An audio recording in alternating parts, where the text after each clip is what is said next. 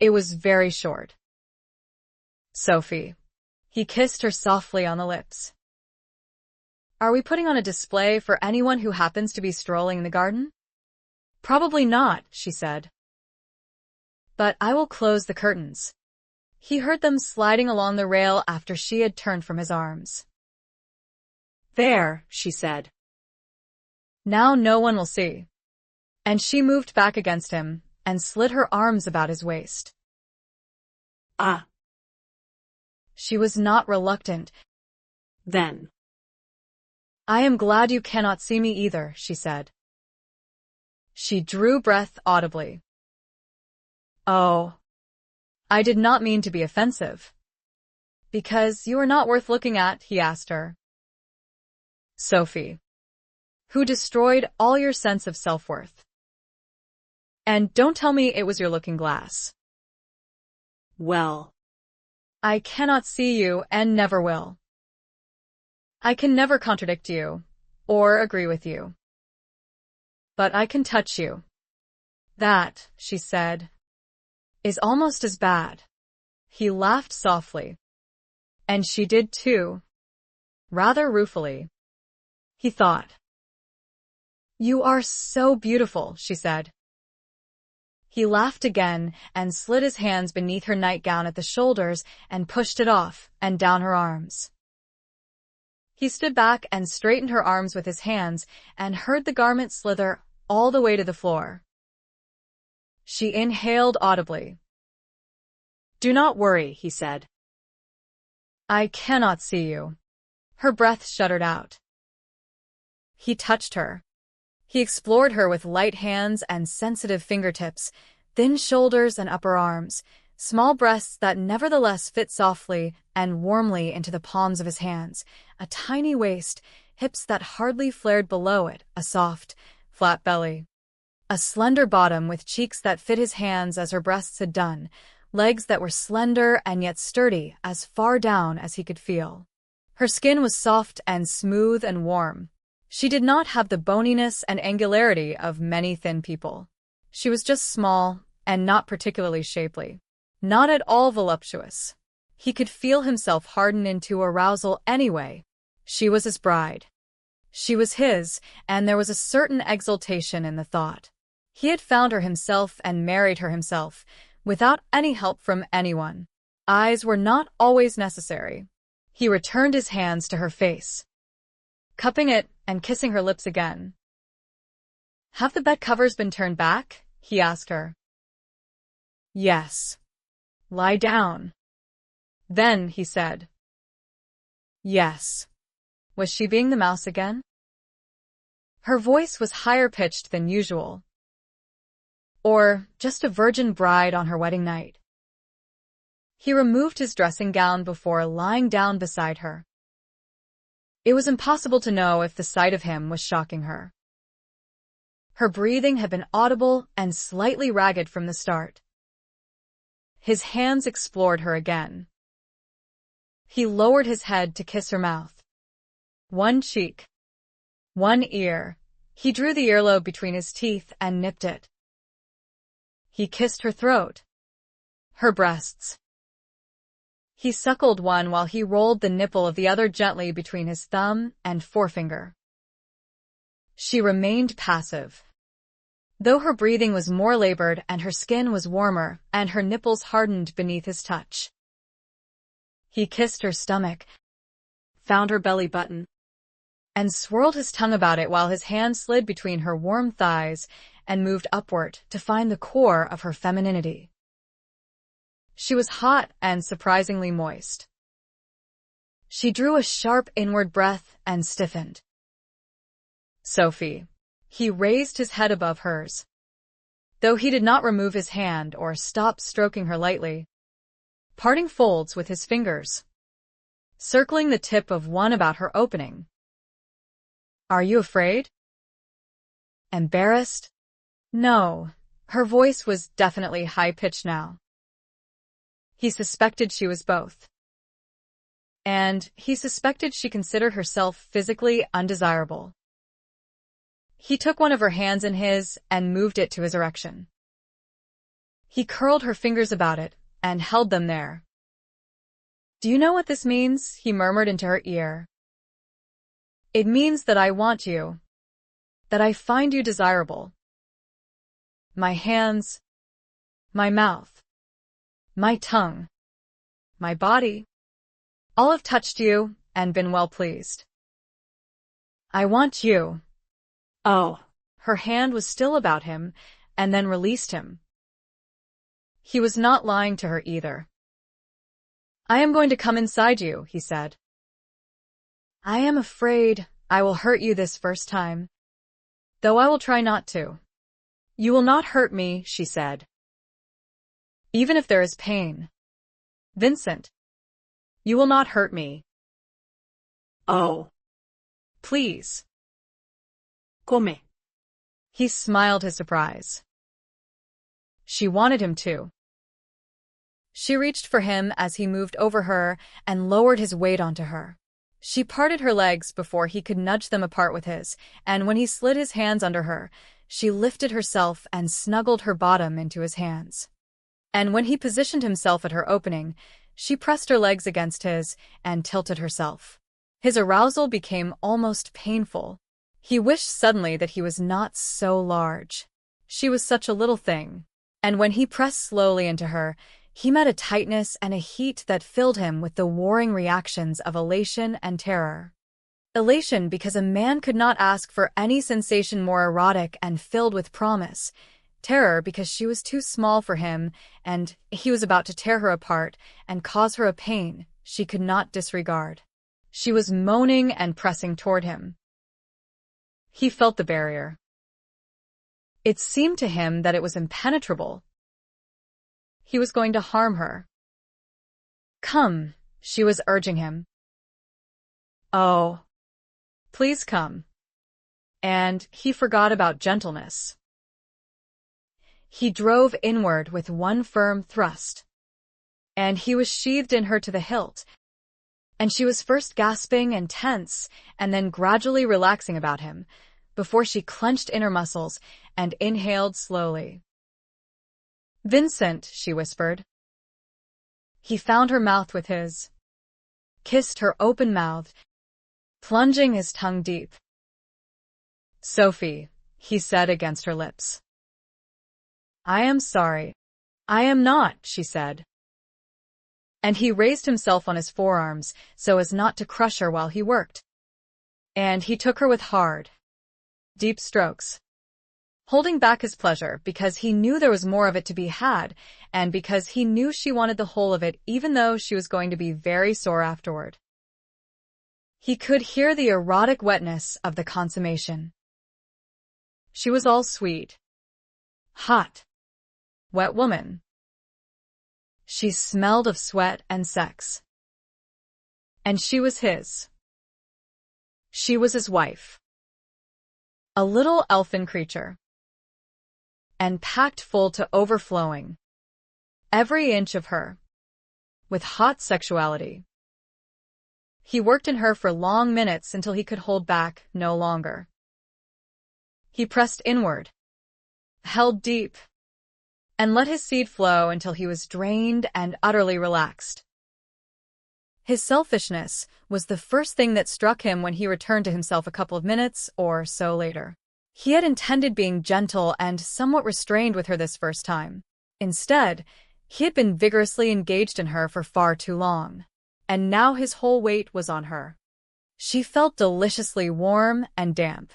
She smelled enticing.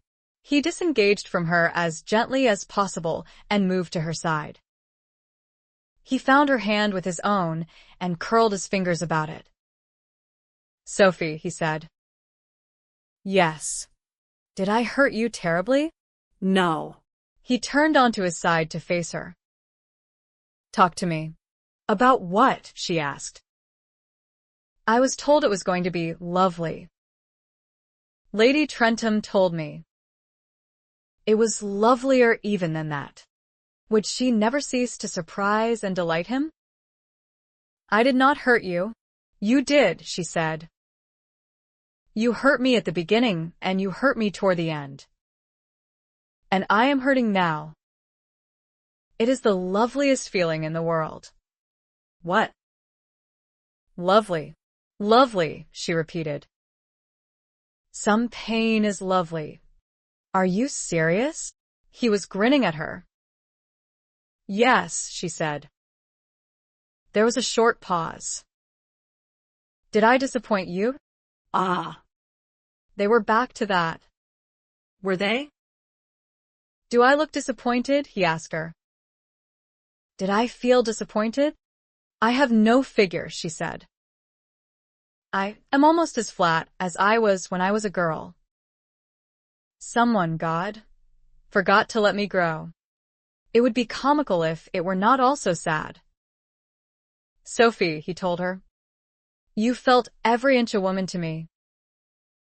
I could not possibly have enjoyed that more than I did. How kind you are, she said. I am only sorry, he said, that it cannot be repeated tonight. It is not even tonight yet, she said. It is still only dusk. What was she saying? Had she really enjoyed it too, pain and all? He was not a very experienced lover, a bit of an understatement, and was doubtless nowhere near the world's best lover. Perhaps that did not really matter, though. They were both lonely people. Yes, sexually speaking, he was lonely. The comfort and pleasure they could give each other would surely outweigh experience and expertise. Perhaps when tonight has become almost tomorrow. Then he said, we will try again. Will we? But only if you feel up to it. Only if you are not too sore. I will not be, she said with such conviction that he laughed and drew her into his arms and against his chest. And then he stopped laughing and rested his cheek against the top of her head. Suddenly, he felt more like weeping. That damned arrangement. Would he ever be able to put it from his mind? Would she? Would they ever be able to just relax into their marriage? Sleep now, he said. Our wedding day is officially ended. Sophie. It was a good one after all. Was it not? Yes. She snuggled against him. And, incredibly, was almost instantly asleep. And so began the rest of his life, as a married man. For better or worse. He tried not to wonder which it would be. 12. When Sophia awoke, she was warm and cozy and slightly uncomfortable. She tried to ignore the discomfort. His arms were about her. She could hear from the evenness of his breathing that he was asleep, and she was snuggled against him. Against all that masculine, hard-muscled beauty and virile strength. And he was hers. He was her husband. She did the counting back thing again, twice, lest she had forgotten a few days somewhere along the way. But no. It was almost morning. She was aware of the slight graying of dawn beyond the window curtains. Almost exactly 1 week ago, then, she had been standing among the trees above Covington House, watching the arrival of the carriage everyone had been expecting, and watching first Mr. Fiske and then Viscount Darley alight outside the front door. A stranger. Then. Her husband now. It was only a week ago. Sometimes, most times. In fact, a week could go by, and she would look back and not be able to remember a single thing of any significance that had happened. This had not been one of those weeks. She did not want to move. She wanted to hug the moment to herself, lest it somehow steal away and be lost forever. He had touched her all over. He had come inside her and had spent long minutes there. He had not been repelled by her. He had enjoyed her. And he had held her in his arms all night. They were still both naked. She closed her eyes and willed herself to go back to sleep. Or, at least to lie in drowsy warmth. Enjoying the feeling of being held, of having been enjoyed. But comfort grew more and more elusive. And finally she could ignore her bodily needs no longer. She slipped out of his arms and out of bed without waking him and picked up her new silk nightgown, which was probably horribly creased after a night of lying on the floor. She let herself into her dressing room and relieved herself. She was a little sore, but not in a really painful way. It felt actually rather pleasant when she considered what had caused it. Fortunately, there was some water left in the jug on the washstand, though it was not warm, of course. And there were clean cloths and towels. She washed herself off and patted herself dry. No, there was no sharp pain, only the dull throb of having been a bride the night before. She pulled her nightgown on over her head and enjoyed the feel of it slithering into place down her body. It was by far the loveliest night garment she had ever possessed. She hoped she had not disturbed him. She hoped she could crawl back into bed and snuggle against him and warm up and remember. Last night had been their wedding night. The consummation had been the culmination of the ritual of the day. Perhaps it would never be the same again. Perhaps. No. She would not think like that. She would get back into bed and just remember. Remember what he had looked like in his silk dressing gown. How could a man look so suffocatingly male when dressed from neck to feet in a silk gown? She got carefully back into bed and wormed her way across it and against him. His one arm was flung out beneath her pillow. She rested her head on it, and he murmured something incoherent and closed it about her. His hair, she could see in the half-light, was endearingly rumpled.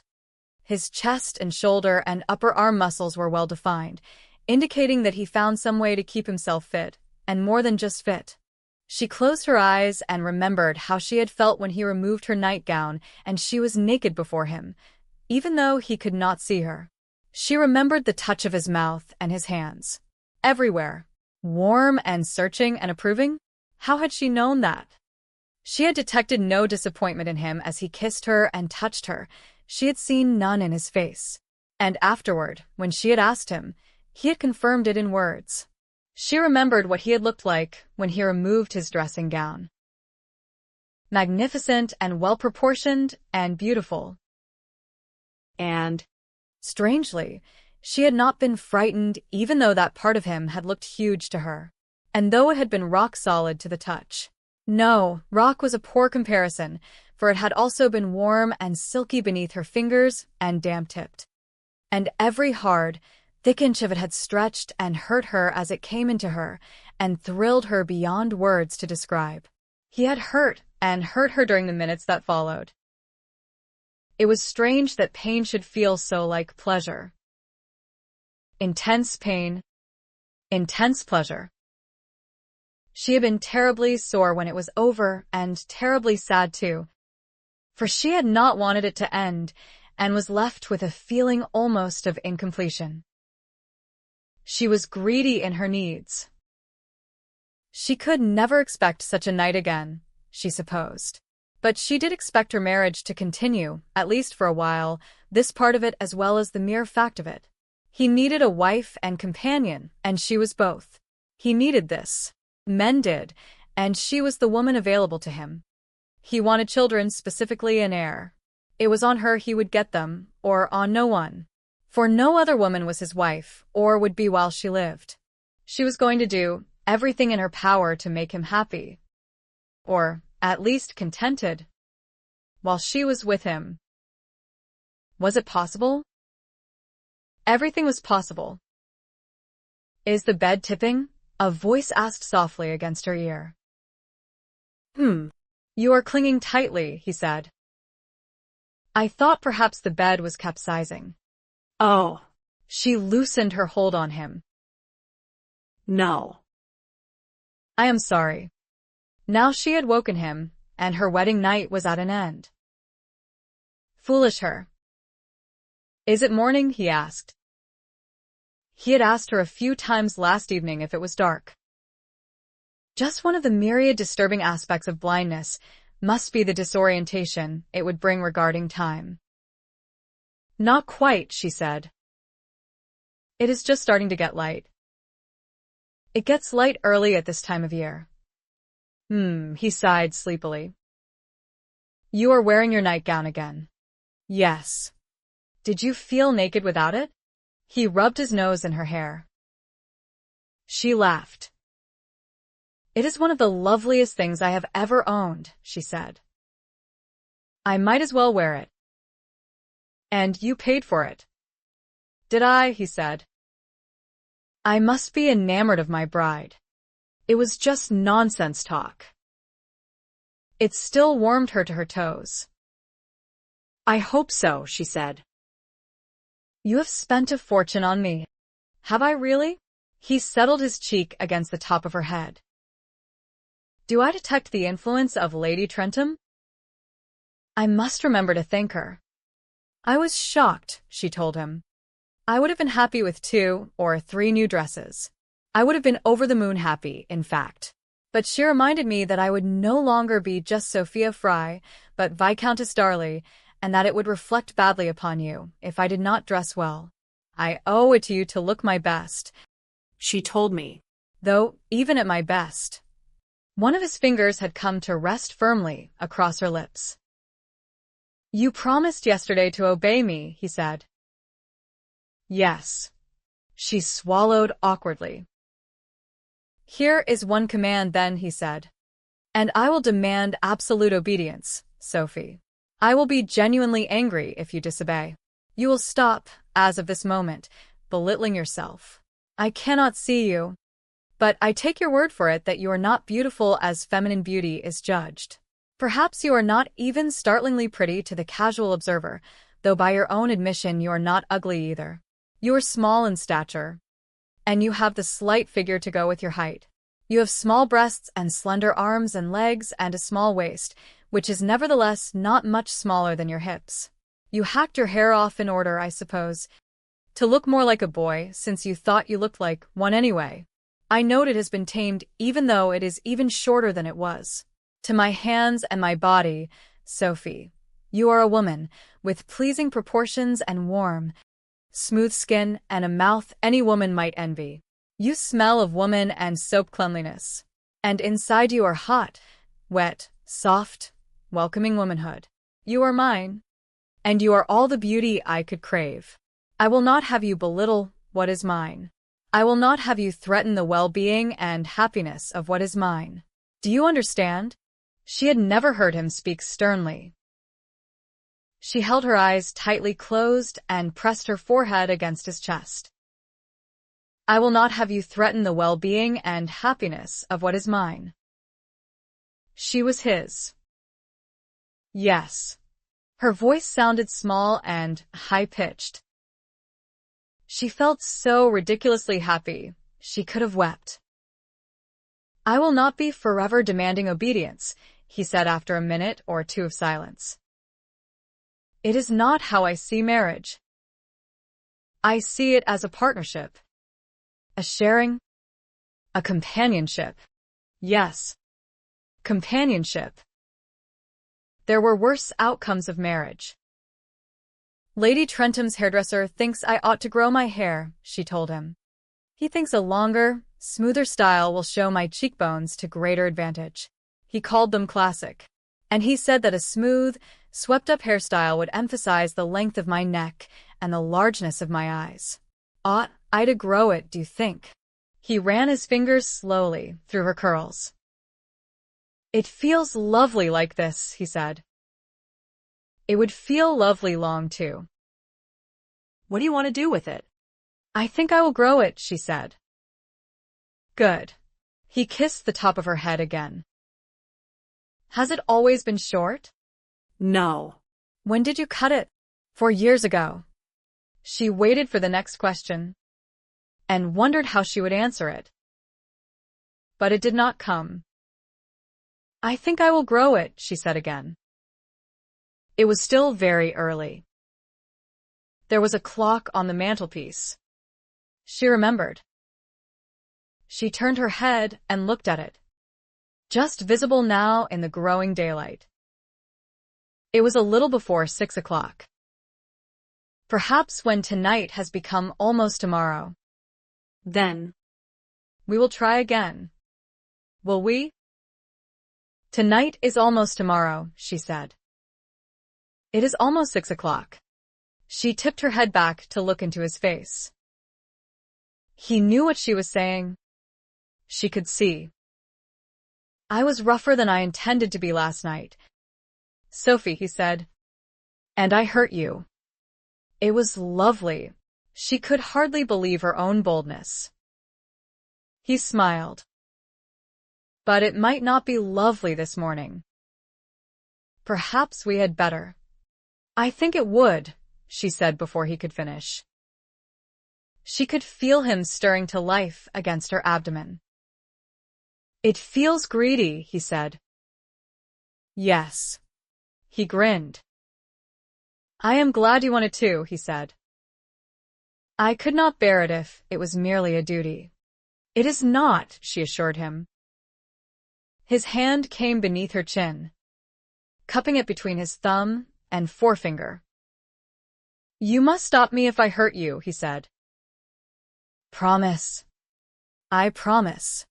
And he kissed her, and she kissed him back in that lovely way men and women kissed, in that way she had not even known about until last night, all open-mouthed and wet and tongue in mouth and a hard, deep thrust and withdrawal that had her clenching inner muscles against a sudden ache of anticipation that was almost pain and a rush of wetness between the thighs.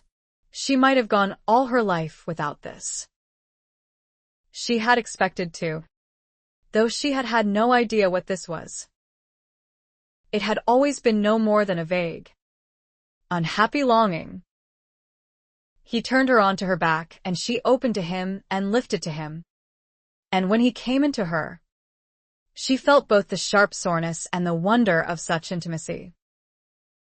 She clenched her muscles about him. Sophie, he said. Am I hurting you? Yes, she said. Don't stop. Oh. Please don't stop. It was slower, gentler than last night. And because there was not the shock of something so strange and unfamiliar, she was able to feel him, the hardness and length of him, the firm rhythm of his movements, the ache of longing that built inside her and seemed to spread upward, to her breasts, into her throat, even up behind her nose. And when he was finished, and she felt that gush of heat deep inside that she remembered from last night, she held him and let the feeling subside and wondered if they would ever lead anywhere else other than to a slight and vague disappointment. But how could she be disappointed? She felt wonderful. He disengaged from her and moved to her side, taking her with him. Comfortable, he asked. Can I take that as a yes? The next time she knew anything. It was 8:30. He was stroking the fingers of one hand gently through her hair. The Duke of Stambrook arrived home, by prearrangement, at 10 o'clock. Lady Berkeley with him, though she might as easily have come with Lord and Lady Trentham, for they had been invited for breakfast. The Earl of Berwick and Viscount Ponsonby had been invited too. Never let it be said, Viscount Ponsonby said when they were all seated at the table, that any of us were ever allowed to slip off with quiet dignity on a journey when there were other survivors ready at hand to give him a grand send-off. Or her, I will add. Imogen. Before you can correct me, the grand send-off today will be welcomed. Flav, Vincent told him, provided it does not come accompanied by old pots and kettles. Pots and kettles? Viscount Ponsonby frowned. Who would be so dastardly? People would turn their heads as you rattled by. That would be a mite embarrassing. Has anyone heard anything of Ben? The Earl of Berwick asked of the table in general. Apart from the fact that he is in the north of England with his sister. That is.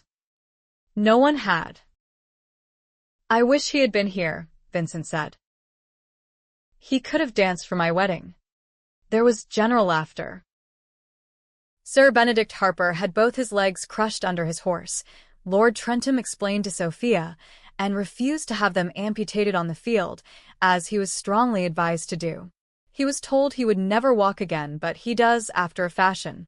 He swears that one day he will dance. And none of us dares doubt him. A fierce lad is our Ben when he is crossed, or even sometimes when he is not.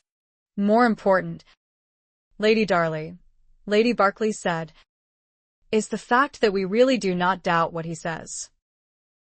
If he says he will dance, then he will. We all believe it. We would all believe there were fairies at the bottom of your garden too? Imogen, Lord Ponsonby said, if you told us there were. Well, there you are. Flavian, she said. But I would not say any such thing. Would I? Our trust in one another has been earned through honesty. Unless you really did see them. Imogen, Vincent said, grinning. Granted, she said. Lady Darley, you will think us quite frivolous. Fairies at the bottom of the garden? Indeed. I do not, Sophia told her.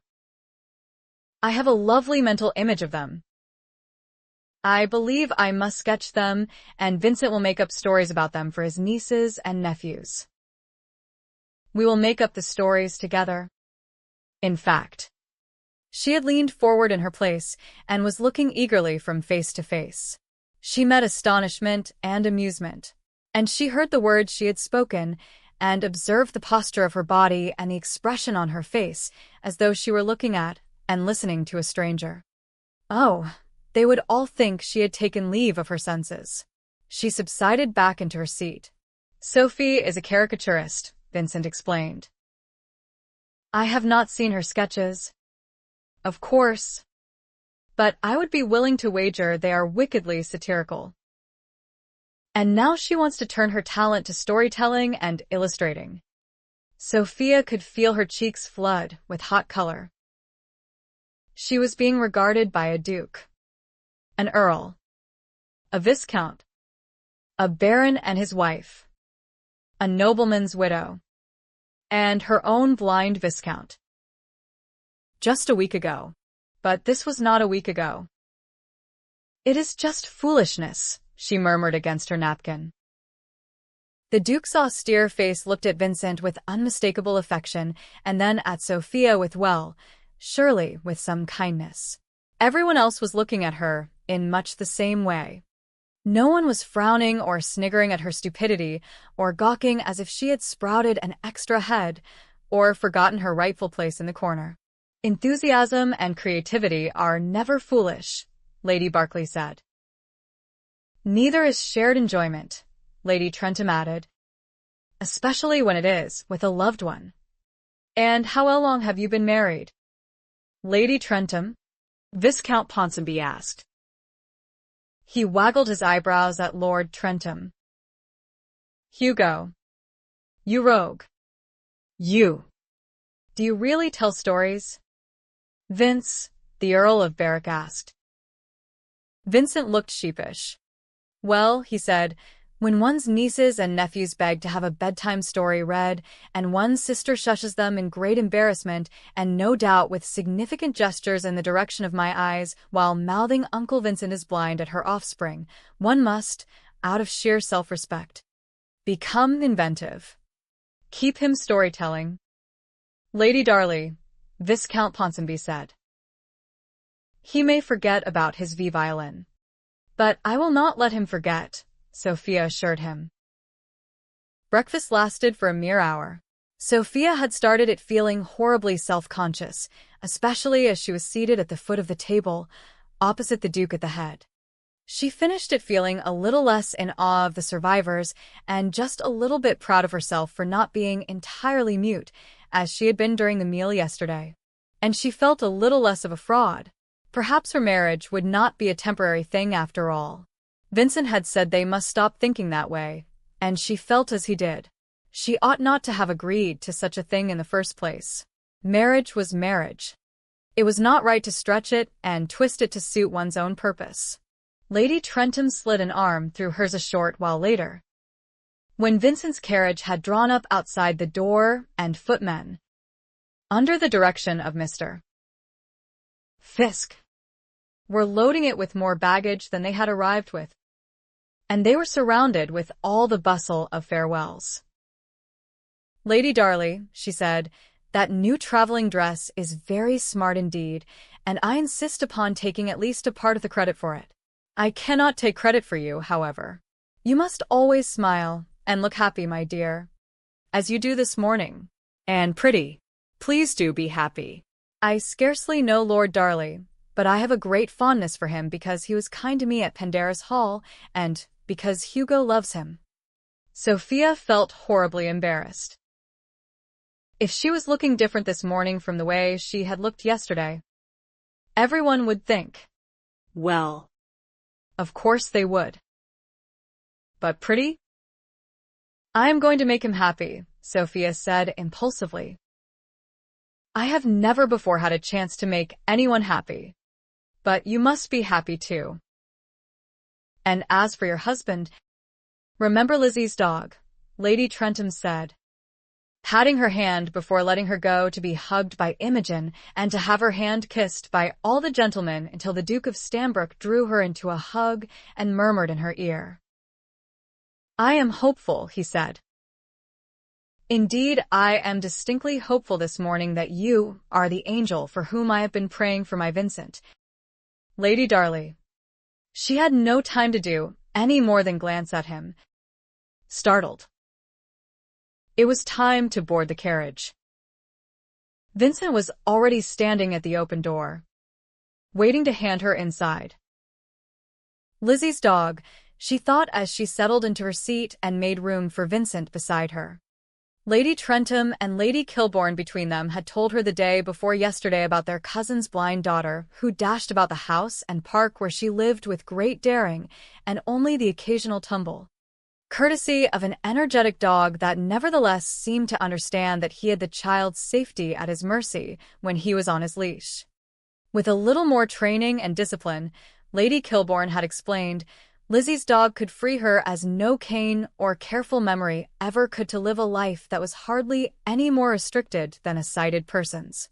Mr. Hondry climbed onto the box, followed by Mr. Fisk, and the carriage rocked into motion. Sophia leaned closer to the window to wave to the Duke and his breakfast guests, all of whom were gathered on the steps or pavement to see them on their way. Somehow they looked a little less formidable than they had yesterday. Vincent too smiled and waved. "Sophie," he said as the carriage turned out of Grosvenor Square. He leaned back in his seat, took her hand in his, and rested it on his thigh. "I brought you to London so that you would not be overwhelmed by my family, at least until after we were married. Instead, I exposed you to all the boisterous energy of my friends. Have you minded terribly?" "No," she said. "They were kind. And I have been able to practice not being a mouse. I have noticed," he said, "and have appreciated your efforts." "Has it been hard?" "Yes," she said. "I expect every time I open my mouth either to be ignored or to be regarded with utter incomprehension or amazement. Or outrage. My friends like you," he said. Her first instinct was to deny it. But she had made a promise last night, a promise to obey the only command he had given her so far in their marriage, and perhaps the only one he ever would. Besides, it was true. Or, at least, it had the possibility of being true. Lord and Lady Trentham had looked upon her with distinct wariness when she had first appeared in their house. The other survivors had looked upon her yesterday with considerable reserve and a not quite carefully enough concealed concern for their friend. This morning they had noticeably warmed toward her. All of them, even the formidable cynic Viscount Ponsonby and the austere Duke of Stambrook, who clearly loved Vincent as a son. "Indeed, I am distinctly hopeful this morning that you are the angel for whom I have been praying for my Vincent. Lady Darley. My Vincent." She had felt a little as though the bottom had fallen out of her stomach when he had said that. "And I like them," she said. Will Sir Benedict Harper ever dance? He walks with 2 canes, he told her. Sometimes he will take a few steps without them. Apparently, it is a painful sight to behold. And inspiring too, for he was told that his legs would be useless appendages for the rest of his life and might even become diseased and threaten his life. He will dance. Sophie. I have no doubt whatsoever that he will. And you, she asked him. Will you dance? He turned his head sharply in her direction and then smiled. In the dark. Why not, she said. I have never danced myself, though I have watched others dance. I watched at the assembly last week. And I watched Henrietta and her dancing master. He taught her to waltz.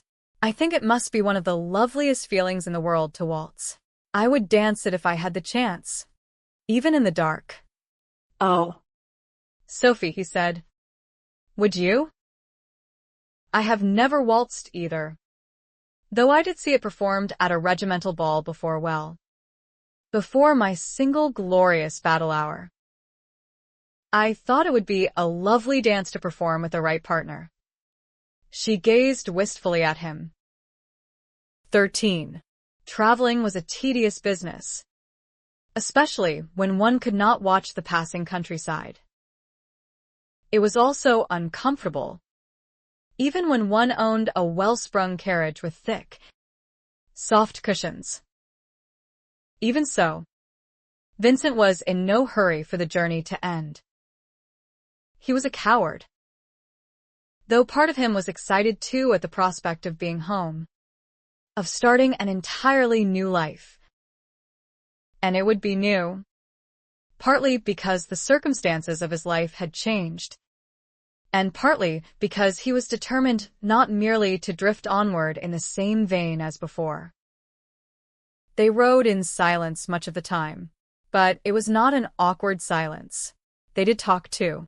She described features of particular interest that they passed, and once she held forth for what must have been close to half an hour on everything that was not of interest: a gray, cloudy sky, a whole copse of trees with black trunks and branches and no leaves, a fly-infested dung heap, cows too indolent to stand up in their meadow, a field full of dozens, perhaps even hundreds, of sheep, not a single one of which was black, a stretch of flat land without even a molehill to break the monotony, until he was helpless with laughter. She had a marvelous eye for the ridiculous, and a gift of humor, quiet, Dry. and irresistible. It was the sort of thing he might expect from Flavian, and it amazed him that his wife and that particular friend could have anything whatsoever in common. You have convinced me. Sophie, he said. Sight is not everything. Not having it, she assured him, saves you from having to observe a whole lot of dullness. She told him more about her father when he asked, handsome, charming, charismatic, ever hopeful of winning his way to untold riches, always with the words, "One day my ship will come in, mouse," on his lips, and forever having to flee from unpaid landlords, unpaid merchants, and irate husbands. But after his wife left him, he had fed and clothed and housed his daughter except when he was in particularly dire straits, and he had educated her at least to the degree that she could read and write and figure well enough to work out that their meager, precarious finances would never enable them to settle to a stable existence. And then, one day, he had not fled fast enough from a wronged husband and had had a glove slapped in his face, literally. In the ensuing duel, he had been shot right between the eyes before he had even raised his own pistol to the firing position. Did you know about the duel beforehand? Vincent asked her. Yes. There was a long silence, and he felt her bleakness. I was waiting, she said, and praying, and trying to think about other things, and waiting, and praying. Nobody came for a long time. Not until late in the afternoon, though the duel was at dawn. I suppose they forgot about me. That day must have seemed a month long. The feeling of abandonment and perhaps worthlessness must have seeped permanently into her bones. He had written 3 letters, she said, and Mr. Ratchet, his friend and his second at the duel, had been instructed to deliver them should he die. They were to his brother, Sir Terence Fry, and to his sisters, Aunt Mary and Aunt Martha. Sir Terence was out of the country, as he almost always is. Aunt Martha did not reply. Neither did Aunt Mary, but she lived in London, and Mr. Ratchet took me to her, and I stayed. She took you in willingly once you were there? He asked.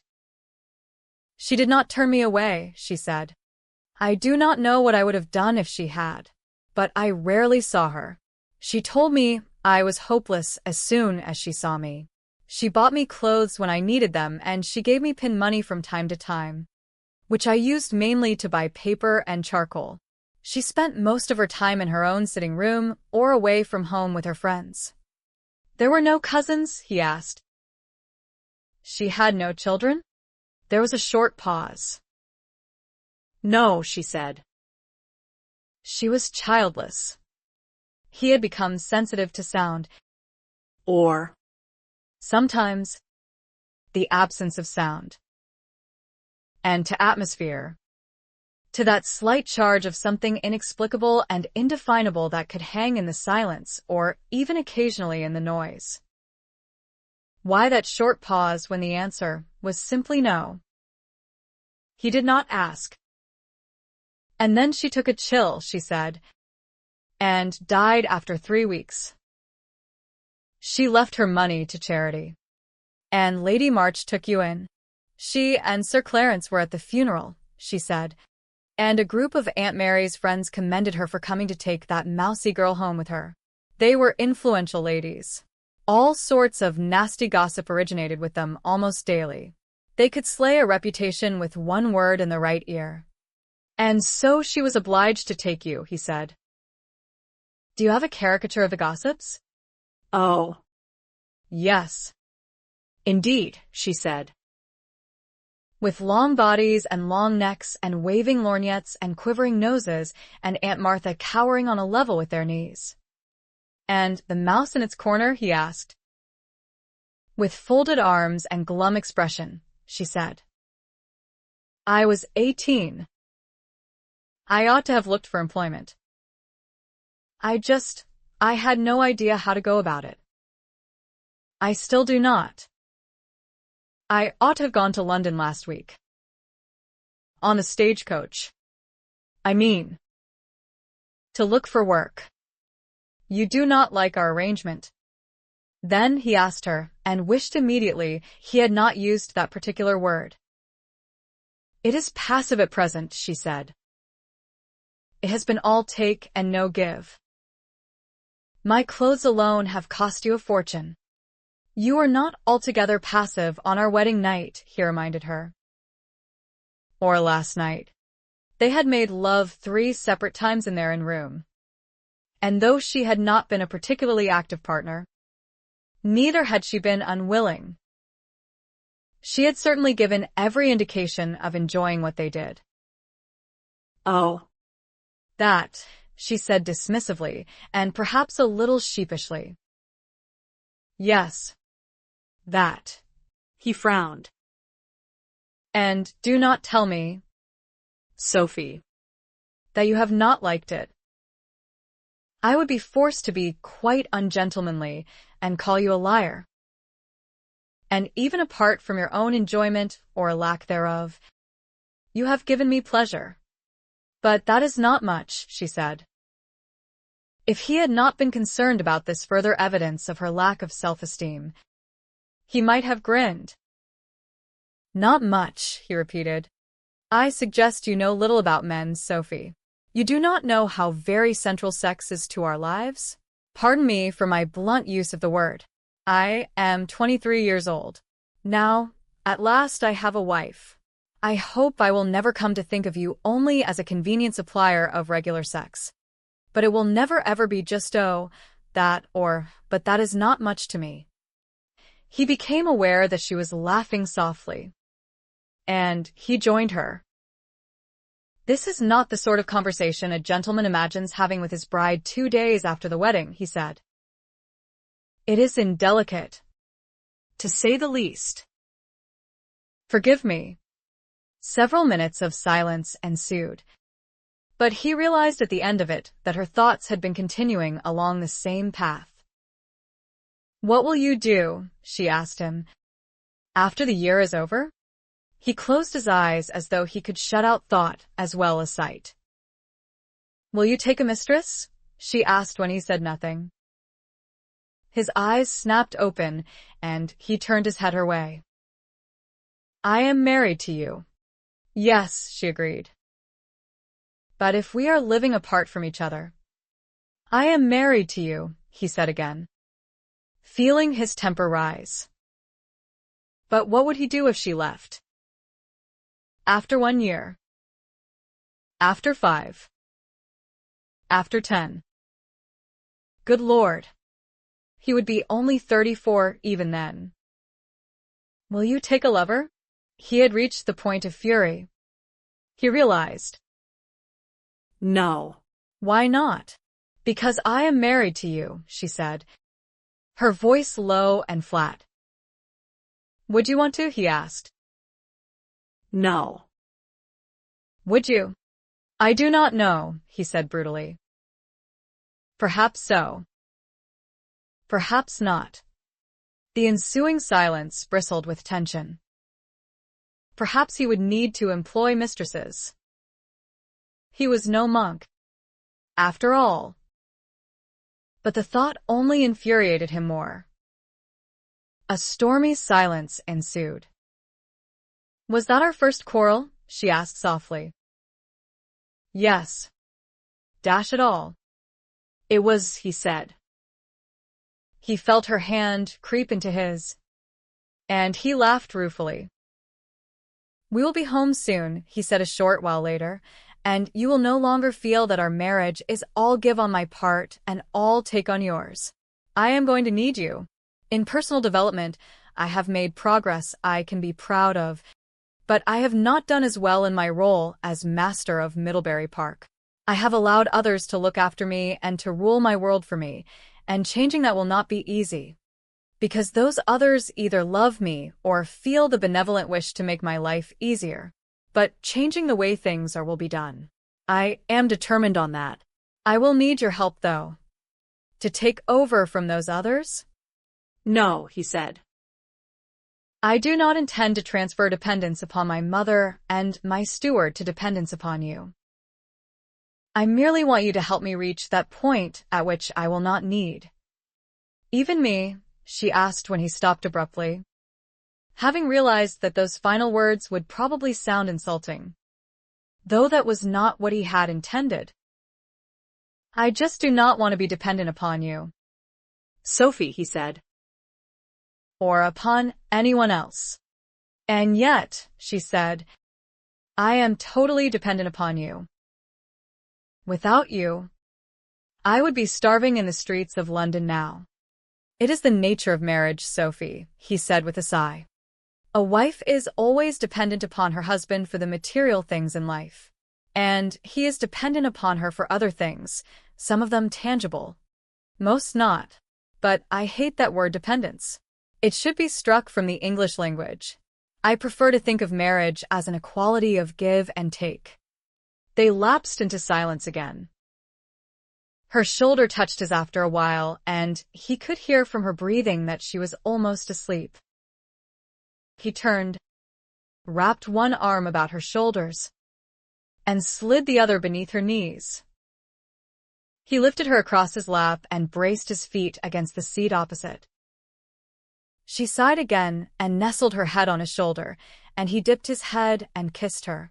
She kissed him back with warm, languid mouth, not just lips. And he would refuse to believe, even if someone with perfect vision told him so, that she did not have the loveliest woman's mouth ever created. He was not aroused, nor did he want to be. Not here.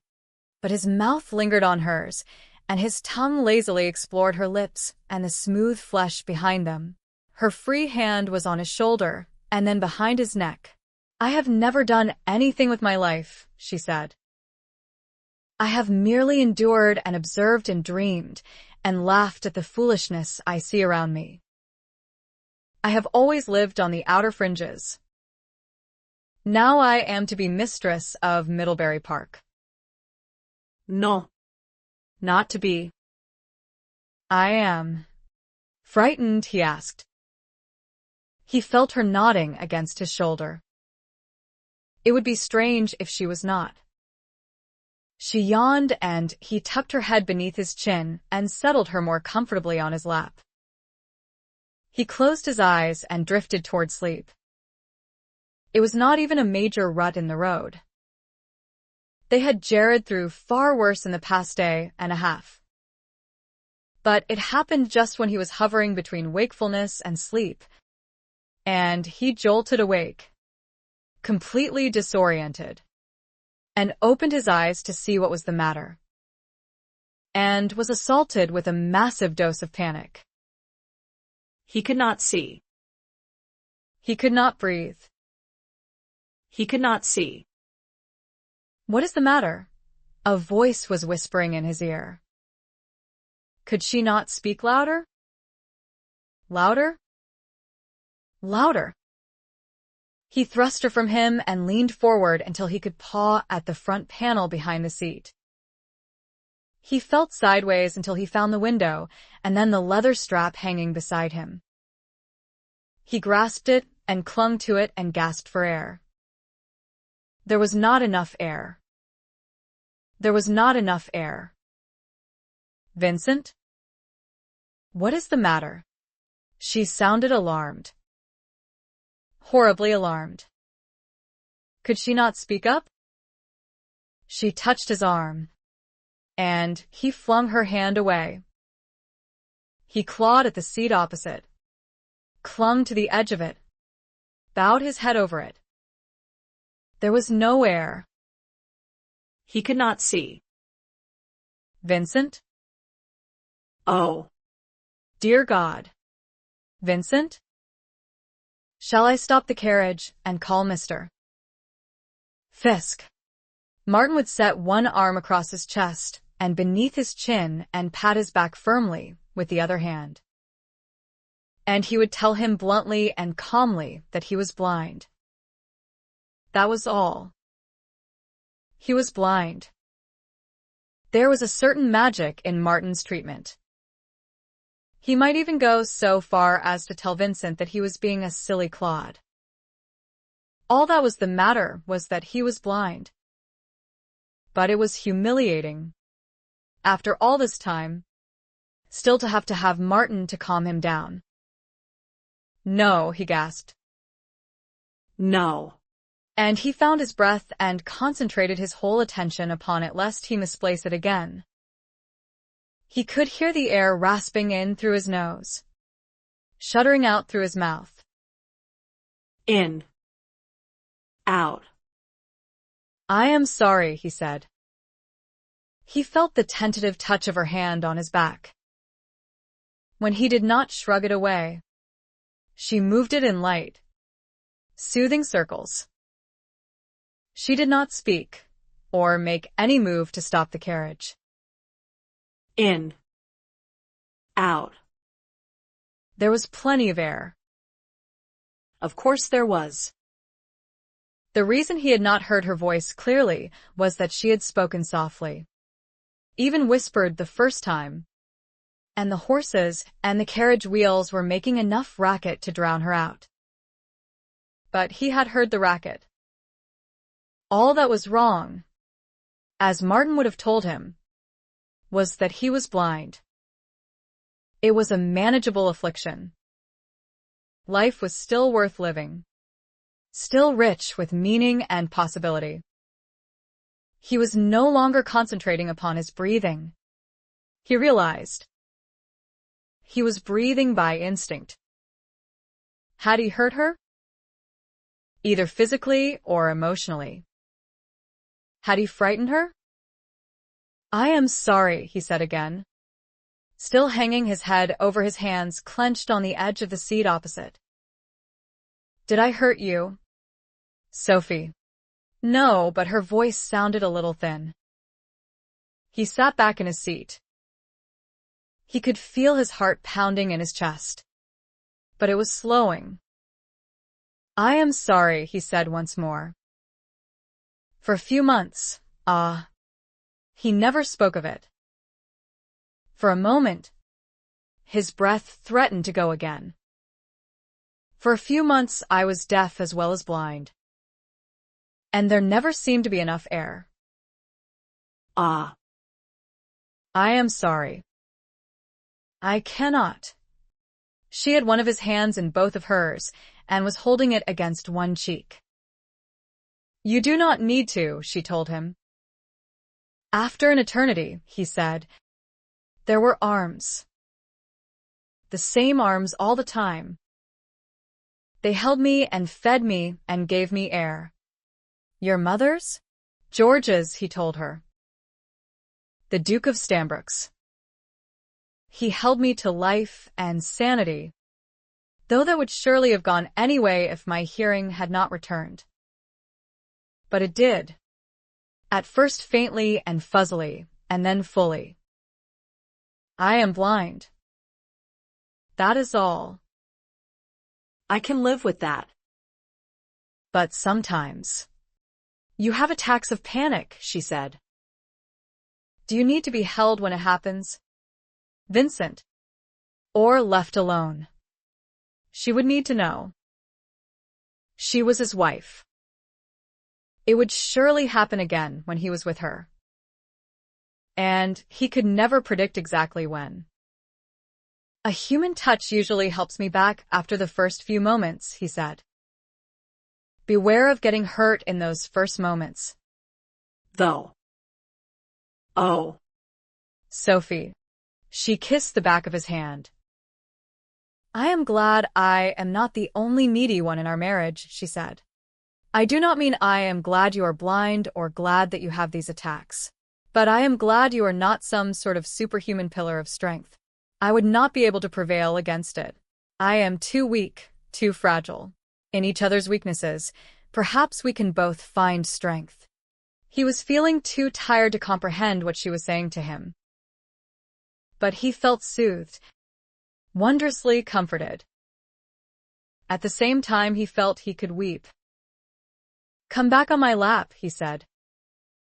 "If you trust me not to fling you off again. That is." She scrambled across him and snuggled against him, one arm about his neck. He braced his feet against the seat opposite again, twined his fingers in her curls, and felt safe. And somehow cherished. He slept. Sophia was warm and comfortable despite the jolting of the carriage. She was curled up in Vincent's arms, her head nestled in the hollow between his shoulder and neck, her arm about him. She did not sleep even though he did. She pictured him as he had been the first few times she saw him. Not that he had changed in the weeks since. Only her perception of him had. Elegant. Beautiful. Courtly. A viscount. Someone to admire from afar. Someone from a different world than her own. Someone quite untouchable. She remembered her consternation when he had offered his arm outside the assembly rooms and she had touched him for the first time. It had felt like touching a god. Now she was his wife. She knew him intimately, very intimately, and though he was beautiful almost beyond belief, he was just a man, just a person. Like her, he was vulnerable. Like her, he had been living a life that was in many ways passive. Like her, he felt the need, the intense desire, to live. To prevail against life rather than merely to endure. To be free and independent. They were not as unequal as she had thought. And now they were on their way home. She savored the word. She had lived in numerous rooms and houses during her first 15 years, some of them grand, most of them shabby. And then there had been Aunt Mary's house in London, and then Barton Hall. But there had never been rooms or a house that she had called home. Home had always been a place to dream of. But would Middlebury Park be home? Or would it be just another house in which she lived for a while before moving on? But she would not think of that. Moving on, that was He had been right on their wedding day. They were married now. Middlebury Park was to be her home now. She wished she had not told him her dream at the assembly, for it had been based entirely upon her belief that she would never marry, that no one would even want to marry her. And it had always been one of those impossible dreams anyway, apparently harmless for that very reason. They would be arriving any time now. She had heard Mr. Handrai say the last time they stopped for a change of horses that would probably be the final time. She was terrified. So, what was she going to do about that? Hide in a corner somewhere where it was safe? Or pretend that she was not afraid at all? She was about to discover who she was. She realized, and what she was made of. She had a sudden mental image of the next picture in her sketch pad, a huge mouse, almost filling the page, blank terror in its eyes as though a giant cat were bearing down upon it, a silly, sick grin on its face. And a series of straight lines leading from it to converge on the bottom corner, where the exact same mouse, hugely reduced in size, cowered in cowardly safety. She smiled and felt her body shake against Vincent's as she quelled the bubble of laughter that threatened to erupt in sound. He said. Was I snoring? No. Something was funny. Oh, she said. Not really. Did you sleep? He asked her. I believe I did. I was too busy feeling comfortable, she said. There is one advantage to being small. I can snuggle up to you on your lap. This was one thing she had discovered about herself. She could relax with him and talk with him. She was not quite paralyzed in his presence as she had been a week ago. You may do so any time you choose, he said. Well, within reason, I suppose. My steward might be a trifle disconcerted if you were to snuggle up when I was in consultation with him in his office. But touch is important to me, Sophie, perhaps more important than it is to most men. Never be afraid to touch me.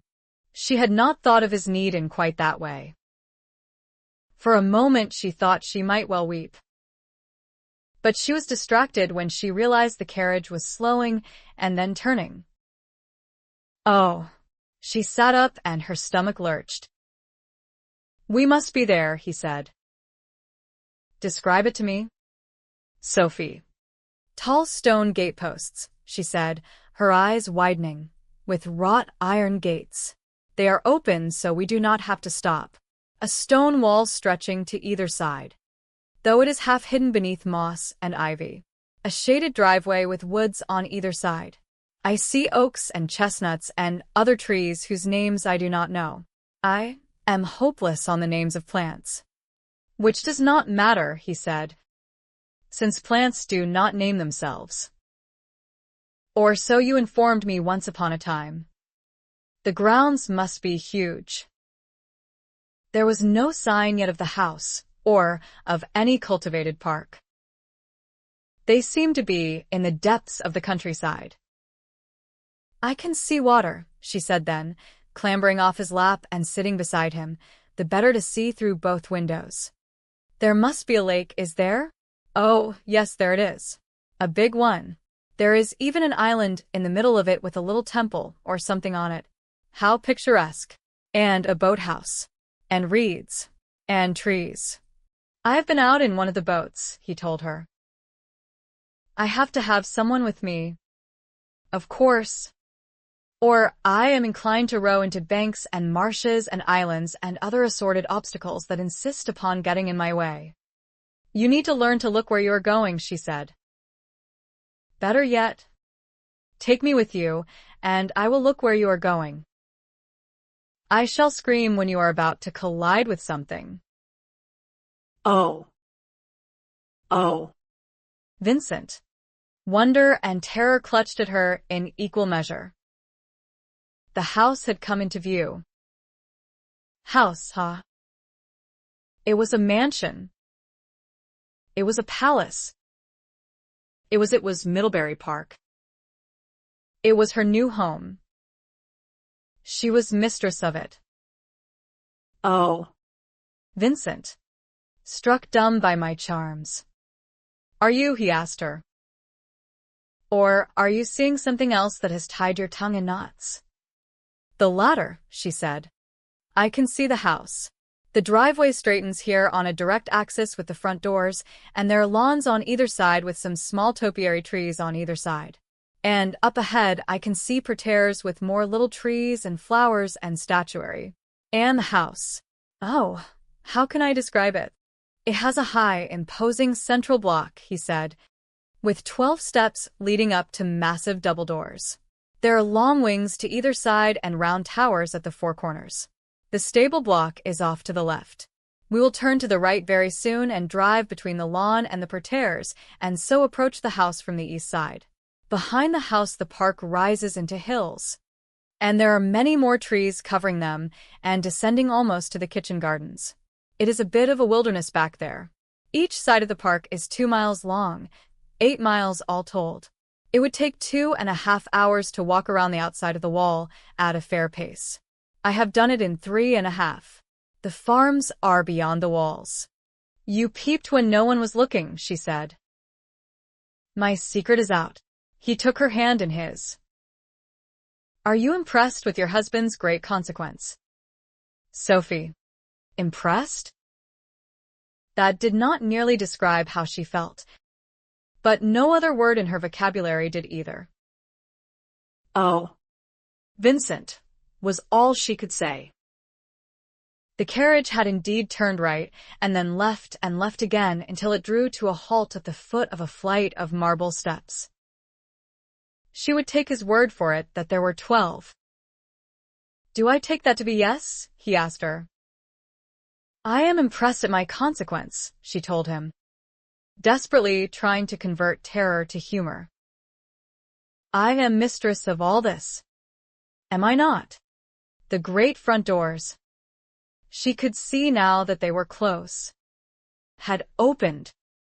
And a lady had appeared in the doorway.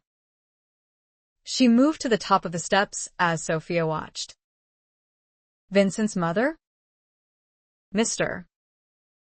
Handrai had jumped down from his perch and was opening the carriage door and lowering the steps. Sophia raised her chin. What else was there to do? 14.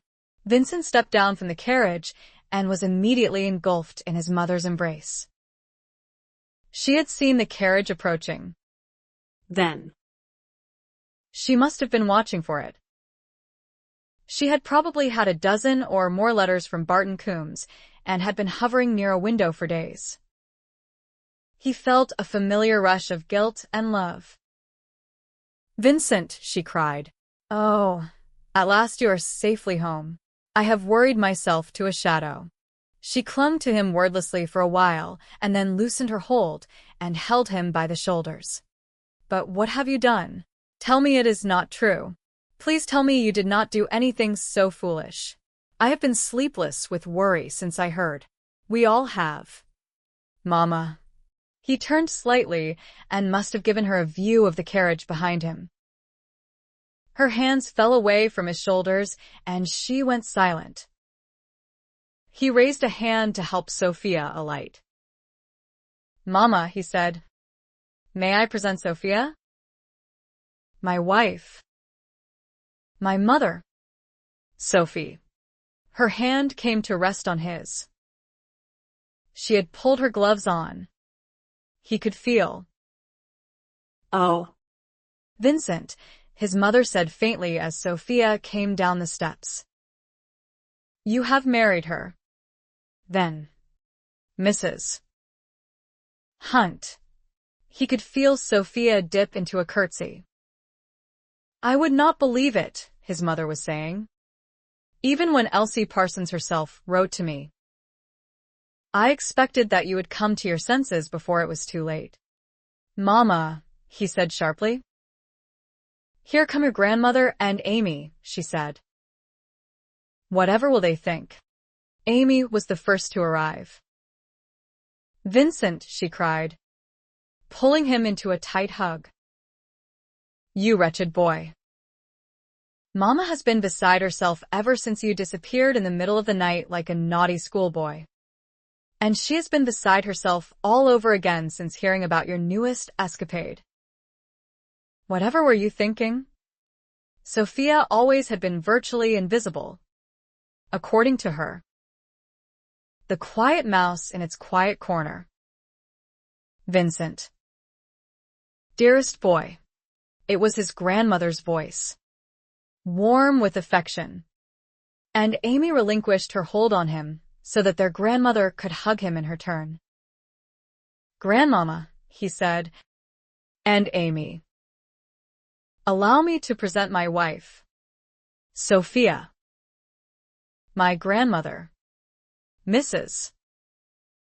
Pearl, Sophie. And my eldest sister, Amy Pendleton. Oh. You have married. Then, Amy cried. I would not believe it even though Anthony said you would if you had compromised her to the extent of taking her to London without a chaperone. He might have known that one at least of his sisters would be here.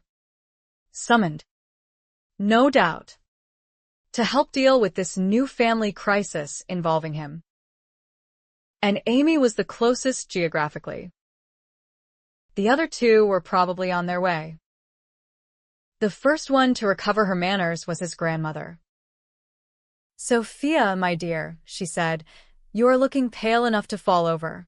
You are looking as I always feel when I have been compelled to take a long carriage journey. I dare say you need a nice hot cup of tea and something to eat, and we will find both for you up in the drawing room. That is a pretty little bonnet you are wearing. I suppose it is the very height of fashion, since you have been in London. Mrs. Pearl, Sophia said, her voice soft and a little trembly. Yes. We went there to marry. And Vincent insisted that I have new clothes since well. Yes. A cup of tea would be lovely. Thank you. Sophia, Amy said in stiff greeting. You are a niece of Lady March's. We understand. Yes, Sophia said. My father was her brother. Well, what is done, Vincent's mother said briskly. And we must all make the best of it. Sophia, do go inside with my mother. Amy and I will help Vincent in. One on each arm. No doubt. Walking rather slowly, propelling him along, keeping him safe from any obstacle that might hurl itself into his path. He already felt the old slight irritation. Though that was unfair. They meant so well. They loved him. You must not trouble yourself, Mama, he said. Martin, my cane if you please. Sophie. He held out his arm, and he felt her hand slip through it. I'll take you up to the drawing room while our bags are being carried to our rooms. A cup of tea would indeed be just the thing, Grandmama. It has been a long journey. I am sorry I caused you such anxiety, Mama. Though I did have Martin write to you a time or two. We were in the Lake District. I'll tell you about my travels when we are sitting down, and about our wedding, though I dare say Sophia will do a better job of telling you about that. Have you arrived just recently? Amy, are Anthony and the children with you? They are, she said. We arrived late yesterday. We came as soon as we heard. Though I was convinced you would not actually get married in such haste. Indeed. I was sure you would not. Especially when you ran from the mere prospect of matrimony such a short while ago. That was Miss Dean. Amy, he said, and this is Sophia. Miss Dean was not my choice of bride, while Sophia was. And is. He was walking as he spoke. When Martin had set his cane in his hand, he had also by a slight touch turned him in the right direction. He felt the rise of the bottom step with his cane and counted as he climbed while talking at the same time. I believe the sun must be shining, he said. Is it? It is, Sophia said. I can feel its heat on my back, he said. I am glad about that. You will be seeing Middlebury Park at its finest, Sophie. though there is far more to see, of course, than just the parterres and the front facade of the house and the woods and the lake. He stopped when they were inside the hall. He knew it was impressive. The floor was tiled with black and white squares, and there was a great deal of white marble with classical busts set in alcoves. The ceiling was painted with scenes from mythology, and the frieze was gilded. There was a large marble fireplace on either side, so that when one entered the house on a chilly day, one was met with at least the illusion of warmth and the cozy crackle of logs and the smell of the wood. Well, he said. Oh, she said, almost in a whisper. It is magnificent. Yes. It was also intended to inspire awe in lowly visitors. Not necessarily, Though, in its own mistress. It is one of the finest halls in England, Sophia. Or so I have been told, his mother said. He moved forward, counting his steps silently again, through the high arch at the back of the hall and to his right until his cane touched the bottom stair of the marble staircase. Sophia's hand on his arm somehow assured him that she would correct any serious misstep, but it was a subtle, unobtrusive guide. The drawing room was above the hall, at the front of the house. Its 3 long windows looking out along the straight part of the driveway between the parterres to a small rose garden and trees in the distance. It was a magnificent view in a room that was flooded with light in the daytime. Or so it had been described to him. He was glad he had once been able to see. At least he could imagine. And who knew? Perhaps the home he pictured in his mind was more magnificent than the reality. All the living quarters are here and in the West Wing, he explained as they climbed the stairs. The East Wing is seldom used. It houses the state apartments, the gallery, and the grand ballroom. There were once lavish entertainments there, and balls. A servant must have been waiting outside the drawing room doors. He heard them open and led his wife inside. Oh, she said, stopping on the threshold. And he heard her inhale rather sharply. Vincent, my lad. It was the hearty voice of Anthony Pendleton, his brother-in-law. Vincent could hear him striding across the room, and then his right hand was caught up in a firm clasp after his cane had been whisked away. And what is all this we have been hearing? What mischief have you been up to when there were no mother and sisters to keep you under their wing and under control? You have really done the deed by the look of it, as I assured Amy you would. Or is this merely your betrothed or a casual acquaintance on your arm? Anthony. Amy sounded mortified. Sophie, Vincent said. This is Anthony Pendleton, Amy's husband. My wife. Anthony. Yes. The deed is done was done 2 days ago. In fact, in London, at St. George's on Hanover Square. We are married. And proud I am of you, Anthony said, slapping him on the shoulder. You really are a tiny little thing, aren't you, Sophia? Just as all those gossips said you were in their letters. Vincent heard a smacking kiss. Mr. Pendleton, Sophia said. You must call me Anthony since you are my sister-in-law, he said. Anthony, she said. St. George's? Vincent's mother said. It was not some clandestine affair, then, as we feared? But could you not have waited, Vincent? It is too late now, though. Her voice had turned brisk again. Sophia, go and sit by the fireplace. The tea tray will be here in a minute. Let me take your gloves and your bonnet. Anthony will set them down somewhere. Oh, goodness me, your hair is short. I was told it was. Well, at least it curls quite prettily. Mother, Go and sit beside Sophia. Vincent, come and sit in the wing chair by the window, where you can feel the heat of the sun. I know it is your favorite. She took a firm hold of his arm. He almost went. Thank you, Mama, he said instead. But I have been sitting forever in the carriage and need to stretch my legs. I am going to stand in front of the fireplace, close to Sophia. He walked toward it on his own, without his cane. He hoped he was not about to make an idiot of himself and either miss it by a mile or crash into it, though he knew the room well enough. He reached out one hand when he thought he was close and was relieved to discover the mantelpiece only a little farther ahead of him than he had expected. He set one hand on it and half turned to face the chair where his wife sat. It is indeed short, his grandmother was saying, presumably referring to Sophia's hair. But it is a beautiful color. Thank you, ma'am, Sophia said.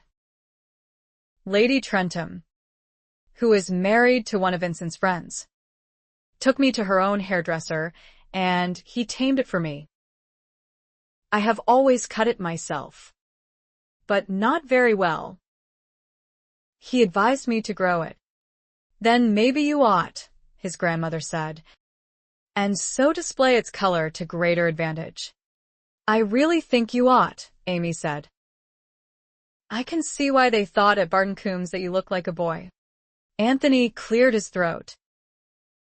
Not that you do now, Amy added. But you look very young. Have you always kept your hair short? No, Sophia said. But it was hard to manage. A good maid can manage any hair, Vincent's mother said. You did not bring a maid? No. Ma'am, she said. I have never had one. Well, neither had we, his mother said, until my girls married, and then I moved here. Except for Mrs. Plunkett, that is, who was our housekeeper at Covington House and did duty also as cook, nurse, lady's maid, finder of missing items, hider of guilty culprits from being caught. Yes, Vincent, and a number of other things.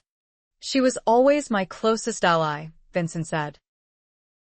She had lived with them all the time he could remember. I was quite sad that she decided to retire when I came here and went to live with her sister, his mother said. One of the chambermaids here is my own maid's sister, Sophia, and apparently it is her greatest ambition to be a lady's maid too. She did my hair very nicely one evening when I had sent my own maid to bed with a cold. Perhaps you would care to give her a try and see if she suits you. Vincent looked in her direction with gratitude. She was recovering herself. She might be upset, undoubtedly she was, but she would follow her own advice and make the best of things as they were. His mother had always been good at that. Thank you, ma'am, Sophia said. That had better be Mama, his mother said. Yes, Mama. Ah.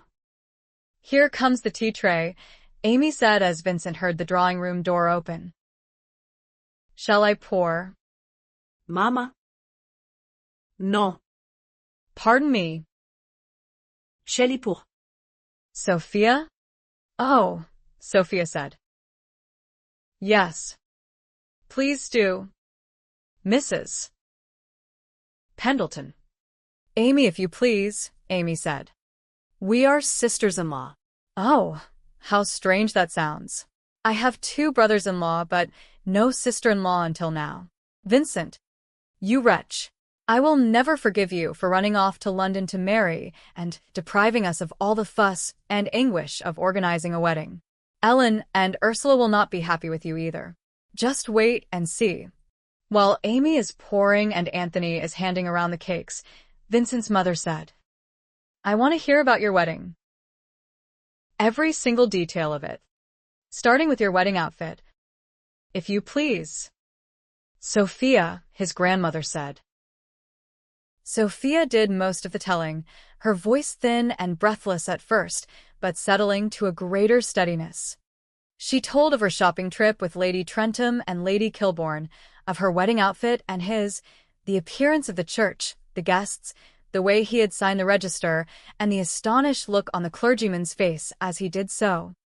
The tears that had been sparkling in the eyes of Lord Trentham and the Duke of Stanbrook as they left the church, the small, cheering crowd outside, the sunshine, the rose petals and the gentlemen who threw them, the decorations on the barouche and din of the pots and pans, the wedding breakfast, the toasts. Vincent filled in the gaps, explaining the presence of his friends in town for Hugo's wedding and their request to attend his and to put on a wedding breakfast for them. "And I am so very sorry that you could not all be there too," Sophia added, sounding breathless again. But Vincent was very sensitive to the fact that I had no family of my own, or no family to speak of. And he was concerned that I had no decent clothes and looked like a scarecrow and was in no fit state to be brought here to be presented to you. And he did not want the long delay of inviting you all to come to London. For I had nowhere to stay, though as it turned out, I believe I could have stayed longer with Lord and Lady Trentham. They were very kind. But we did not know that ahead of time. I am very sorry. I am sorry too, Sophia, his mother said with a sigh. And I am sorry the two of you did not take longer to become acquainted in order to be sure that you will suit each other for a lifetime. But it is too late to worry over those things now.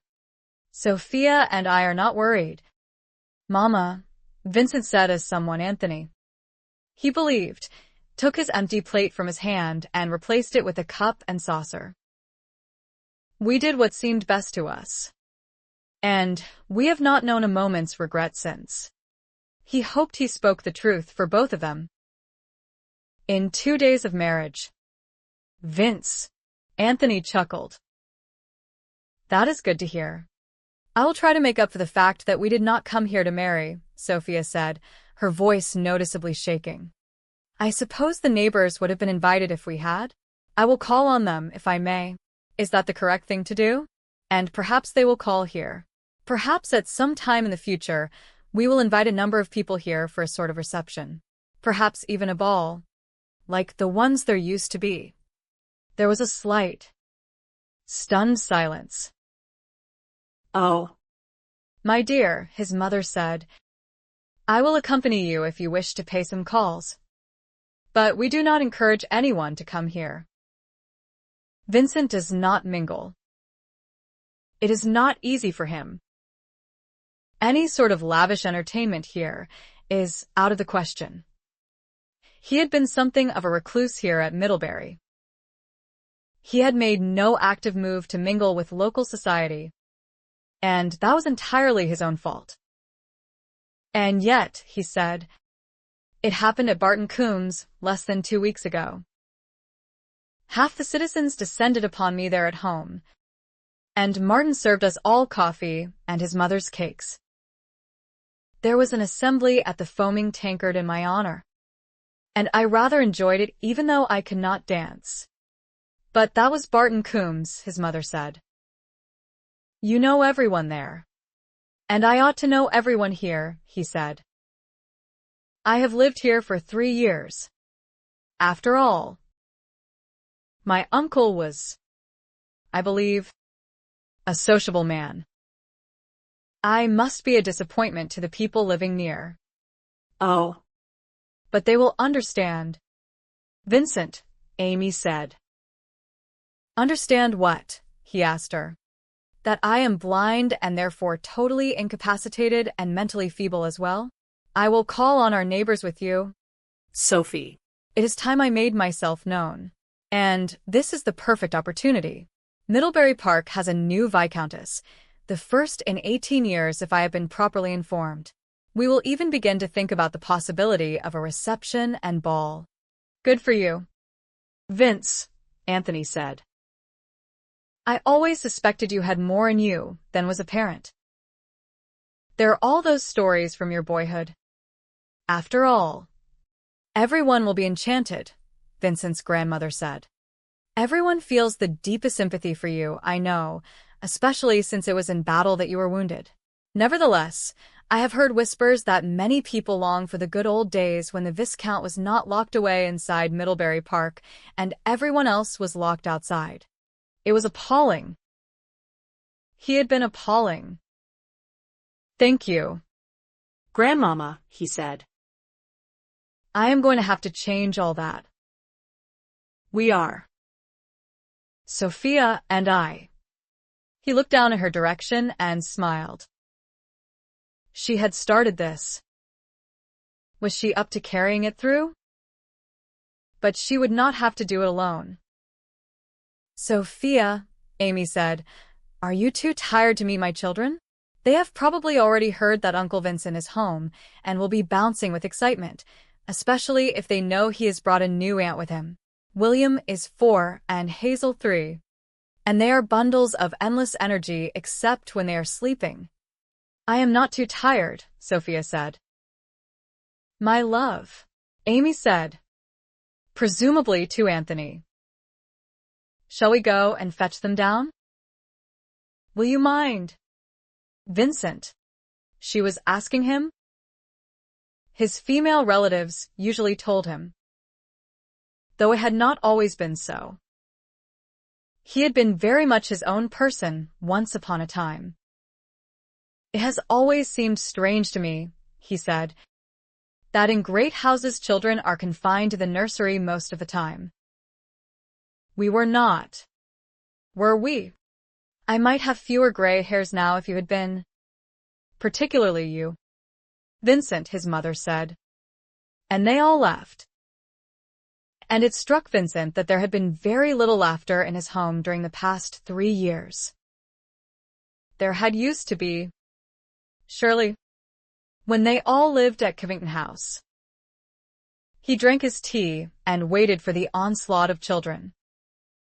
Sophia sank down into the comfortable cushions of a sofa in Vincent's private sitting room. Now hers too. Their apartments were in the southwest tower.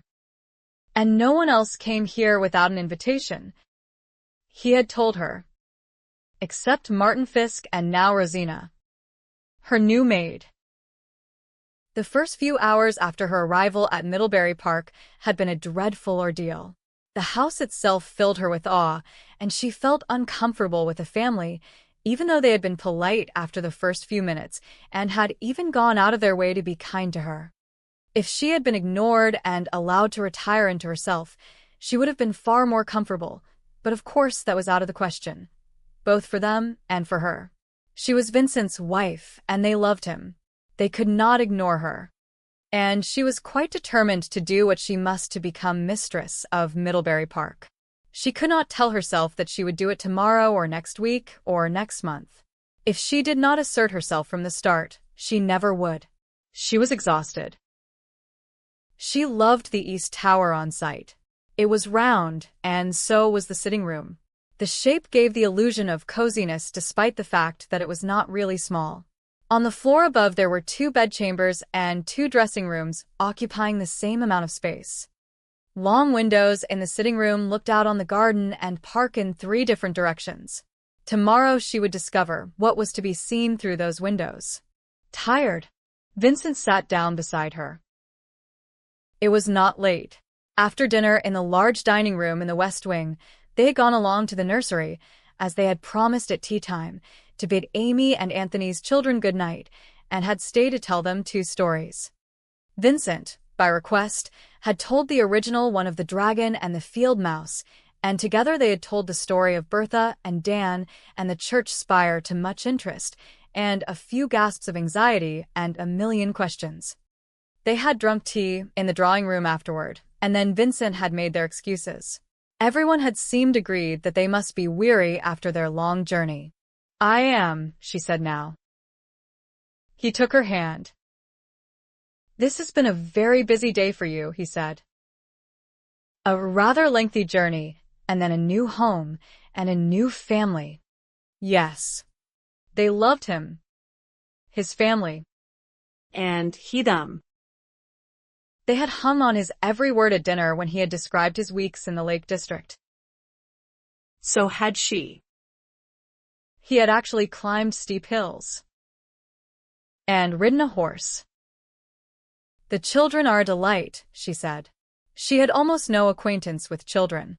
She had been surprised by their energy, their affection, their very brief attention span, their very direct questions.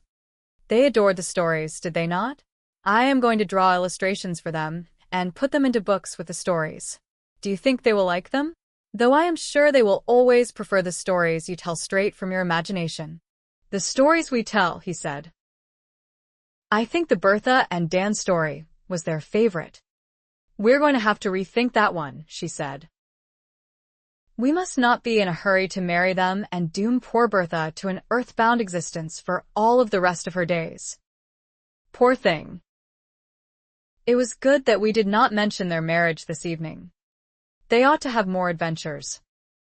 Then, his head was turned her way, and he was grinning. She liked that expression of his.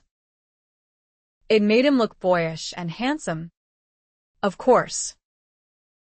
Like the time the kitten ran up the tree, she said. Because it was so adorable that everyone wanted to pet it, and it just had to get away somewhere to be alone? Yes. Precisely, she said. And of course, no one could coax it down, and it was mewing most pitiably, and night was coming on. Enter Bertha. Stage left. At a trot, she said. And up she went after the poor kitty. It was not easy. The tree was very tall, but whereas the trunk was sturdy most of the way up, it was thin and not at all sturdy looking at the top. But she got there, swaying in the breeze, and tucked the kitten under one arm, and then froze. But the kitten did not, she said. It was still unhappy about being touched, the ungrateful little thing, and it wriggled free and ran down to the ground, which left Bertha in the same plight as the kitten had just been in. Except that she could not simply run down, or even look down. Dan to the rescue? He had to be very brave, she said. For though he could not see how high they were and how far away the ground was beneath them, he could feel the tree swaying. In fact, by the time he got to the top and had an arm firmly about Bertha's waist, the wind was howling about his ears, and the tree was bowing from side to side just like a giant rocking horse.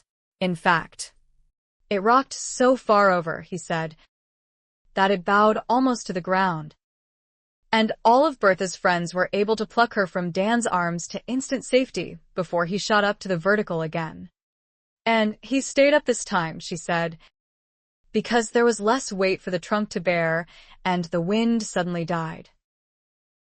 And he climbed down safely and was rewarded with a great round of applause and a great deal of backslapping.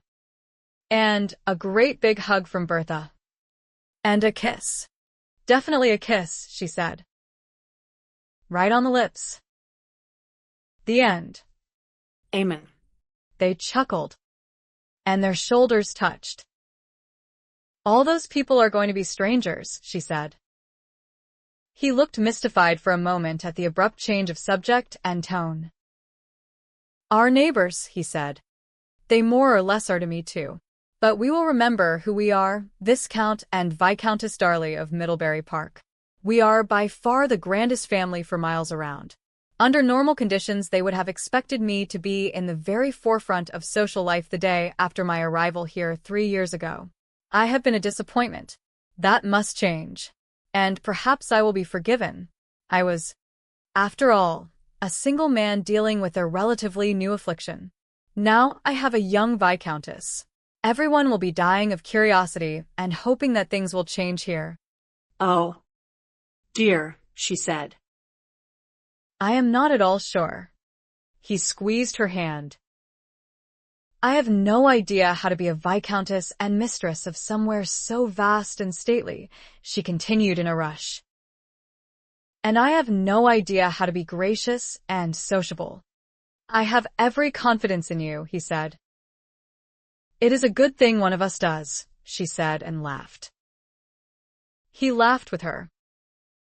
I realized something this afternoon at tea, he said. And it would partly explain why I have never been quite happy here at Middlebury Park in 3 years. despite the fact that I've been surrounded by family who have lavished their care on me and whom I love dearly. It has been a place without laughter. Sophie. Everyone has been oppressed by my blindness and the necessity of being cheerful. I laugh a great deal when I am at Pandarus Hall. I have laughed with you almost from the time we met. And you and I are not the only ones who have laughed here since our arrival. Everyone did at tea, she said, when I was describing standing on a raised dais while the dressmaker and her helpers poked and prodded me with pins. It was not funny. But you made it funny, he said. And we all laughed. It felt good. Sophie. We used to laugh as a family. I suppose, she said. Miss Dean was pretty. I was assured that she was beautiful. They wanted someone lovely for you, she said. Because you are beautiful too. And instead, he said, smiling, I found for myself a wife who definitely does not look like a boy. Despite what some people from Barton Coombs might have said. But who does look very young. And like a little elfin creature. Someone told me on our wedding day. Oh. Who? Never mind, he said. It was a compliment. She sighed and changed the subject again. Are there any dogs here? She asked him. Or cats? There are probably some mousers in the barns, he said. Domestic cats, do you mean though? And house dogs? They were never allowed when we were growing up, though Ursula and I were forever begging our parents to allow them, a cat for her. A dog for me. My mother used to say that there were enough of us to look after without having our pets underfoot too. There should be a cat, she said. To sit on the windowsills in this room. Sunning itself. And to sit purring on your lap or mine. And a dog to lead you about, so that you need not be dependent upon a human guide or even your cane. He raised his eyebrows. Lady Trentham and the Countess of Kilbourne have a cousin whose daughter has been blind from birth, she told him. She has a dog who leads her about and stops her from colliding with objects or tumbling down steps or coming to grief in 100 other ways. She did not really train it, and it is sometimes unruly and does not always keep her from harm. Her father is training a larger dog to be less exuberant and more obedient and responsible. Imagine having a dog to be your eyes. Vincent. Just talking about it made her feel excited. And they let her go about on her own? He asked. Not on her own. With her dog. Her father is the Marquis of Addingsborough. What sort of dog? He asked. I don't know, she admitted. Not anything too small and excitable, I suppose. Not a poodle. Perhaps a sheepdog. They herd and guide sheep and have to be intelligent and resourceful as well as obedient. There must be sheepdogs around here, he said, half turning in his seat. There are certainly sheep. And the cat for you? You told me before that you would like one. There was an old cat at Aunt Mary's, Tom, she told him. He was not allowed out of the kitchen area. He was to keep mice away from the pantry. But sometimes I sneaked him upstairs, and we would purr together with contentment. But he got to be too old to catch mice. He was of no further use to anyone.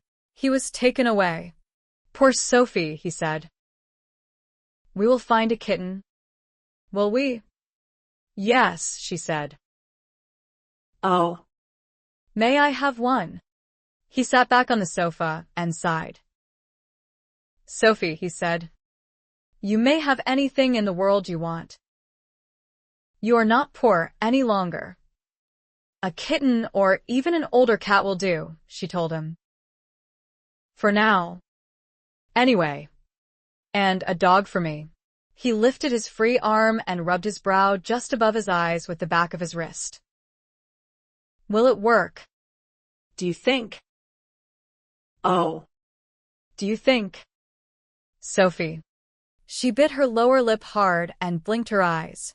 There were such wistfulness and longing in his voice. Oh, She was going to give him back his eyes, or the next best thing, if it took her the rest of her life to do it. He wanted her to help him become independent, so that he would no longer need her. Very well. She would do it. She would find 100 ways or more. He had given her so much already, nothing short of her life, in fact. She would give him his independence in return. I do indeed, she said. And we can but try. He released her hand, slid his arm about her shoulders, found her mouth with his own, and kissed her. I think you are going to be good for me, he said against her lips. I only hope it can work both ways. His words filled her with such yearning that her throat ached. Is it time for bed? He asked. Do not. Please. Look at a clock and tell me it is too early. Just say yes. Yes. It was 25 minutes past 9. 15. When Sophia half awoke and tried to snuggle back into the warmth that had been next to her all night, she discovered only a cool emptiness. She woke all the way up and opened her eyes. He was gone. There was daylight, but it had an early look to it. She lifted her head and peered at the clock. 6:15. She grimaced and lay back down. Wherever? But she knew the answer. He had gone down to the cellar to exercise. Why it had to be the cellar when there must be any number of unused rooms above ground she did not know. But he had told her that was where he always went. She considered closing her eyes and drifting back to sleep. But now that she was awake, her stomach churned slightly. Not with hunger. Indeed, she could not even think of breakfast yet. But there was a new life to be lived out there beyond their private apartments, and she had committed herself to living it rather than to creeping into a corner and observing it through a satirical eye.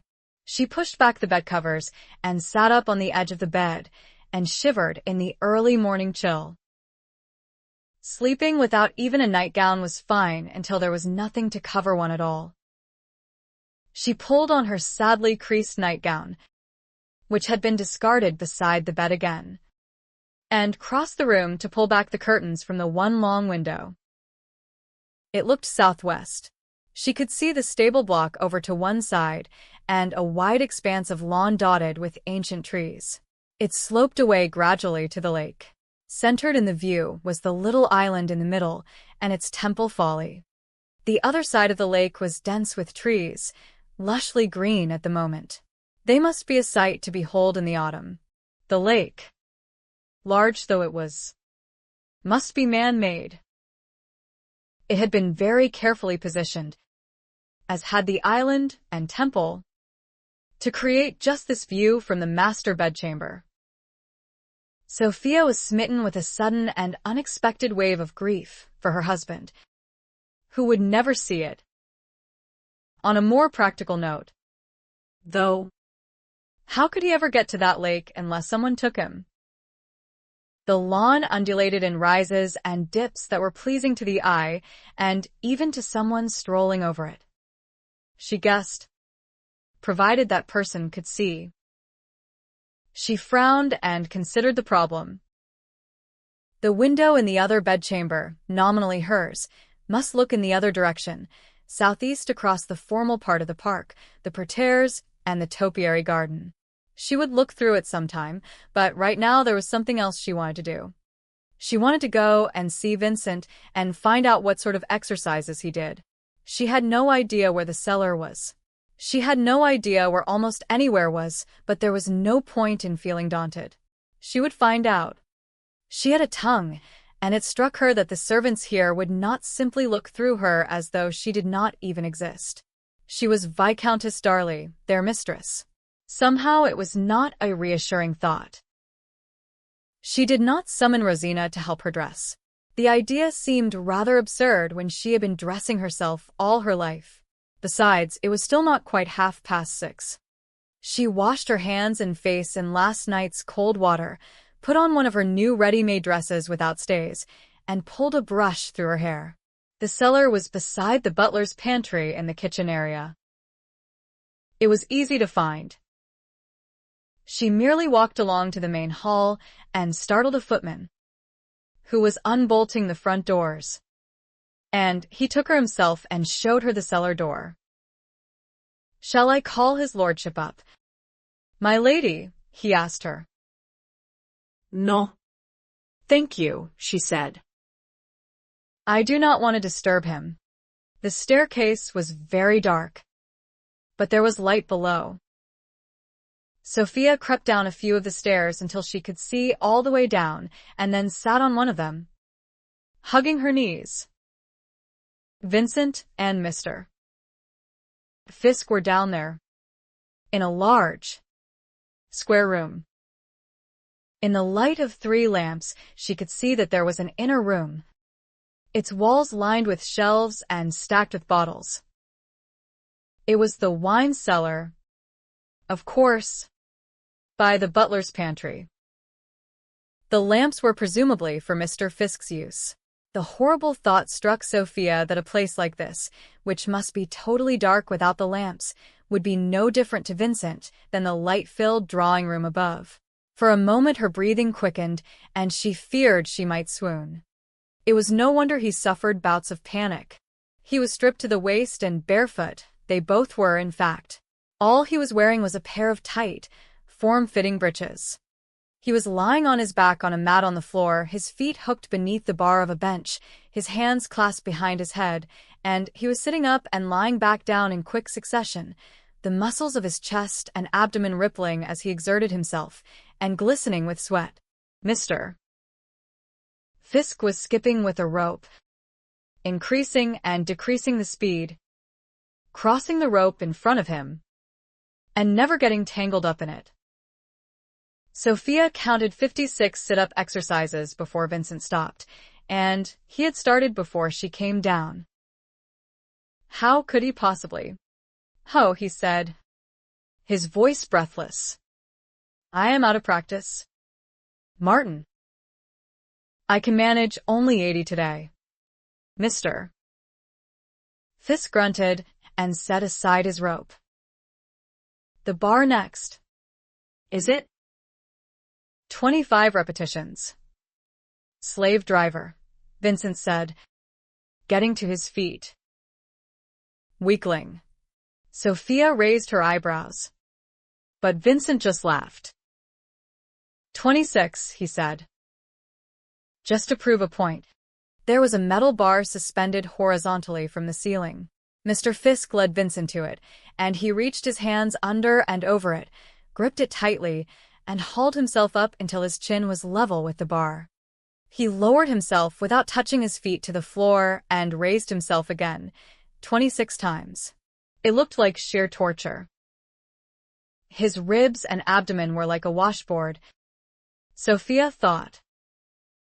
His shoulder and arm muscles bulged. His legs were together, feet pointed. He was not a large man. He was neither as tall nor as broad as his valet. But he was fit and beautifully proportioned and gloriously masculine. Sophia lowered her chin to her knees. "You have made your point, Mr. Fisk was saying.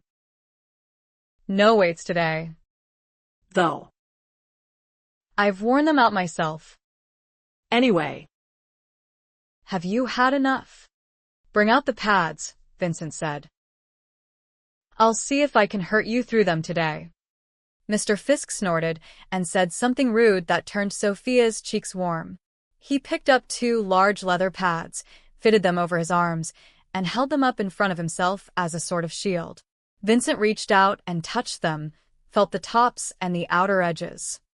Then he curled his hands into fists and took a fighter's stance. He punched one of Mr. Fisk's padded arms with his right hand. It was almost like watching a dance.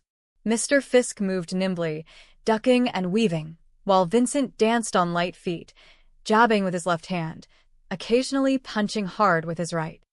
Some of his punches missed altogether, but his valet grunted as one jab got past his guard and connected with his shoulder. Then he laughed. I got you that time. Martin, Vincent said. Admit it.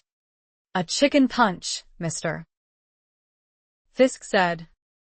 And Vincent pummeled the padded arms, moving in close, using both fists hard. Just say when you have had enough, he said, panting. I would not want to leave you with too many bruises. Or crack a rib or two. I might be accused of abusing my servants. He laughed and missed her. Fisk laughed too and swore foully, before looking up and seeing her despite the darkness in which she sat. We have company, he said, dropping his voice. My lady. He lowered his arms and ducked out of sight. Sophie. Vincent turned unerringly to the staircase, his eyebrows raised. Oh, she scrambled to her feet, horribly chagrined. I am so sorry to disturb you. I was curious. She had intruded upon a purely masculine domain. She realized too late. He had found his way to the foot of the stairs, one hand reaching out to touch the wall, and looked up. I did wake you after all. Then. Did I? He asked. Forgive me. I tried not to. How long have you been there? He started up toward her. I have been sitting and watching, she said. I ought not to have been. I ought to have gone away. The words his valet had just spoken, not intended for a lady's ears, of course, were still ringing in hers. She knew they were foul and profane. She had heard them back in her father's day, though never from her father himself. He stopped a few stairs below her. His hair was plastered to his head and hanging in wet curls along his neck. He was all sweaty. He ought not to have looked appealing, but he did. Though, truth to tell, she could hardly see him for the dark. We have finished for today, he said. I am leaving, she said at the same moment. I am going to step outside and look around. I'll go and get bathed and dressed, he said, and join you there. The family of one of the scullery maids took in a stray cat a week or so ago, but does not know what to do with it, since they already have several of their own. He is a tabby, a bit on the thin and scruffy side, a year or two old. Probably not a great beauty. Oh, she said. You asked already? And the cook's brother, one of the tenant farmers, he said, has a litter of collies. Their mother is a good sheepdog, and the father is one too. They are recently weaned, and all but one of them are spoken for. Perhaps that means he is the runt of the litter. But she assured me he has all his limbs in the right places as well as his eyes and ears and bark. And now they are all spoken for? She asked him, clasping her hands to her bosom. And now they all are. She beamed at him. I do not want to come any closer to you. Sophie, he said. I reek. I can even smell myself. Yes, she agreed. You do. I am going. And she turned and left the cellar. She was going to have a cat. A thin and scrawny tabby, which was not at all beautiful. She loved him already. And he was going to have a dog. A sheepdog, which would guide him instead of sheep and give him back much of his freedom. She was sure it could be done. She smiled at the thought, and the footman, the same one who was back in the hall, smiled a little uncertainly back at her and opened the double doors when it was obvious to him that she wished to go outside, as though she could not have opened one of them for herself. No one had ever opened doors for her either at Aunt Mary's or at Sir Clarence's. It was a fresh morning, she discovered, and she would probably be more comfortable wearing a cloak, but she did not want to go all the way back to her dressing room to get it. It did not occur to her to send the footman. She stood at the top of the steps looking around. The park stretched in every direction, as far as her eye could see and beyond. It was designed for visual splendor and for the leisurely exercise and pleasure of those who could see where they were going. It had certainly not been designed for a blind man. More important, in the 3 years Vincent had been here, it had not been modified for a blind man's use. Could it be? She looked about with closer attention. Vincent stood out on the top step, his cane in his right hand, Sophia's cloak in his left. It was only 7:30 or so. The rest of his family would not be up for a while yet. Martin had been surly, a result of acute embarrassment. Vincent had realized. "I am not wearing any more than you are," he had said after the cellar door closed behind Sophia. And she heard what I just said. We were 2 men together with no expectation of being either seen or overheard by any woman, Vincent had reminded him. She will understand that. I will apologize for you. Martin had grunted as they left the cellar and had handed Vincent his cane before hurrying off ahead of him to make sure the bathwater had been brought to his dressing room. I am here. It was Sophia's voice. In the parterre garden. Interestingly, she did not come hurrying toward him to help him find his way there too. Dash it. But he liked that. He counted 12 steps down and then crossed the graveled terrace, 10 medium strides or 12 shuffles. He did it in 10 and felt the side of the stone urn, which, with its companion on the other side, formed the entrance to the formal flower gardens. There were no steps here. Nothing to fall down or collide with except the urns themselves. Oh. You have brought my cloak, she said from close by. She took it from him. Thank you. The air is a little brisk. She slipped an arm through his when he offered it. Do you wish to stroll or sit on the seat here? Stroll, he said, and turned them to the right, feeling for the edge of the graveled walk with his cane. The roses are blooming. They smell lovely, she said. And there are so many colors. All of them beautiful. I cannot decide which is my favorite. The yellow ones, he said. Do you think? He could hear the smile in her voice. Sunshine, he said. To match you. That is a very kind compliment, she said. What? He said. No reference to mirrors and what they tell you when you look in them? I am under orders, she reminded him. And I was a very ferocious military officer, he said. Men jumped to my command even before I barked it out. They both laughed. Ah. Yes. He liked having her here with him. Life felt different.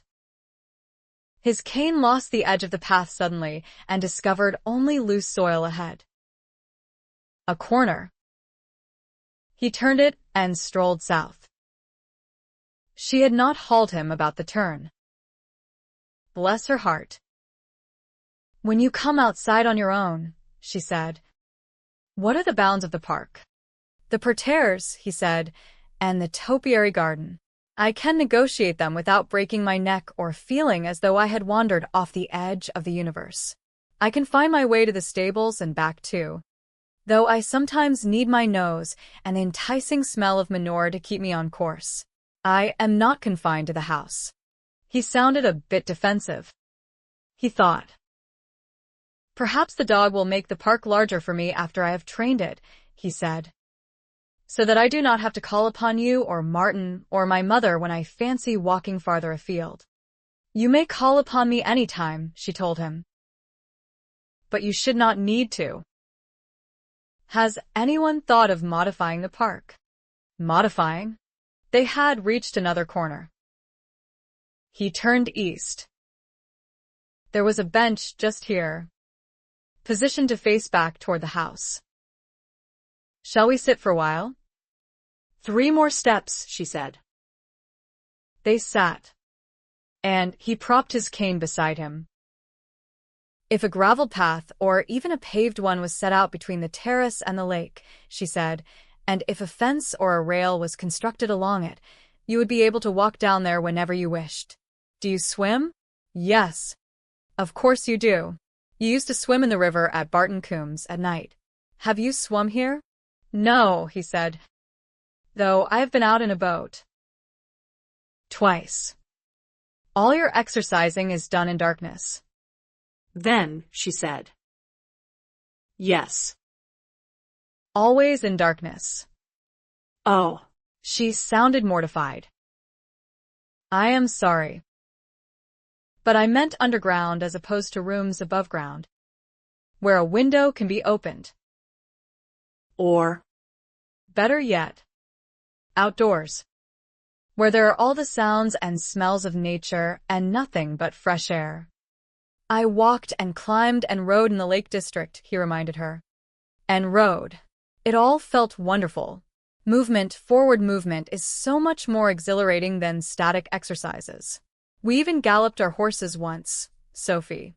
You cannot imagine how thrilling that felt. And you cannot imagine how I longed to stride out and even run. He frowned at the tone of his own voice. He did not usually allow himself to sound wistful. People who pitted themselves were not particularly attractive to others. Oh, she said, how wonderful it must feel just to ride. To be on a horse's back, up on top of the world, being borne along by all that power and beauty. There was wistfulness in her voice, too. You have never ridden? He asked her. Never, she said. But I scandalized Lady Trentham's dressmaker by having a riding outfit made with breeches as well as a skirt. I thought perhaps you could teach me. To ride? Astride? He grinned at her. Who but Sophia would believe a blind man could teach her to ride? Of course I can. And will. And the path to the lake, she said. It will not spoil the look of the park. I assure you. Indeed. If it bends with the undulations of the lawn, it will look very attractive. And with a wrought iron rail, it will be elegant. Will you have it built? How freeing it would be to be able to walk all the way to the lake and back on his own if he wished. Why had no one thought of such a thing before? Why had he not thought of it? I will, he said. I will be seeing my steward this morning. I need to have a talk with him. Many talks, in fact. I need to take more of an active hand in the running of my estate, even if the bulk of the work will still be his. I'll mention the path and rail and give the order for it to be started. I am to spend the morning with your mother, she told him. We are to meet with the housekeeper and see the whole house, and her voice trailed away. He searched for her hand, found it, and held it. My mother will come to love you, Sophie, he said. She will want to do it for my sake. But she will end up doing it for yours. You must not worry. Please do not. I am not sure she has ever truly enjoyed being mistress here. She was happy at Covington House. She talks about it frequently. All her dearest friends are at Barton Coombs. She came here because she thought I needed her. And she was right. I did. But she will be quite relieved to turn over her responsibilities. Will she? Feeling overwhelmed, he asked. We are sitting here, she said, and I can see the house. It is vast. And behind us is the village. And all around us are neighbors who must be called upon and conversed with and invited here. And I am looking over at the state apartments and remembering that there used to be grand entertainments and balls there, and that we are now master and mistress here. And I am thinking that we really ought to put on some of those entertainments again. And I do not rightly know what I am. Overwhelmed. He squeezed her hand. I know the feeling. But everything does not have to be done in a day. You know. Or even a week or a month. Shall we pay our first visit this afternoon? Just one? To the vicarage. Perhaps. Yes, she agreed. Very well. Perhaps the vicar and his wife are as kind as Mr. and Mrs. Parsons. I have met them, he told her. They are amiable. He squeezed her hand once more and released it. Shall we go in for breakfast? He suggested. Ah. And I promise to apologize abjectly on Martin's behalf, both for his appearance this morning and for his particular choice of vocabulary in your hearing. It looked to me, she said, as if you were both thoroughly enjoying yourselves. Oh. We were, he assured her. We always do. There are worse parts of one's body to lose, Sophie, than one's eyes. Perhaps it was even true. He thought of Ben Harper and the rages he had sometimes been unable to control during those years at Pendarvis Hall because his legs were useless and unwilling to obey his commands. He stood and picked up his cane and offered his arm. You may inform Mr. Fisk that he is forgiven, she said. And you will beg his pardon from me, if you will, for I ought not to have been there. I will not go again. I will respect your privacy and his. You may assure him of that. Trust Sophia to be concerned about the feelings and privacy of a servant. For that was what Martin was officially, though in reality, he was Vincent's dearest friend. Or co-equal with the survivors. Perhaps, though he spent considerably more time with Martin than he did with them. 16. The first month of her new life at Middlebury Park was exhausting, often bewildering for Sophia. She learned to find her way about the house.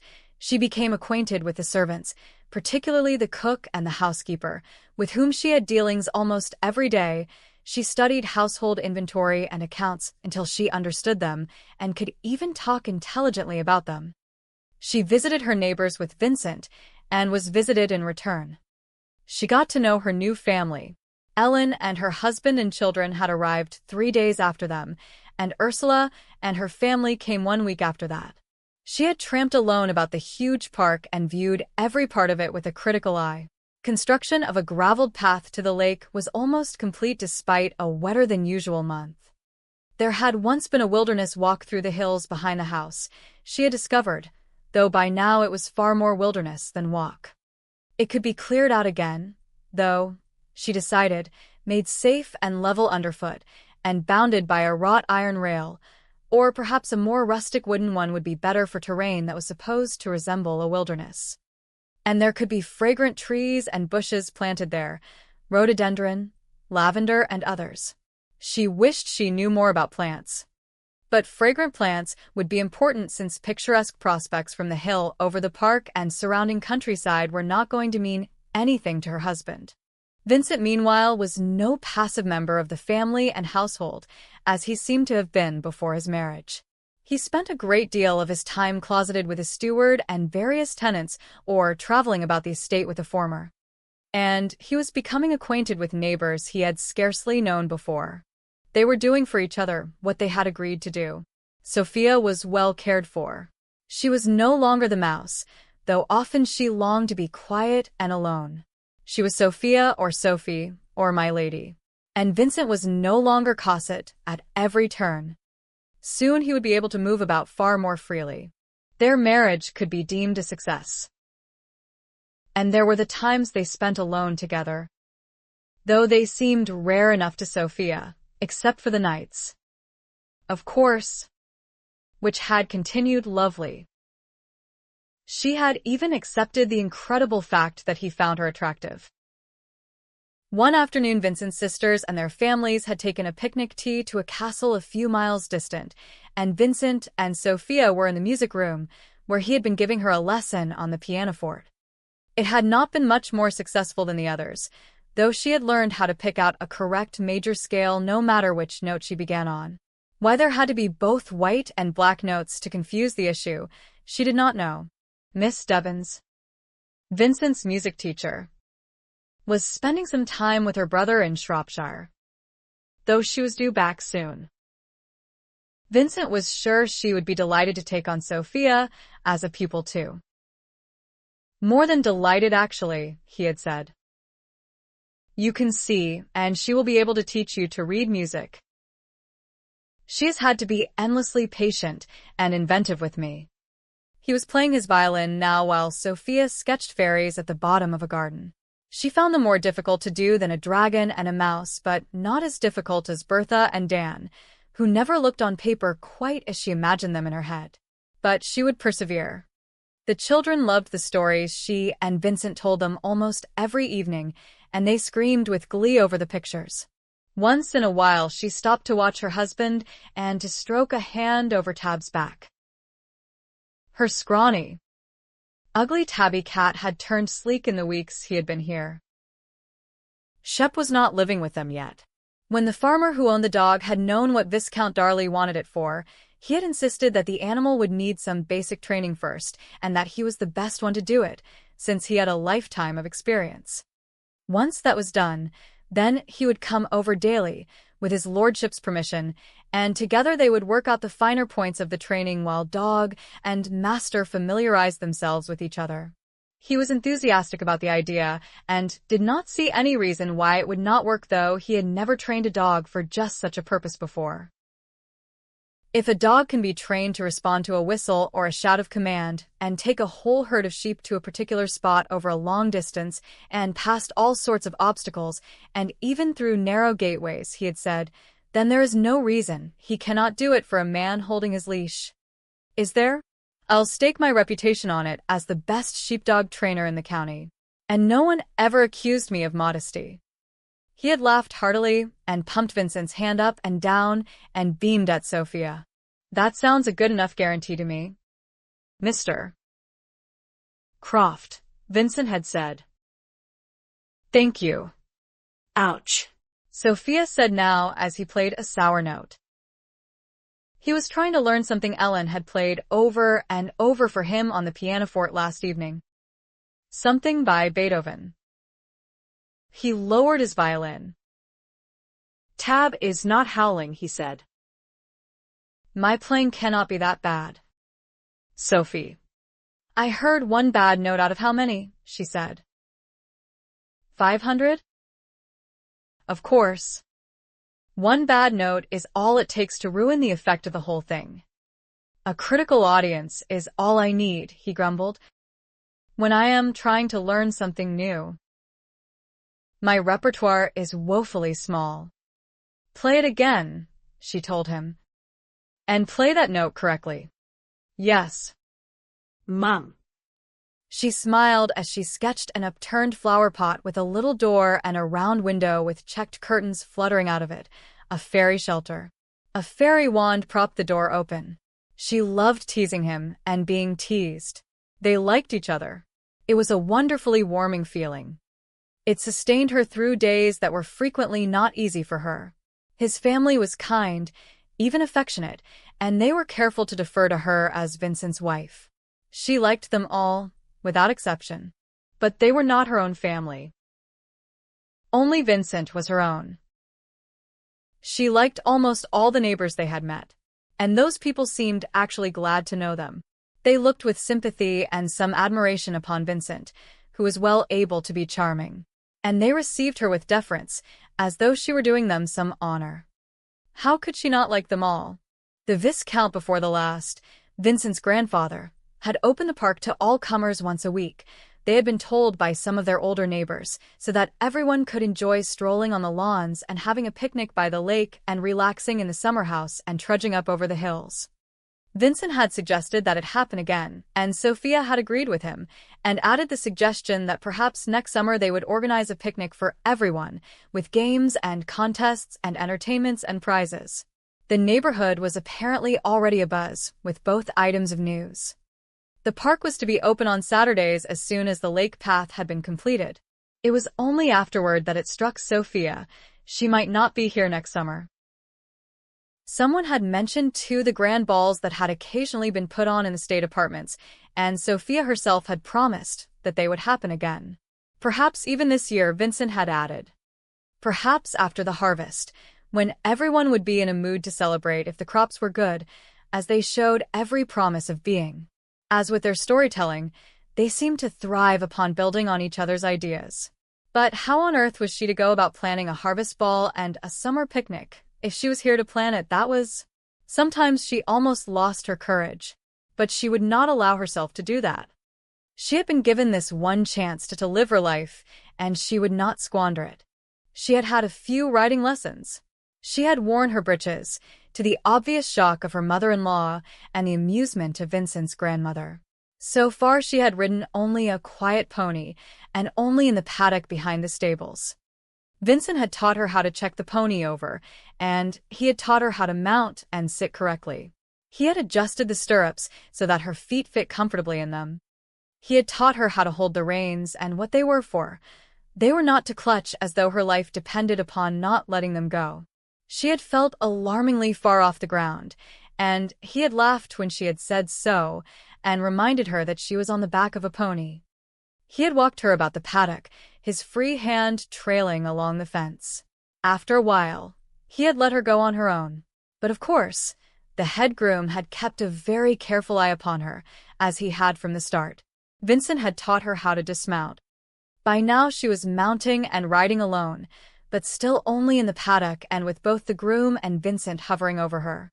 She was proud of herself nevertheless, and exhilarated by her own courage. But how could anyone be reckless enough to climb onto the back of a real horse and coax it into a gallop or even a canter? All her new clothes had arrived from London, and Rosina had gone into raptures over them as she unpacked them and hung them lovingly in the wardrobe or folded them neatly into drawers. Enough for one day, Vincent said now, lowering his violin. I am going to have to beg Ellen to play that piece again so that I know I am learning it correctly. I would not want to do poor Beethoven a greater disservice than I am doing him anyway by choosing his music. Once I have it properly learned, then I will be able to enjoy it and start to feel it. I will awe you with my talent. Can you swim? No, she was woefully lacking in accomplishments. Do you want to learn? Now. It is not raining again. Is it? He asked. Amy and Ellen were convinced the sun was going to shine all day. It is still fine out there, she said. I think I am a little afraid of water. All the more reason to learn to swim, he said. On the far side of the island the land slopes gradually into the lake, or so Martin told me when we went there once. The water is likely to be shallow enough back there not to terrify you. Of course, we would have to get to the island. Can you row a boat? No, she laughed. Then I will have to do it. He grinned at her as he put his violin in its case and snapped it shut. That should be an adventure. I will close my eyes and cover them with my hands, she said, so that I will not see disaster looming. Me too, he said. Let us go and get some towels. What are we going to swim in? She asked him. Apart from water? He raised his eyebrows. I suppose you can swim in your shift if you are afraid I will see too much should you not wear even that. Leave your stays behind, though. Tab jumped down from the love seat and accompanied them back to their own apartments, darting ahead and then waiting for them to catch up. He took up residence on the sunniest windowsill in their sitting room while they went upstairs to get ready. It was indeed a lovely day. A group of gardeners were erecting the wrought iron rail beside the pathway to the lake. Sophia took Vincent's arm and they walked farther out onto the lawn before turning down toward the boathouse. Are you feeling more in command of your own estate than you used to be? She asked. I am, he told her. Oh, I know my people are always going to make sure that I am well protected from everything that poses even the slightest threat to my person, from raging bulls on down to pecking chickens. But I have insisted upon knowing what is going on with my farms. And I have insisted upon being taken about in the gig to see for myself, as it were, and to talk to my people. I still feel very stupid when I ask questions whose answers must seem glaringly obvious to them. but I will keep asking. Only so I can get to the point at which I do not need to ask.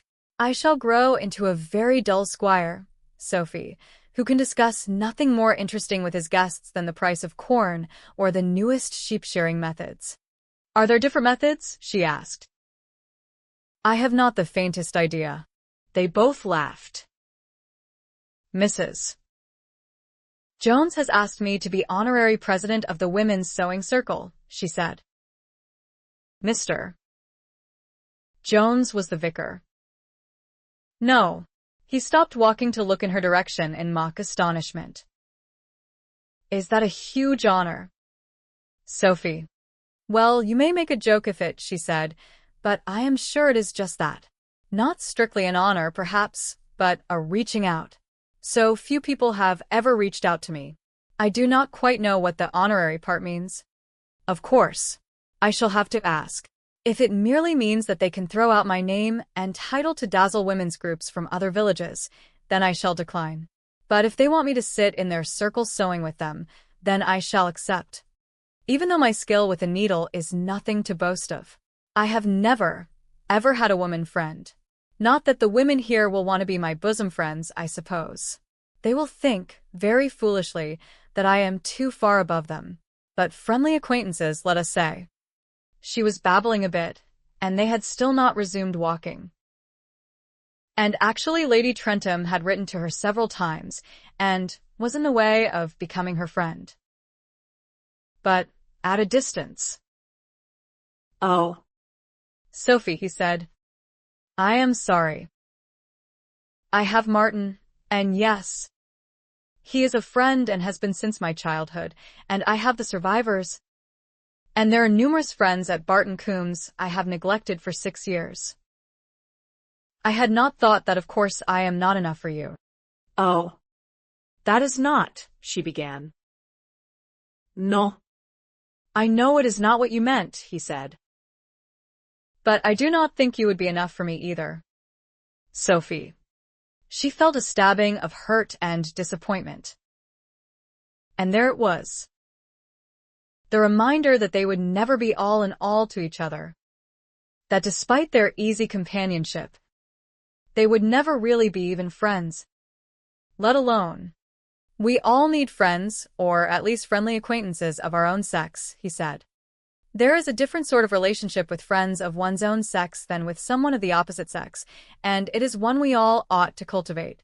What I mean is that I understand, and am glad for you. Sophie. I am sure you will enjoy the sewing circle. And the quality of your silence suggests to me that I am digging a deeper hole for myself with every word I speak. I have not hurt you, have I? No. Of course not, she said. I am the one who said I wish to join the sewing circle because I want the companionship of other women. There was a brief silence, during which neither of them moved. I like your companionship too, he said. We rub along well enough together. Do we not? He looked a bit anxious. We rub along well enough. Yes. They did. She smiled a little sadly. We do, she said. Shall we face the terror of the boat ride? Or shall we stand here for the rest of the afternoon? Oh. The boat ride. By all means. He offered his arm again. Just be thankful that we do not have a whole ocean to cross. We might discover a new continent, she said. Atlantis. Or something completely unknown, she said. But for this afternoon I think I shall be happy just to reach that island safely. You have put yourself into capable hands, he told her. It is not your hands I am concerned about, she said. He laughed as they resumed walking. Sophia felt a bit like crying. Sophia ought to have been far more worried than she was, considering the fact that she could not swim. But she was too busy giving instructions to feel nervous. He was rowing with great energy and skill, except that he had no sense of direction, of course. At first it did not seem to matter as long as he pulled in the general direction of the island, but she could see after they were out on the water that there was a little jetty for them to pull into. Elsewhere the bank looked rather steep. With his skill and her guidance they landed safely. And he climbed out and took the rope from her hand and tied it to a stout post. "Madam," he bowed and offered his hand, for which she was thankful. The boat had swayed alarmingly when she had tried to climb out unassisted. "Oh, goodness," she said. "And later we have to row back again." "We." He waggled his eyebrows at her and bent to feel around for the towels. "Or you can swim home if you prove to be a more than usually adept pupil." She took the towels from him and slipped a hand through his arm. He had left his cane in the boathouse. "I believe the temple was built as a folly purely for picturesque effect when viewed from the house," he told her as they made their way up to it. "However, a former viscountess, or perhaps it was her mother, one of my ancestors anyway, was a pious soul, or so I've been told, and made it into a little shrine. She was Catholic." Sure enough, there was a door on the temple and stained glass windows. And inside there was a crucifix on the wall and candles and an old leather-bound prayer book on a table beneath it. There was a chair beside it, a rosary hooked over the back. Nothing else. There was no room for more. "I wonder if the lady rowed," she said. "Or swam." "I dare say," she said. "She had a faithful retainer who brought her across whenever she wished to come." Our ancestors always had faithful retainers. Did they not? If they lived in stories, they did, he agreed. I wonder how Martin would like the title of faithful retainer. Sunlight was beaming through one of the windows and casting multicolored light over everything. The effect was glorious. "It smells a bit musty in here," he said. "Yes," she agreed. "Where is this shallow water?" It was behind the temple, on the far side of the island, where the land sloped more gently into the lake than it did on the near side. Sophia still did not like the look of it. "Perhaps," she said, "we should just sit and sun ourselves." That rowing looked like strenuous business. Was clutching the sides of the boat with whitened knuckles just as strenuous? He asked her. "There is no way," she retorted. "You could have seen that. Even if it were true, which it is not." "What are you doing?" It was a foolish question to ask since there was nothing wrong with her eyesight. He was undressing. "Have no fear." He looked her way, grinning. "I shall leave on my drawers entirely to save your blushes. And you may leave on your shift, lest I peep." She opened her mouth to argue and shut it again. He was not going to be moved. Was he? And if he was going to go in the water, she had to go with him. He could not see. Sometimes she almost forgot that. She undressed down to her shift. Why did being unclothed, and not even fully unclothed, seem far more wicked outdoors than it did in their bedchamber? There was no danger of being watched. There was no vantage point from which they could conveniently be seen even if someone had been looking for them. Sunlight lit him up like a god, a very fond and foolish thought.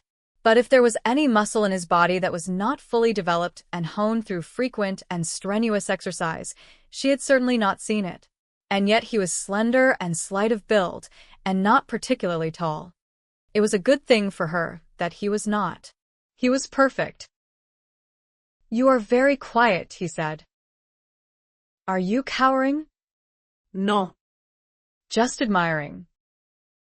She took a few steps toward him and set her hand in his. She had expected the water to be cold. She had steeled herself against the shock. It is freezing. It is rather, he agreed. It feels quite chilly on the ankles. I wonder how it will feel on the knees and the hips. They soon found out. The land dipped more sharply than had been apparent. It was 1,000 times worse. Sophia gasped and did not know how to expel the breath. I think we should go BBB back, she managed to say through chattering teeth.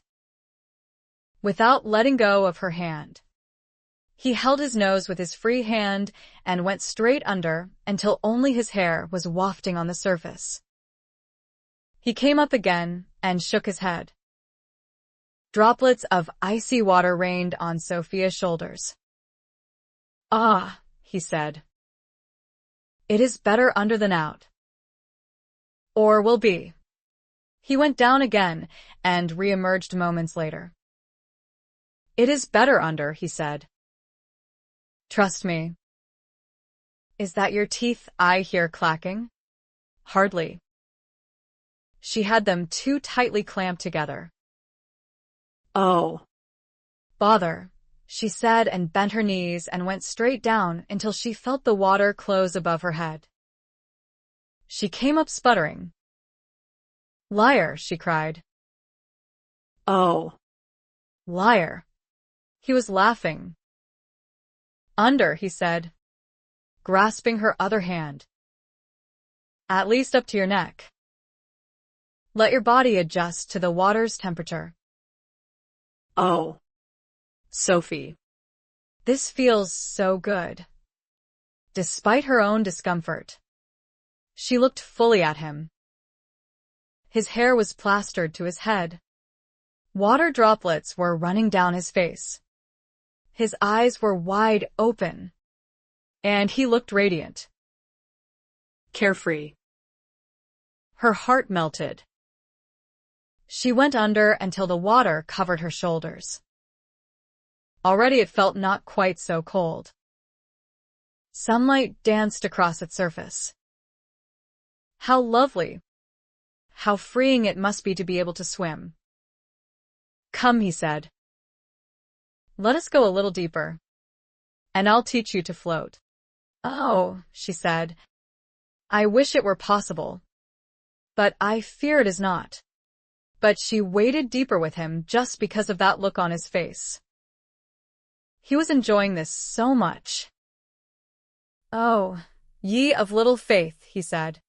Lie on the water. I'll hold you, like this. No need to cling or bring up your knees. That is the surest way to sink like a stone. Stretch along the water. Put your head back. Reach out your arms.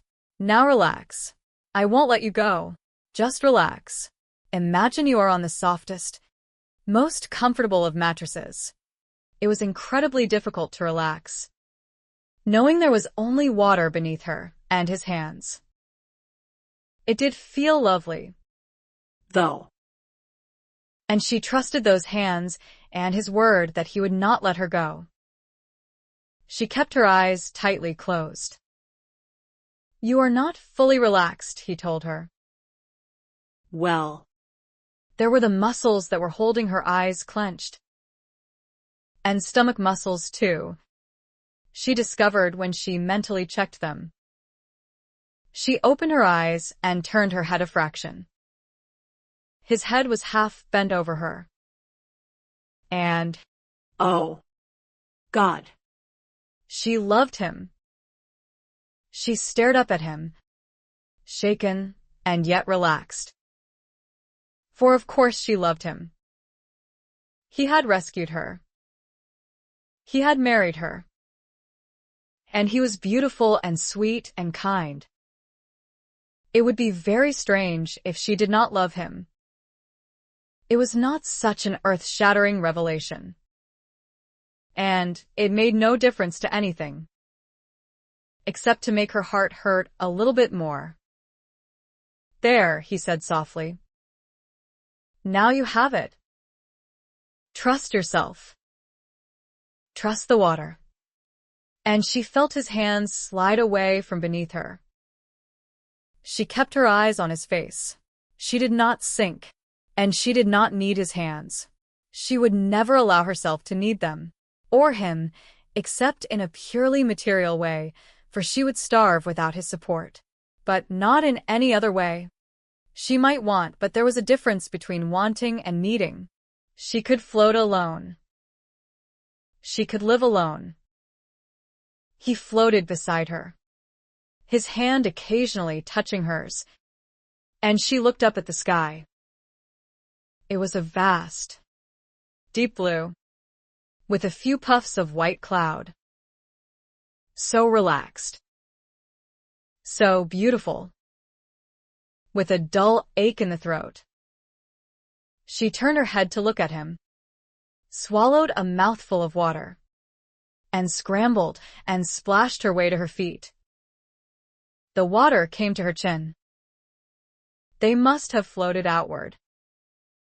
There was a moment of near panic as she coughed and waded closer to the shore, drawing him by the hand. "You must have floated on your own for all of 5 minutes," he said.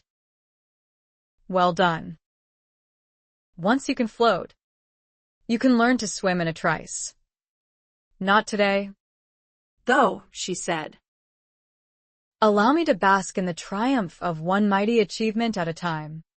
I am going to swim," he said, and he turned back into the water and began to swim away into the lake with powerful strokes. Sophia, standing knee-deep and watching, could almost feel his pleasure. But how was he going to find his way back? Foolish man?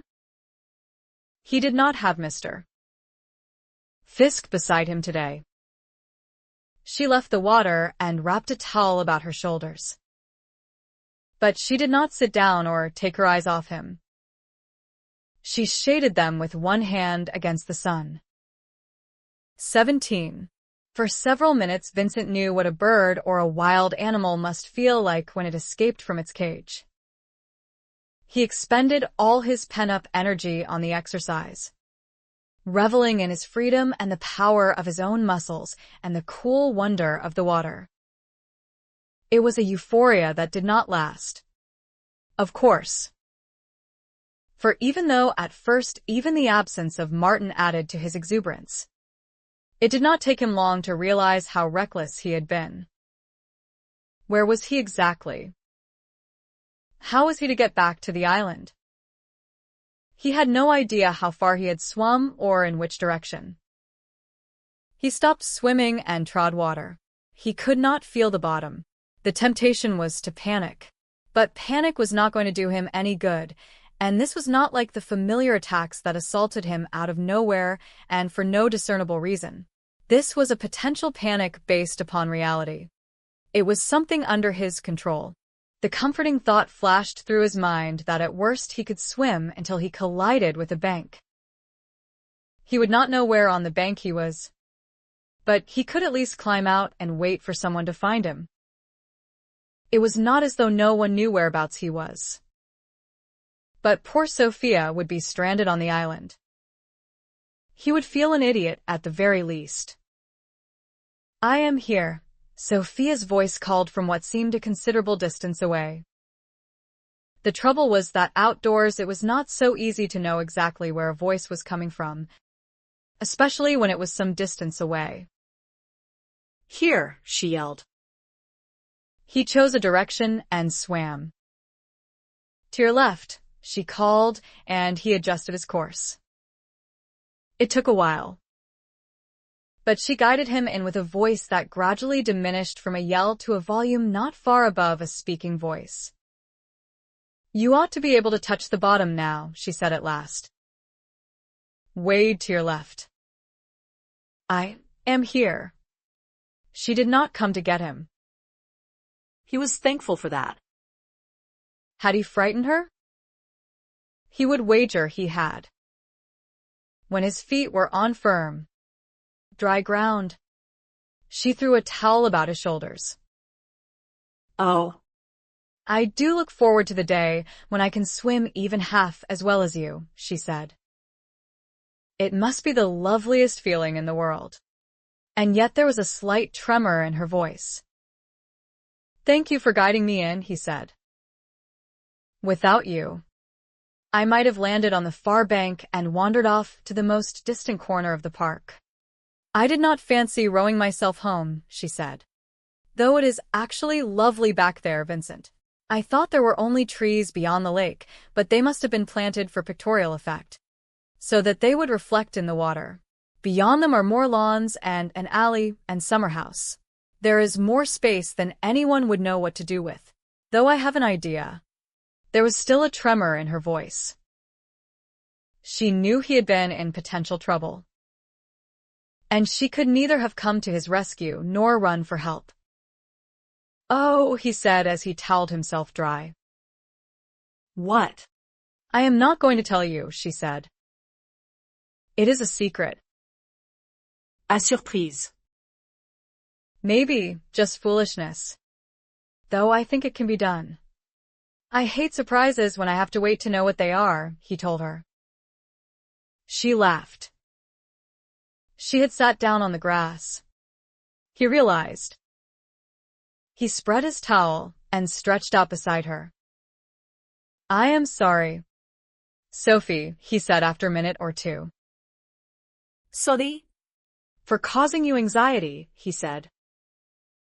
For forcing you to keep an eagle eye on me while I was out there frolicking. It was irresponsible of me. It will not happen again. Oh. You must not make such promises, she said. You may feel obliged to keep them. I know just how you felt. Do you? He turned his head her way. Some people climb impossible mountains, she said. Some people go exploring impossible places. And they do it for no better reason than that they simply cannot ignore the challenge of danger or of attempting the seemingly impossible. Sometimes you cannot resist the urge to be free of your sightlessness, or at least to push it to its limits. Perhaps, he said meekly, I simply wanted to swim. Oh. So much for my fine speech. She laughed. Martin would not have made excuses for him. He would have called him a string of names, none of them complimentary, and he would have meant every one of them. He felt good after the exercise, though a different sort of good from what he always felt after a session in the cellar. And he felt drowsy. He could smell grass and water. Birds were singing at a distance, probably among the trees on the far bank. There were insects chirping and whirring closer at hand. Somewhere a bee droned. Life at its sweetest. Fingers, warm and feather-light, moved damp hair back from his forehead. He lay very still until they were gone again. She was sitting rather than lying beside him. She must be looking down at him. Marrying her had been a good move, he realized. He was always able to relax with her. He enjoyed their conversations. He loved her humor. He was comfortable with her. He liked her. He believed she liked him. He enjoyed having sex with her. How foolish they had been to imagine that dreams conceived when they were both single and none too happy would survive a marriage that was bringing them a great deal of contentment. He hoped those dreams were well and truly dead and would never be referred to again. He turned his head her way and reached out a hand. It encountered her bare knees, and he realized that she was kneeling up beside him and looking down at him. Why? Sophie, he said. She took his hand in both of hers. Something blocked out the sunshine on his face, and she kissed him. If there was a sweeter mouth to kiss than Sophia's, he could not imagine it. He wound his arms about her, and she collapsed down half over him and spread her hands on his shoulders. They kissed warmly, lazily for a while, their tongues exploring, their teeth gently nipping, enjoying each other. He said. She agreed. I suppose, he said, Every gardener in my employ and a few of the indoor servants for good measure are lined up about the perimeter of the lake enjoying the show. Not a single one, she said. They would have to hack their way through the jungle across from us, and we have the folly behind us. We are quite private. Then, yes. Her lips were touching his. Quite private. He reached down to remove his drawers. But she was kneeling up beside him again, and her fingers went beneath the band and pulled them downward for him. He lifted his hips, and she slid them all the way off. When had she grown so bold? She bent over him and kissed his navel. She moved her lips upward, kissing him as she went until she kissed his lips again. Indeed. The ground would not make a soft mattress for your back. Sophie, he said. Come on top of me. He was very unadventurous, he realized with a little twinge of shame. Their lovemaking had never seemed routine or monotonous. Every encounter had been different from every other, yet she had always lain on her back. He had always come on top of her. He would never win any prizes as one of the world's most innovative lovers. He drew her over him, and she lay on him, small and sweetly warm and smelling of lake water and summer heat. He kissed her again and moved his hands down over her bottom to grasp her upper thighs and spread her legs on either side of his own. Her shift was not a long one. She wore nothing beneath. She bent her knees and raised herself onto them. She lifted her body too, so that she was kneeling astride him. He felt rather as if someone must have dropped a few more logs onto the sun to make its fire blaze higher. He felt as if he had relinquished some control, and he hardened into further arousal, if that was possible. He bent his own knees and slid his feet up the grass. He set his hands on her hips to position her, but she was already touching him. The fingers of both hands moving over him so lightly that he thought he might well go mad. He tipped back his chin, pressed his head into the grass, and let her lead the way. She drew him into position against herself, and she came down onto him in one firm, smooth motion.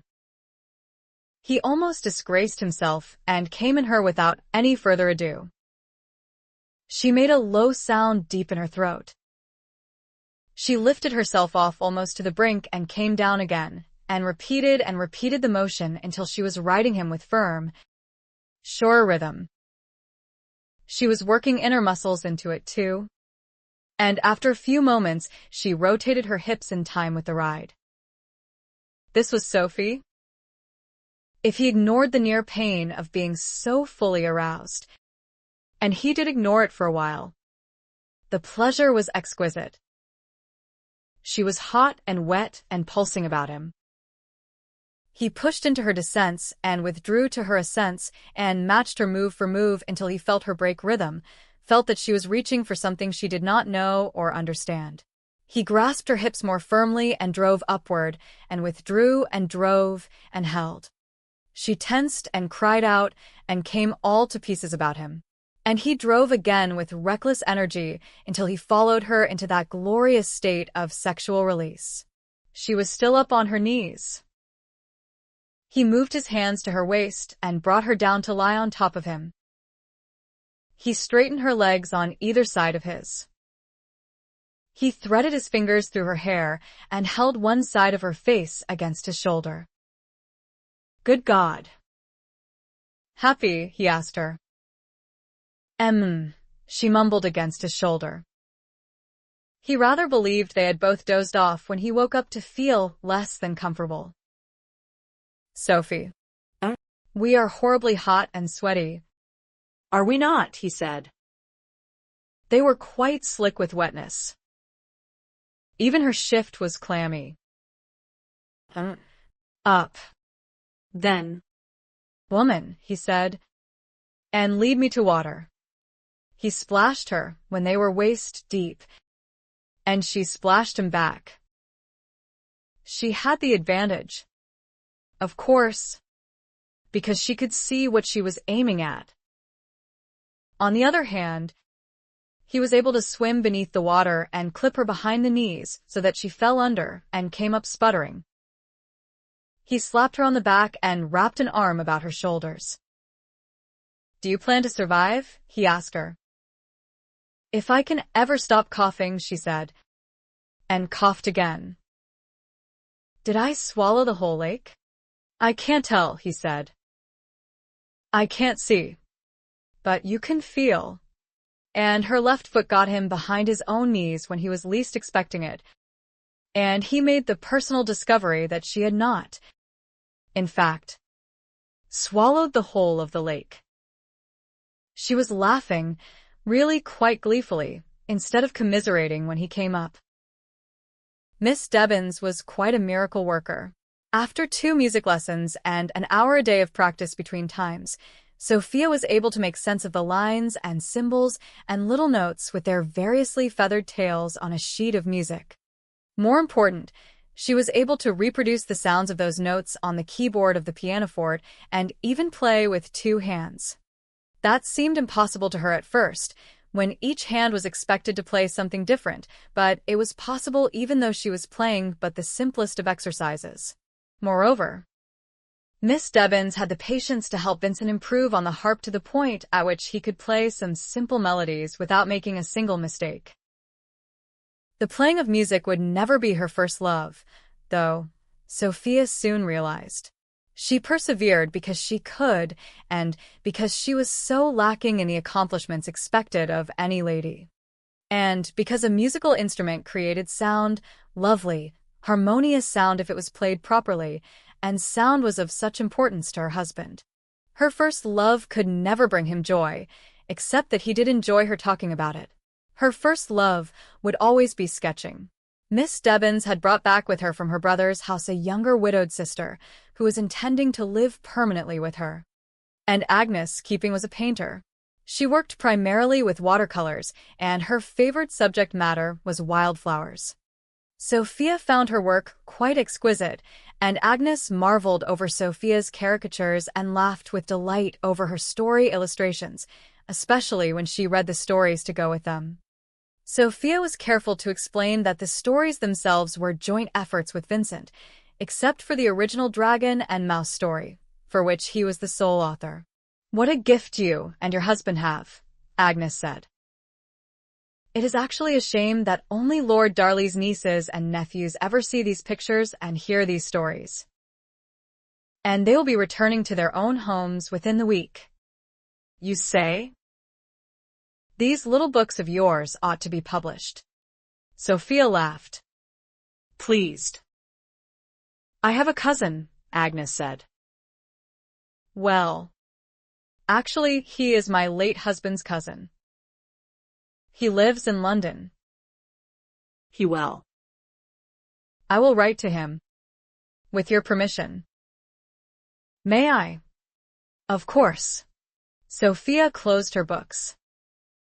Agnes had not explained why the cousin might be interested in them, and she did not ask. She left the original Bertha and Dan story with Agnes when she returned home. Agnes became her first real friend, and the ladies of the sewing group became her first friendly acquaintances, even though Sophia felt quite intimidated by the fact that they all, without exception, were far finer needlewomen than she. Actually, though, it seemed to her that that very fact endeared her to them, for they were all eager to help her and teach her and praise her efforts, and she did indeed improve under their expert guidance. She even started to enjoy plying her needle.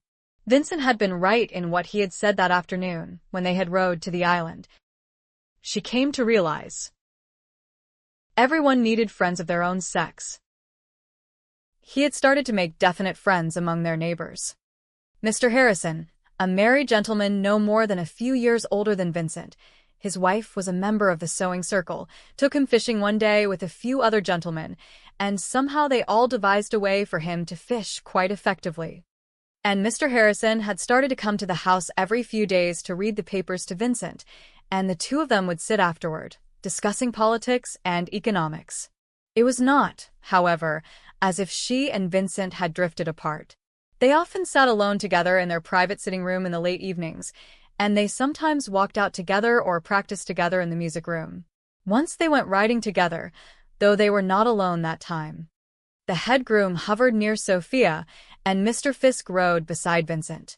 It was a lovely memory, though, because Vincent had been happy and carefree, and she had been exhilarated by her own daring, even though Vincent had told her if they crawled any more slowly, they would be moving backward. Sophia was returning on foot one afternoon from a sewing session when she saw Mr. Fisk striding alone from the stables toward the house. He had probably been watching the training session with Shep back in the paddocks. Mr. Croft was coming over every day now that the dog was nearly trained, and he and Vincent were growing more and more accustomed to each other, and more able to move about as one harmonious unit. The only thing Sophia had found a trifle disappointing at first was Mr. Croft's firm directive that the dog was never to be considered a family pet, that he was never to be petted by anyone except Vincent or encouraged to follow anyone about or to sit with anyone except him. It made perfect sense. Of course. If the dog was easily distracted, then he could not be trusted to be Vincent's eyes at all times and under all circumstances. Mr. Fisk nodded his head in Sophia's direction and would have hurried into the house before she came up to him. Mr. Fisk, she called. Please wait. She never knew if he liked her or not. She was a bit frightened of him, if the truth were told, though not in any physical sense. He would never harm her or talk disrespectfully to her. But old habits of mind did not die easily. Of course, he was deeply attached to Vincent, and he had definitely not thought her a worthy bride for his master and friend at first. She did not know if he still felt that way. It did not matter, except that, of course, it did. He raised his eyebrows and stopped walking. It is going well? She asked. With Shep? Croft thinks his job here is at an end. My lady, he said. His lordship went all the way to the lake and back just now without anyone except the dog and without touching the handrail even once. The handrail is unnecessary. Then she asked him. No. My lady, he said. Anything that can help his lordship to a greater bit of freedom is worth having. And it is not wise for him to depend fully upon just one person or thing. People can die. So can dogs. Fences can fall down. I wanted to ask your advice, she said. He looked at her a little warily. Now that the path has been finished, she said, work will soon begin on clearing the wilderness walk and making it safe for my husband and fragrant too for his pleasure.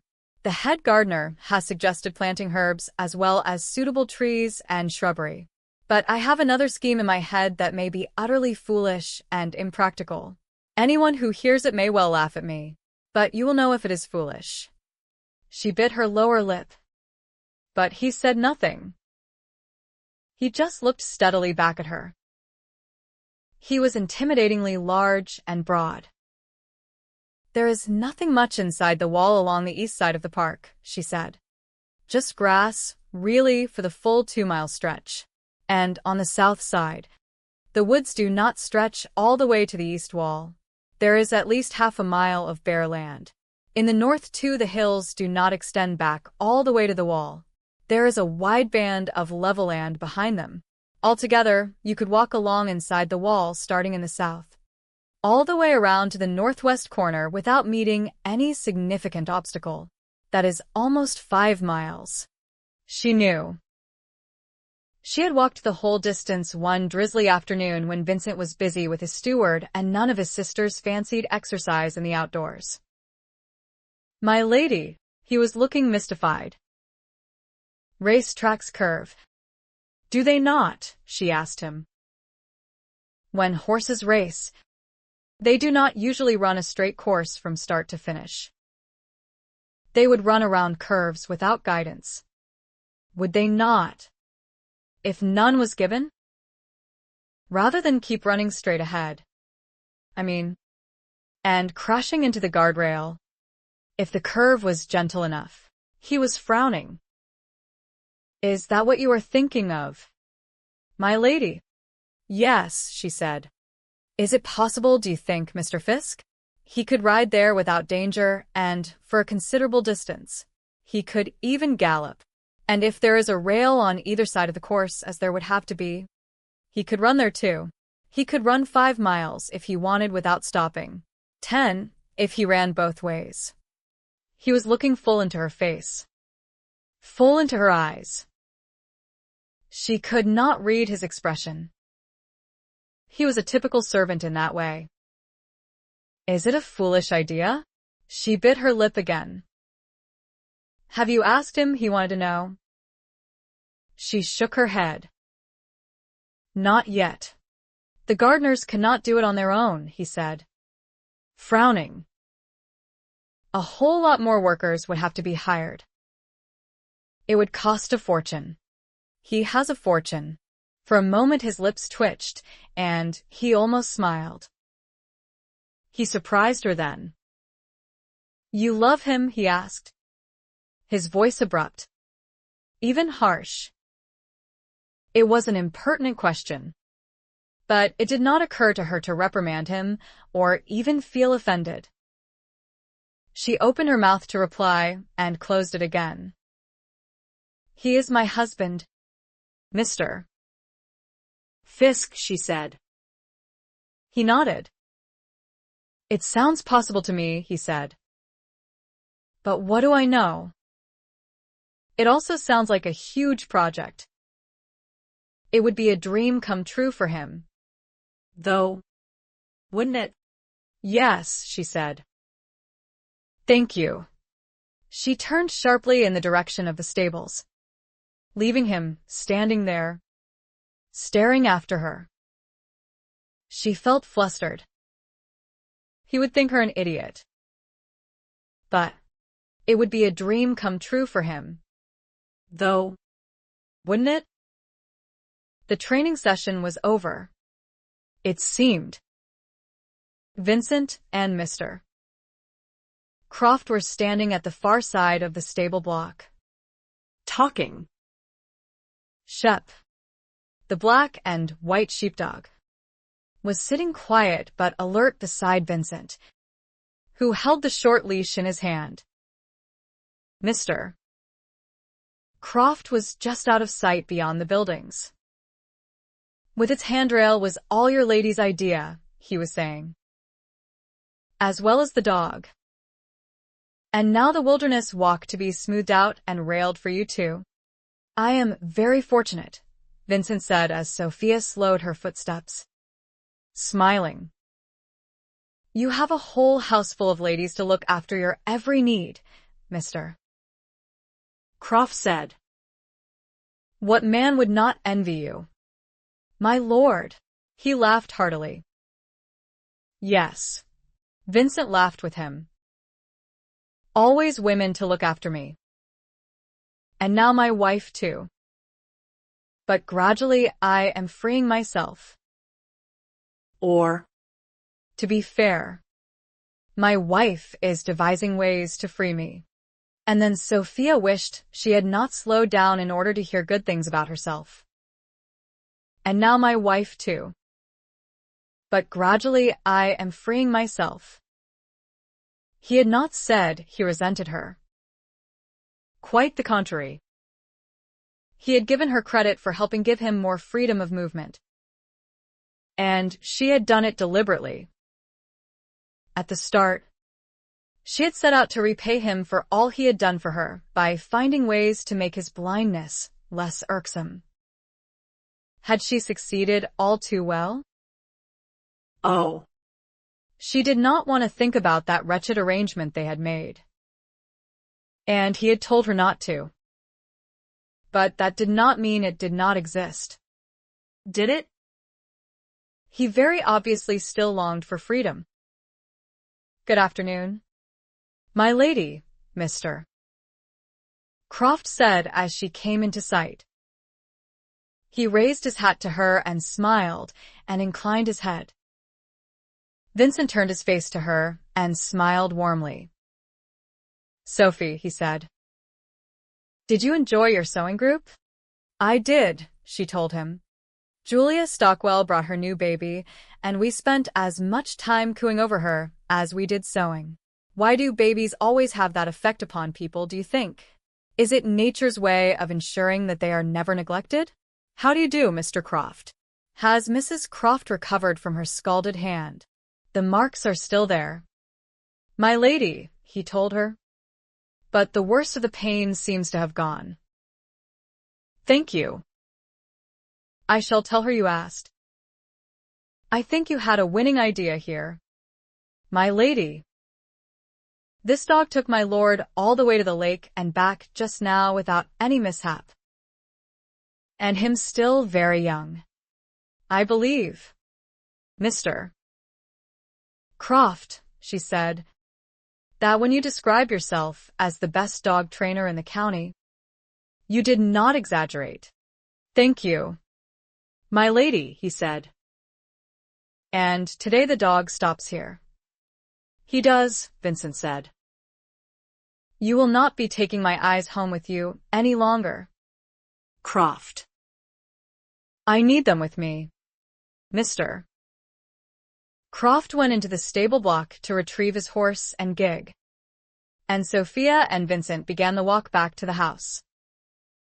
There was no cane in sight, only Shep beside his master. Sophia did not take his arm as she usually did. "My eyes, Sophie," he said, reaching for her hand. "How can I ever thank you?" "For telling you about Lizzie and her dog," she said. "But why would I keep it a secret?" "And there is the path to the lake," he said. "And soon there will be the wilderness walk. There are to be herbs there. Are there? And fragrant trees?" "Whose idea was that?" "The trees were mine. I did not think of herbs, but they will work marvelously well. I think you will enjoy strolling there. And I have another idea," she added with a heavy heart. "I shall tell you about it later." "The grand secret," he said. "The one you mentioned at the lake?" "Mr. Fisk thinks it is a good idea," she told him. "Martin?" He turned his head her way. "You have spoken to him?" "Just now." "I am glad." He smiled. "He thinks you are good for me. You know." The first time or two he said it, he sounded almost grudging. Now he does not. He approves of you and admits that I made a good choice. "Oh," she said, but the praise did not lift her spirits. She was just another woman in his life. He loved his mother and grandmother and sisters, and she believed he was fond of her. But even so, just another woman to come between him and the independence he craved. Shep stopped by the steps, and when Vincent stopped too, the dog turned in front of him, led him to the bottom step and stopped again, and then led him up. "We will go to the drawing room, will we?" Vincent asked when they were inside.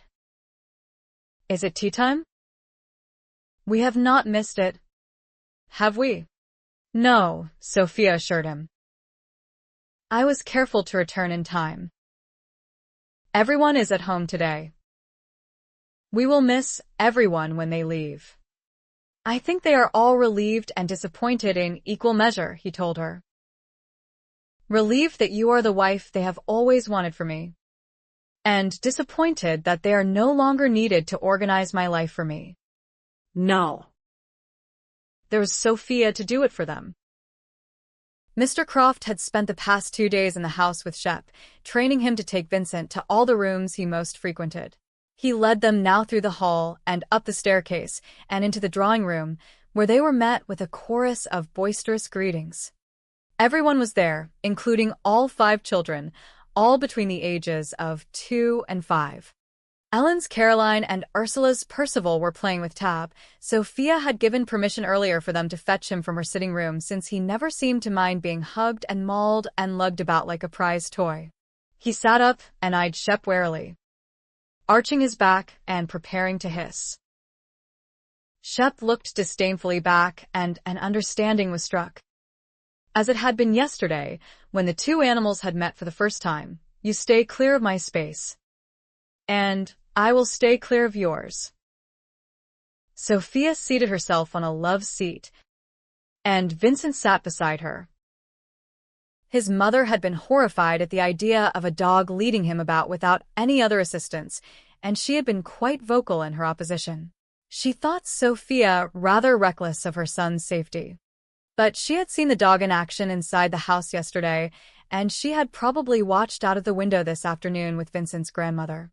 Young Ivy, Ellen's 2-year-old, came to climb onto Vincent's lap, and he gave her his pocket watch on a chain to play with. Sophia found it rather touching that he wore it when he could not see it to know the time.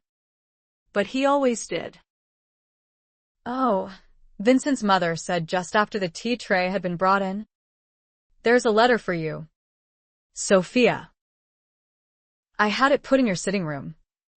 It always thrilled Sophia to have a letter. It was something that had never happened before her marriage, and did not happen often now. But she had heard from Mrs. Parsons at Barton Coombs. Her aunt and Sir Clarence and Henrietta had apparently gone back to London for what remained of the season. And she had heard a number of times from Lady Trentham, and once from Lady Kilbourne, and even from the rather austere Lady Berkeley, who was back in Cornwall, where she lived. Thank you. She smiled. She would read it later, and then have all the pleasure of sitting at the small escritoire in the sitting room and replying. Tab has put on weight, she said as she drank her tea. And his coat is perfectly sleek and shiny. You've put on weight too, Sophia, Anthony remarked. Anthony, Amy tossed her glance at the ceiling. That is just what every woman longs to be told. No. No, he said. I did not mean that you are getting fat, Sophia. Just that you have lost that almost gaunt look you had when you came here. Your face has filled out to fit your features. The extra weight is becoming. I am going to button my lips now before Amy does it for me. Vincent grinned her way. And his grandmother smiled and nodded, and even half-winked at Sophia. His mother smiled and nodded too. Was it so obvious to them, then, even though she had not detected any weight gain yet? How could she? She had been married less than 2 months, but it was undoubtedly true. She had listened to the women talk at the sewing circle, and she had all the right symptoms, if symptoms was the correct word for what was not an illness. She looked down at her hands and hoped she was not blushing too noticeably. And she felt suddenly miserable. For though Vincent would surely be pleased at the possibility of having an heir, he did not really want to be saddled with either wife or child. He had never wanted it. Not yet, anyway. And there was one thing they had not considered. If they should decide when the time came that they would live apart, who would have the child? She suspected they would remain together after all. But not with any degree of happiness. Not that happiness had been part of their bargain. Contentment. Then. They would not live in perfect contentment. Tab had come to curl up on the love seat beside Sophia. And Percival came to sit on her lap, so that he could smooth one small hand over the cat's coat. Sophia smiled at him and felt the soreness of unshed tears at the back of her throat. 18. Vincent's sisters and their families were soon to return to their own homes, and his grandmother was going to move back to Bath in the autumn. She was missing her friends and her life there. For a similar reason, his mother was seriously considering returning to Barton Coombs and Covington House. Mrs. Plunkett could be persuaded to join her there, she was sure. Vincent would be sad to see them all go. He was genuinely fond of his family. And even more so now, when they no longer hovered over his every move and insisted upon doing everything for him that was within their power. They had accepted Sophia, and even grown fond of her. He believed. His mother spoke approvingly of what she had done for him during 2 short months, even though she had had her doubts about the dog. He would be sad to see them all go, but he would be happy too. They would be able to relax into their own lives without having to worry every moment about his, and he would be alone with Sophia. He had told her even before they married that he thought they could be comfortable together, and they were. At least he was, and he thought she was enjoying her life with him too. He hoped they could be comfortable together for a lifetime. He very much hoped it. Although he was becoming more and more independent, thanks in many ways to his wife's efforts, he could not quite imagine his life without Sophia. Indeed, the thought was too terrible to contemplate.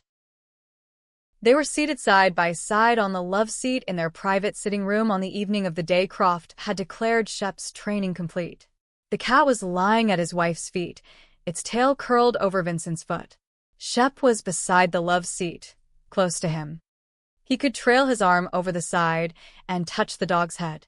He could hear the dog heave a great sigh and settle to sleep. He could still not fully comprehend the wonder of it. It was almost like having his eyes back. Well, not quite, perhaps, but it was certainly going to restore a great deal of his freedom of movement. He was not really thinking about either the dog or his independence, though, at the moment. He was listening to Sophia reading aloud from Henry Fielding's Joseph Andrews, a book they had both been enjoying for the last couple of weeks. She set it aside after she had finished a chapter. Living in a house with a large library, she said, is a little like living in heaven. I might feel that I was in heaven, he said, if I were not being tormented by an undisclosed secret. Oh, that. She hesitated. You may think it very foolish or intrusive of me. I thought we might have half a racetrack built inside the east and north walls of the park and inside the walls on part of the south side too, where there are no trees. It would be properly surfaced and railed on both sides and curved gradually at the corners so that a horse would round them without any particular guidance. It would be almost 5 miles long. And you would be able to ride along it and even gallop. And you would be able to use it as a running track too if you wished, your hand on the rail. Or even with Shep. He would undoubtedly enjoy the run. You could have a great deal of freedom there. His first instinct was to laugh. It was a preposterously grandiose idea. Only Sophie. He did not laugh. Instead, he visualized such a track in his mind's eye. Almost 5 miles long. Without obstacles. Shaped in such a way that a horse could walk it or run it with no real guidance. Shaped in such a way that he could run it. Uninhibited forward movement for miles. Fresh air rushing against his face. Freedom. It would be too big a task for the gardeners, she said. Workers would have to be hired. And a designer. It would probably take a long time to design and construct and would be costly. He swallowed and licked his lips. He could almost feel himself riding alone, taking his horse to a canter, to a gallop, for 5 miles. He could almost feel himself running, stretching his muscles, falling into a rhythm of movement, exhausting himself over 5 miles. Perhaps 10 if he ran back again. Or just walking, striding briskly along with no fear of where his next step would take him. He had been blind for 6 years. Why was it that only now? It was because he had not met Sophia before now. That vivid imagination of hers was not just for fantasy. Mr. Fisk thinks it is a good idea, she said. Her voice was curiously flat, and he realized he had not spoken any of his thoughts aloud. Perhaps you do not. Perhaps you think I am managing your life just a little too much. He turned his head to smile at her. Will you ride there with me? Sophie, he asked her. We could take a picnic luncheon with us, for we would need to stop halfway to sustain ourselves. Oh, she said. How horrid of you. I am not that slow on horseback. I will teach you to ride like the wind, he promised her. Do you think it is a ridiculous idea? She asked. Or one too many ideas? Should I mind my own business more? She was sounding strangely uncertain of herself. He thought she had got past that. I am in awe, he said. Where do all these ideas come from? I think from a lifetime of only being able to observe and never being able to do, she said. I have 20 years of inaction to make up for. Heaven help me. Then, he said, you will be building me a flying machine next that will guide itself through the skies and find its way home again. Oh, she said. Oh. Vincent. That would be one idea too many. But we could create some marvelous stories around the idea. We could. But he was laughing, and she stopped talking to join him. I think your idea is brilliant, he told her. I think you are brilliant. Have you read your letter? My letter. I had forgotten it. She got to her feet. It has been there on the mantelpiece staring me in the eye all the time we have been sitting here. He heard her cross the room. I do not recognize the hand, she said. I wonder. There is a way of satisfying your curiosity. You know, he pointed out. He heard a seal breaking and the rustle of paper. Perhaps, she said, it is from one of your friends. Vincent. Writing to you for me to read aloud. It had happened a few times. There had been letters from George and Ralph. There was a rather lengthy silence. What? He asked. My uncle, she said. It is from Sir Terence Fry. He felt instantly angry. He is back in England, she said, and has heard of my marriage. There was another lengthy silence. Come, he said at last, reaching out one hand. She came to sit beside him again, though she did not take his hand. Is he congratulating you? He asked. Or commiserating? He could feel her hesitation. A bit of both. I suppose, she said. He is happy that socially and financially I am secure for life, and sorry that she had married a blind man. She did not say it aloud. She did not need to. He has no right. Her voice was trembling. He has no right. No. He most certainly did not. Vincent lifted a hand, found the back of her neck, and rubbed his fingers soothingly over it. He has spoken with Aunt Martha, she said. Or, rather, she has spoken with him. She explained how I snared you. Did she? By Jove, he said. But he is not sure he believes her, she said. He wants to hear the story from my own lips. He expects you to go to London to wait on him? No, she said. He wishes to come here. He opened his mouth to tell her exactly what he thought of that brazen idea. But he closed it again, the words unspoken. Sir Terence Fry was her relative, one of the very few. Does he have a wife? He asked. She died many years ago, she told him. Any children? None that survived infancy, she said. Only Sebastian. Sebastian? His stepson, she explained. His wife was a widow when he married her. And he has never communicated with you before now? He asked her. He never came to visit your father? He did not attend his funeral? Or your aunt's? His sisters? He was out of the country, she told him. He is a diplomat. And no, I have never met him or heard from him directly. Until now. Directly, he said, frowning. And indirectly? He wrote to Sebastian and asked him to call on me when I went to live with Aunt Mary, she said. He wanted to know that I was well cared for there and happy. Did he? He was still frowning. And did his stepson call on you? But he must have if she knew about the request. Yes, she said. A number of times. And for some reason he remembered asking if her Aunt Mary had any children. If she had any cousins in London. She had answered no. But there had been some hesitation. And he had noticed it then. Sometimes there was a world of meaning in hesitation. He is older than you? He asked her. Oh. Yes, she said. 8 years older. She had been 15 when her father died.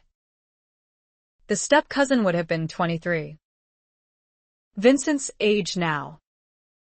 He massaged the back of her neck and could tell that her head was lowered farther than a reading of the letter made necessary. He guessed that her chin was against her chest and that perhaps her eyes were closed. Tell me about him, he said. Tell me about those visits. He was very handsome, she said, and amiable and full of vitality and confidence. He waited. He was very kind, she said. He befriended me, and we talked and talked. He took me walking and driving in his cockle. He took me to galleries and old churches, and once to Gunter's for an ice. I was terribly broken up over my father's death. He helped ease the pain. He waited again. The air about them was charged with some terrible pain. He hoped it was not what he suspected it might be. I was very silly, she said. I fell in love with him. It was hardly surprising, I suppose. Indeed, it would have been surprising if I had not. But I told him. In my foolishness, I thought he had fallen in love with me too. I told him. You were 15? Sophie, he said, his hand pausing at her neck. He laughed at me. Ah. Sophie. So young and fragile. At that age, she would have been vulnerable even if the rest of her life had been as solid as a rock. He laughed and told me I was a silly, ungrateful little chit, which I was. I would have been heartbroken anyway. I would also have been wounded and humiliated by his laughter and would have squirmed at the memory of my own naivete. But I would have recovered. I think I would. I suppose it is not uncommon for young girls to fall hopelessly in love with handsome men and then to have their hopes and dreams dashed. Why did you not recover? He asked when she did not continue. We were in the sitting room at Aunt Mary's, she said. And there was a mirror. A long one. He took me to stand in front of it while he stood behind me explaining to me why it was absurd and even a little insulting of me to fall in love with him and expect him to return my regard. He made me look at my figure and my face and my hair, which was in a great bush about my head and down over my shoulders because I never could manage it. He told me I was a scrawny, ugly little thing. He told me he liked me well enough. But only as a little cousin he had promised his stepfather to keep an eye on. He laughed as he said it. It was an affectionate sort of laugh, I think, but it sounded grotesque to me. After he had left, I went to my room and found my scissors and hacked my hair off. He did not come ever again, and I would not have seen him if he had. He wrapped both arms about her and drew her against him until her head was resting on his shoulder. Pardon my language. Sophie, he said. But the bastard. I just wish I could have 5 minutes alone with him. It was a long time ago. He was my age, he said. Your father had just died. Your aunt was neglecting you. You were 15. You were not even fully grown. And even apart from all that, you were a human being. And he was a gentleman. Oh. Sophie. My sweet Sophie. Even then you must have been beautiful. I know you are now. She laughed against his neck, and then cried. And cried, and cried. That bastard. That bloody bastard. He fumbled for his handkerchief and put it into her hand.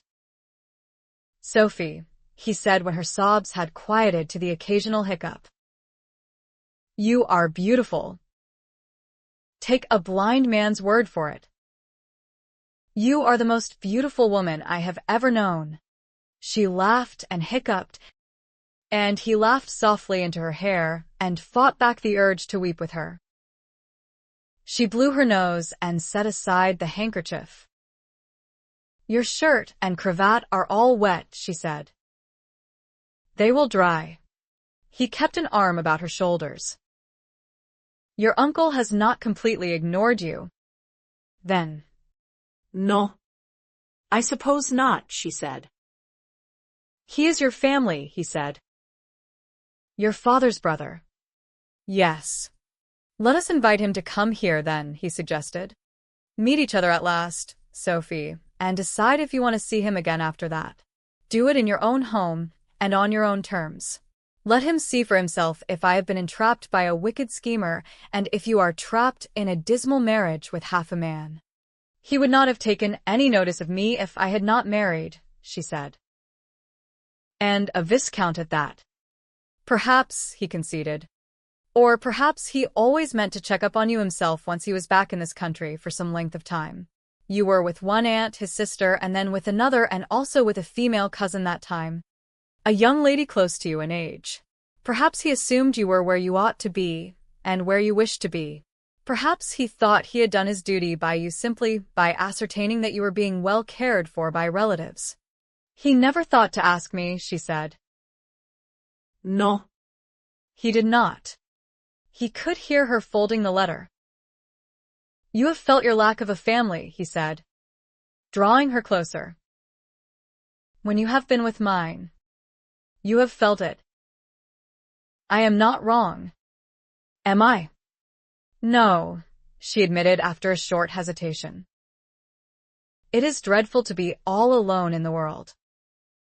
Your family has been kind to me, and I have grown to love them. But sometimes there is an emptiness. Perhaps it would not weigh as heavily if I were truly without family, if they were all dead. Let your uncle come, he said. Maybe it will not be a happy visit. But maybe it will. You will not know either way if you do not allow him to come. He knew he would dread it with every fiber of his being. He did not feel kindly toward any member of his wife's family. But he had to remember that a few weeks ago she had to come here to meet all his family, knowing that the circumstances surrounding their wedding would predispose them to judge her harshly. But she had done it, and she had won them over even though he knew it had not been easy for her. She had been a quiet mouse for most of her life and had had to assert herself in order to be accepted here. She sighed. I shall write to him tomorrow, she said. I shall invite him to come in time for the harvest reception and ball. It is not very far in the future. Is it? She had not given up on that idea. Then? No. Of course she had not. She had told too many people about it to back down now. Besides, Sophia was not the backing down sort. Yes, he said. Ask him to come for the ball. My family will all be back here for it. It will be fitting for yours to come too. It will be like a belated wedding reception.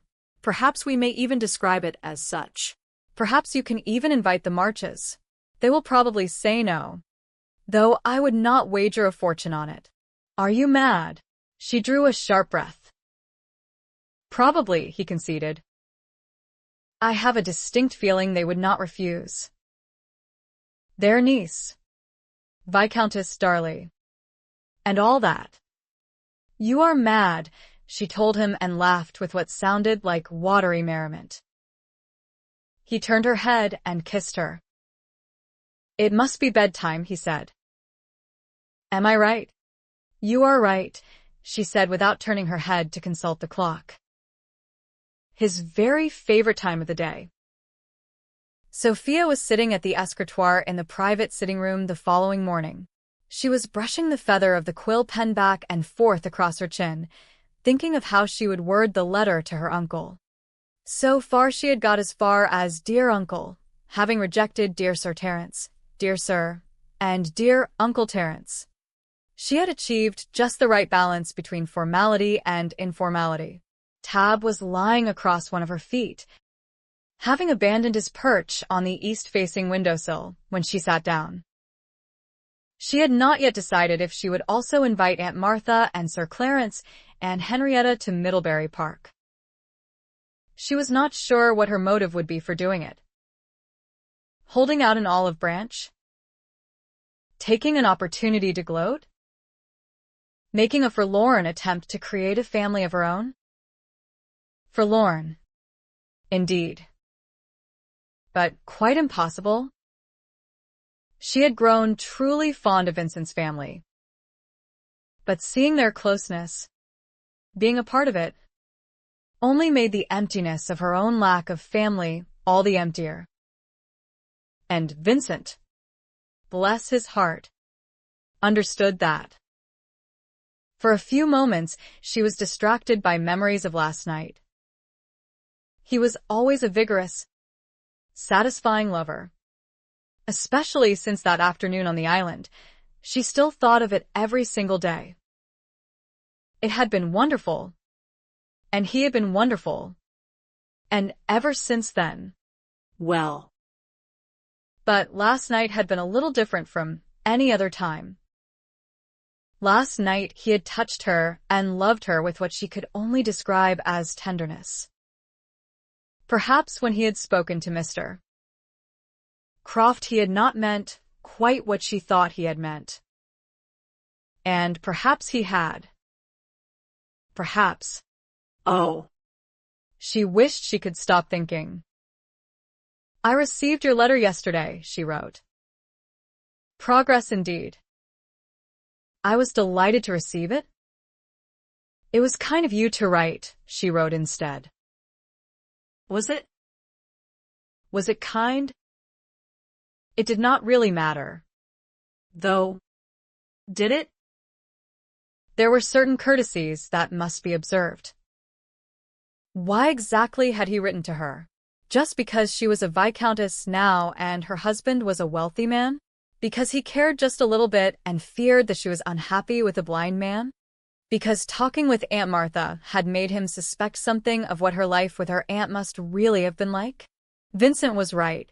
She really did need to see him and discover the answers to all her questions. But she did not want to see him, and yet she longed for him. He was Papa's brother. Sometimes Papa had used to tell stories from his childhood. Not often, it was true, but sometimes. And Uncle Terence had always figured in those stories. They had been close friends as boys. I would be happy to see you, she wrote, and then frowned down at the words. They would have to do. She did not want to start all over again.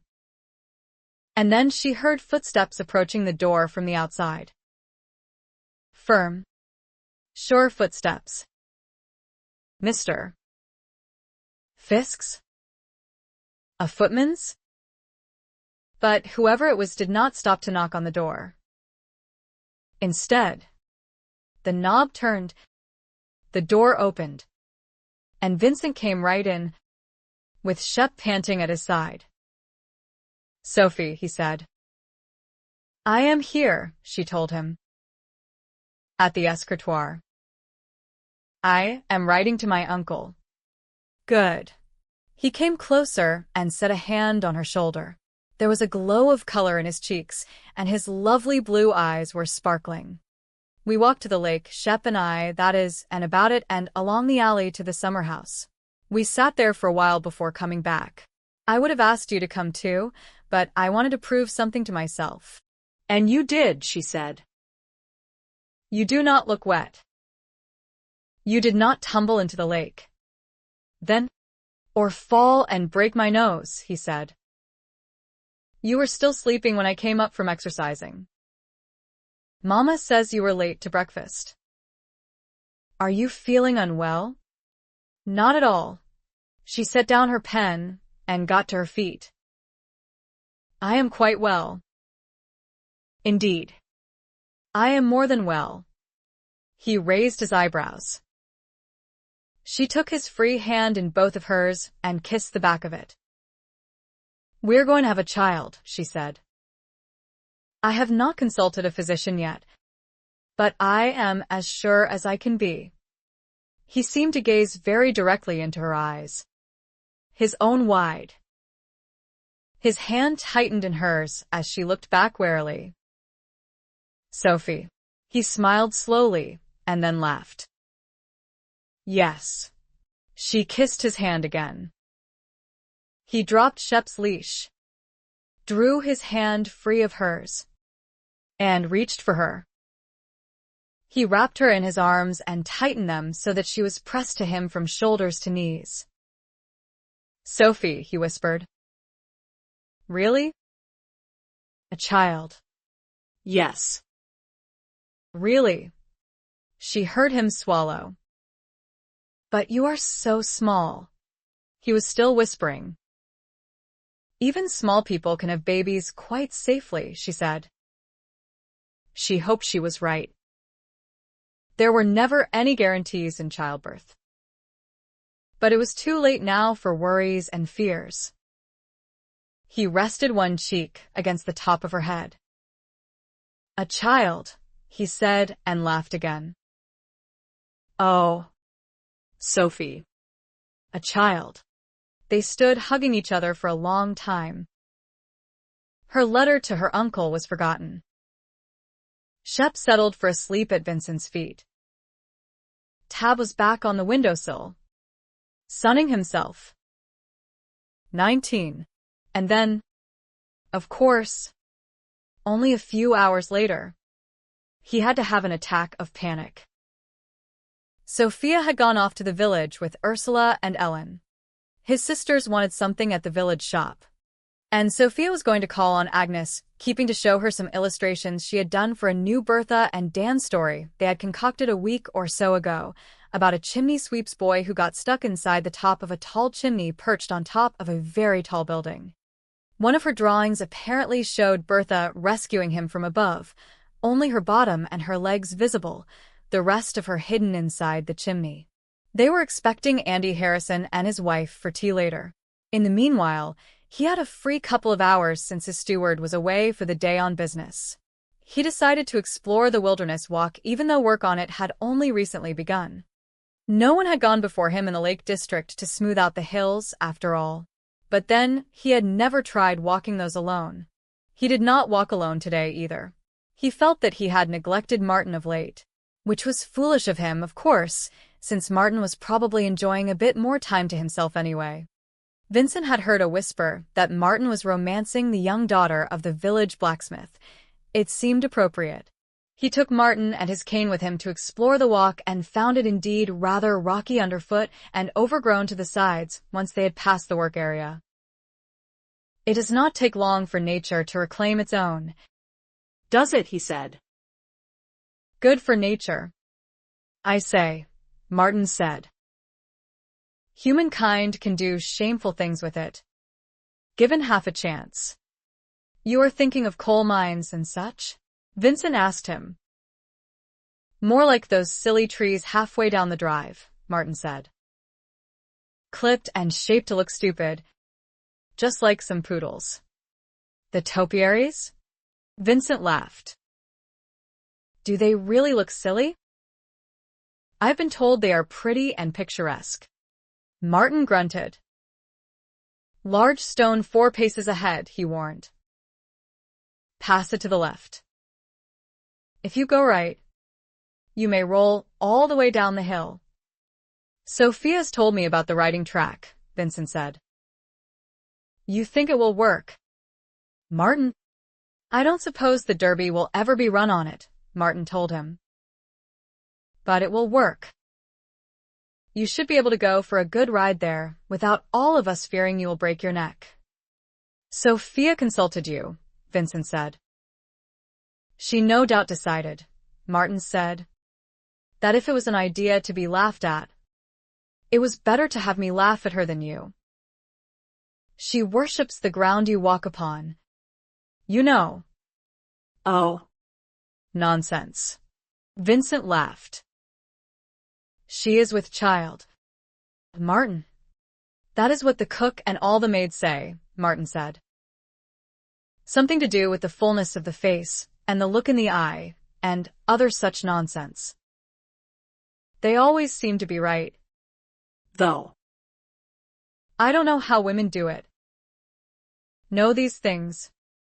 I mean, I am going to be a father. If her ladyship is with child, then I hope you are. Sir, Martin agreed. And Vincent stopped walking and thought of how slender his wife was. How narrow her hips. And of how many pregnancies resulted in stillbirths or the death of the mother. Or both. And of how he would never see his child even if it lived. Never be able to play with it, as any normal father would. Never. Martin grasped his upper arm. There is a seat over here, he said. It is pretty dilapidated.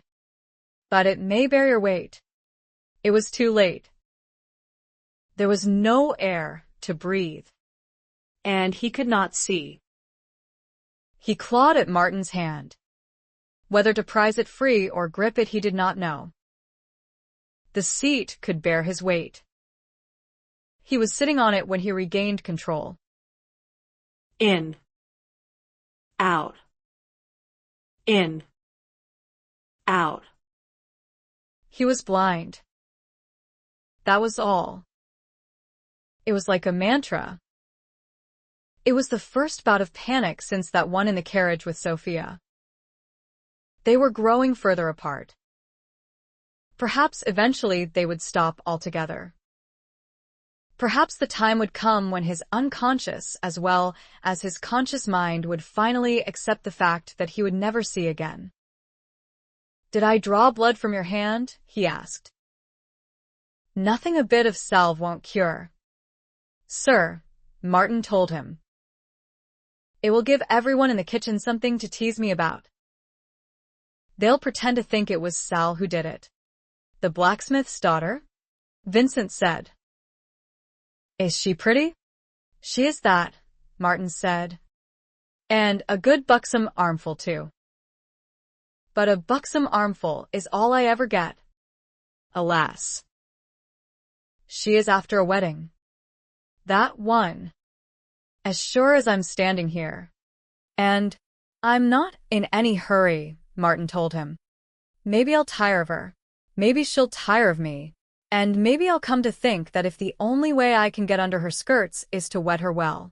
I have not been brought that low yet, and if I say my prayers at night like a good boy the way Ma'am taught me, maybe I never will. She has the sauciest sway to her hips though, Vince. Vincent laughed. When you say your prayers.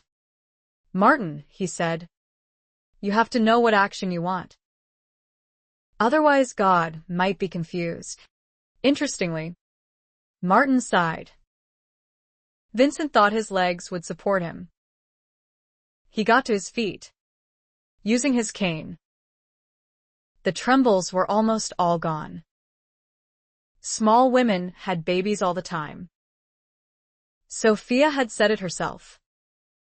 And one did not have to see in order to touch a baby, or hold it, or play with it, or love it. It. Would it be a boy or a girl? It did not matter. It absolutely did not matter. As long as it lived. As long as it was healthy. And as long as Sophie lived. Please. God. Let her live. And there was no ambiguity in his prayer. I'll start saving for a wedding gift, he said. Martin grunted again. Vincent thought more cheerfully about his impending fatherhood as they came down off the wilderness walk. There was no point in thinking of all the things that could go wrong. And there was no point in lamenting the fact that he would never see any child of his. At least there would be a child. His and Sophia's. And now, of course, she would stay, and they would finally be done with that more than absurd suggestion of his when he was persuading her to marry him. For though they had thought of the possibility of a pregnancy delaying any plan they might have to live apart, neither of them seemed to have considered what they would do with the child when they did go their separate ways. There was no way on this earth he would let anyone take a child of his away from him, even if he would never see it. And he would wager the whole of his fortune that nobody would wrest her child from Sophia either. That meant they would have to remain together. He was so glad that nonsense was done with. He thought Sophia would be glad too. Perhaps he would broach the subject with her later, and then they could finally forget all about it. He could hear feminine voices coming from what he thought was the direction of the parterre gardens. He could hear Ursula and Ellen. Ah. And then Sophia. They were back from their trip to the village. Then. Oh. Look at that, Ursula was saying as he came within earshot. It is adorable. Is it a real place? Sophia? Not really, Sophia said. It is my dream cottage. The house of all places where I would like to live. I do love cottages with thatched roofs, Ellen said. Oh. How pretty all these sketches are. Sophia. You have such talent. Just look at those flowers. Oh. And there is your cat. And a puppy sitting in the doorway. You do not prefer living at Middlebury Park? Ursula asked, laughing. Ah. But Middlebury is reality, Sophia said. The cottage is my dream. I will never live there. Of course. It is make-believe. But oh, the peace of it. The quiet of it. The happiness of it. Vincent felt a bit as though he were turned to stone. Martin seemed to have disappeared. I hope you are no less happy here in real life, Ellen said. You seem happy. And we have never seen Vincent so contented. Ah. But we must all be able to distinguish between fiction and reality, Sophia said. Or we will be forever dissatisfied. Make-believe is just that. I live here in great contentment. I am the most fortunate of women. Well, I am much impressed with your sketches, Sophia, Ursula said. The children are going to miss them when we go home, and the stories you and Vincent tell in such harmony. Ah, Vincent, you had better beware. Sophia is showing us a picture of the cottage where she'll live when she can no longer stand living with you. Oh, Sophia said. There you are. Have you been out walking? I went up over the wilderness walk with Martin, he said, and have lived to tell the tale. Did you all have a pleasant visit to the village? Sophia slipped a hand through his arm, and they led the way into the house. His spirits were somewhere in the soles of his Hessian boots. I drew the cottage, she said, because I have noticed the curiosity the children have about everything, and they have already started to ask. The fairies at the bottom of what garden? I thought to put the cottage on the cover of the first book in that series. Did you enjoy your walk? Did Martin go with you? She knew he had heard. Sir Terence Fry accepted his invitation. So did Sir Clarence and Lady March. Henrietta was to come with them, though she was much in demand at summer house parties, where she was being besieged by the attentions of eligible gentlemen, all of them titled, none of them measuring up to her discriminating standards. Sophia smiled at her aunt's letter at the same time as she felt a certain dismay. Did she want them to come? But she had invited them. She must welcome them warmly and be attentive to their needs. Did she want her uncle to come? She found that she dreaded his coming for one particular reason. She was afraid he would let her down. Perhaps he had not written to her out of any lingering fondness for her father's memory or regret that he had not made a point of seeing her before now. Perhaps he would not be able to give her any satisfactory explanation of his long neglect. Perhaps he was coming to show his displeasure with her for stealing Vincent away from Henrietta, if that was the story Aunt Martha had told him. Perhaps. Well, she would have to wait and see. And yet she longed for his coming. She was with child.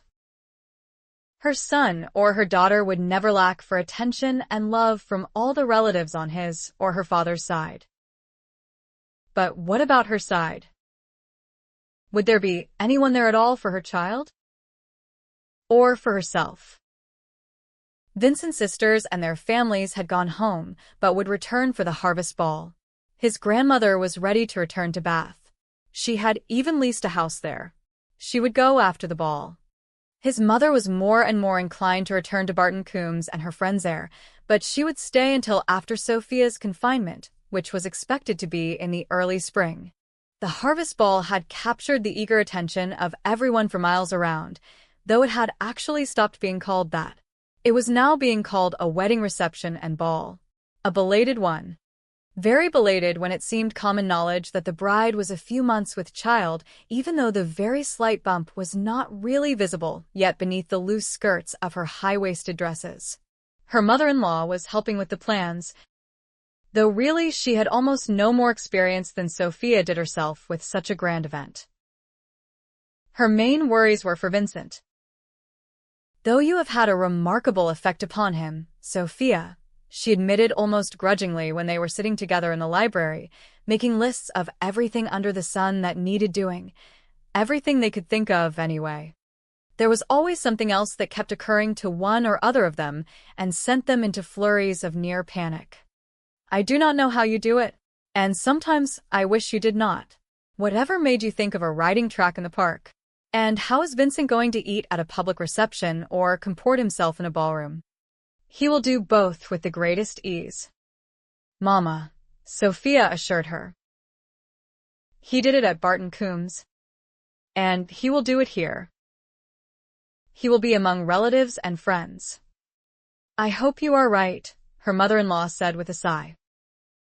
The harvest ball, wedding reception, whatever one chose to call it, was set for early October. Summer slipped into autumn far too soon, as it always did, but autumn had its beauty too. The trees would turn color soon and shed their leaves, and before they budded out into green again, there would be a new baby at Middlebury Park. But it was too soon to dwell upon that yet. Sir Terence and the Marches were due to arrive on the same day, though they were not coming together. Vincent's sisters were coming a few days later, as was Viscount Ponsonby, who was visiting an elderly relative not far distant and had professed himself delighted to come to Middlebury for a few days. One grows hoarse from yelling into an ear trumpet, he had written. My vocal cords need a rest. Not to mention the rest of my person. I accept your kind invitation for no other reason. Viscount Ponsonby saw the world through a satirical eye, Sophia thought as she read the whole letter aloud to Vincent. Did that come from his unhappiness, as it had come from hers? She did not know much about him except that he was one of Vincent's closest friends, one of the survivors. There was not much sign of physical damage to his person except for his slight stammer. He had world-weary eyes, though. Yet he could not be older than 30, and was probably not even that. The Marches arrived first, early in the afternoon. Sophia and Vincent went out to meet them. Vincent led by Shep. Aunt Martha, Sophia said, stepping forward as soon as the coachman handed out her aunt. And she hugged her for the first time, ever. Sophia? Her aunt's eyebrows rose in surprise, and her eyes swept over her niece from head to toe. You have certainly done well for yourself. Middlebury Park is as grand as we were told. Almost as grand as Grand Maison Hall, where Henrietta recently spent 2 weeks at the special invitation of the Earl of Tackerbury. I hope your journey was not too trying, Sophia said. Lord Darley, Aunt Martha was saying as Sophia turned to greet her uncle, who was standing looking about him, his hands at his back. You have landed firmly on your feet. I see. Girl, he said as she contemplated hugging him but rejected the idea. She smiled at him instead. I hope you have had a pleasant journey. Uncle, she said. Henrietta was coming down the carriage steps. But she stopped suddenly and shrieked. Papa, she cried. A dog. He is my guardian? Miss March, Vincent said. He remains at my side at all times and is perfectly harmless. Mama? Henrietta cowered on the bottom step. Henrietta had a nasty experience when she was a child, Aunt Martha explained. She tried to pet a vicious dog from the village when we were on our way home from church, and it snapped at her and would have bitten her if her father had not beaten it off with a stick. Its owner also swore it was harmless, Lord Darley. I will take him along to our apartments, Vincent said, while Sophia has you shown to your rooms. You will wish to refresh yourselves and perhaps rest for a while. I will be pleased to welcome you more fully in the drawing room at tea time. Rest assured, Miss March, that Shep will never hurt you or anyone else. He is merely my eyes. I am very happy you have all arrived safely. Sophia has been longing to have her family here with her. And he turned and went back up the steps and into the house with Shep. His eyes, Sir Clarence said, his eyebrows raised. How very peculiar. Henrietta stepped down onto the terrace and Sophia hugged her. Welcome to Middlebury Park. Henrietta, she said. I hope you are happy here. I am sure, Henrietta said. You married a blind man to get it. And I hope it was worth it. Yes. Sophia smiled. I married Vincent. And I am happy here. Do come inside. Uncle Terence will be here soon. She slid her hand through her aunt's arm and led the way inside. She did not really wonder why they had come. Curiosity had brought them here, and the hope that they would find her regretting her marriage, or that Vincent would be regretting it, or that Middlebury Park would turn out to be not as grand as it was reputed to be, or that in some way they could go back home comforted that their niece rather than Henrietta had married Lord Darley. It must be a dreadful thing, she thought, to hug such unhappiness about oneself and defend it for a whole lifetime against all comers. It saddened her to know that she had an aunt and uncle and cousin who would never really be family to her. But for the few days of their visit here, she intended to smother them with attention and courtesy and even affection. Her uncle arrived an hour or so later, and Sophia and Vincent went out again to meet him. Vincent with his cane this time. The carriage steps were being set down as they arrived on the terrace, and a tall, elegant gentleman came down them.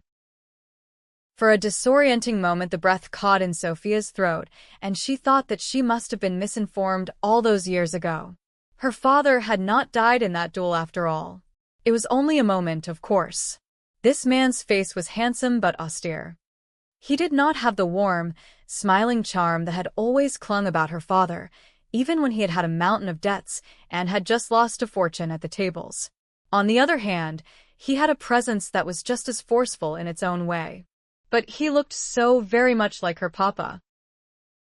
She slipped her arm free of Vincent's and stepped forward. Uncle Terence, she said. He stood in front of her, looking her over from head to toe. rather as Aunt Martha had done. He removed his tall hat and inclined his head to her. "Sophia," he said.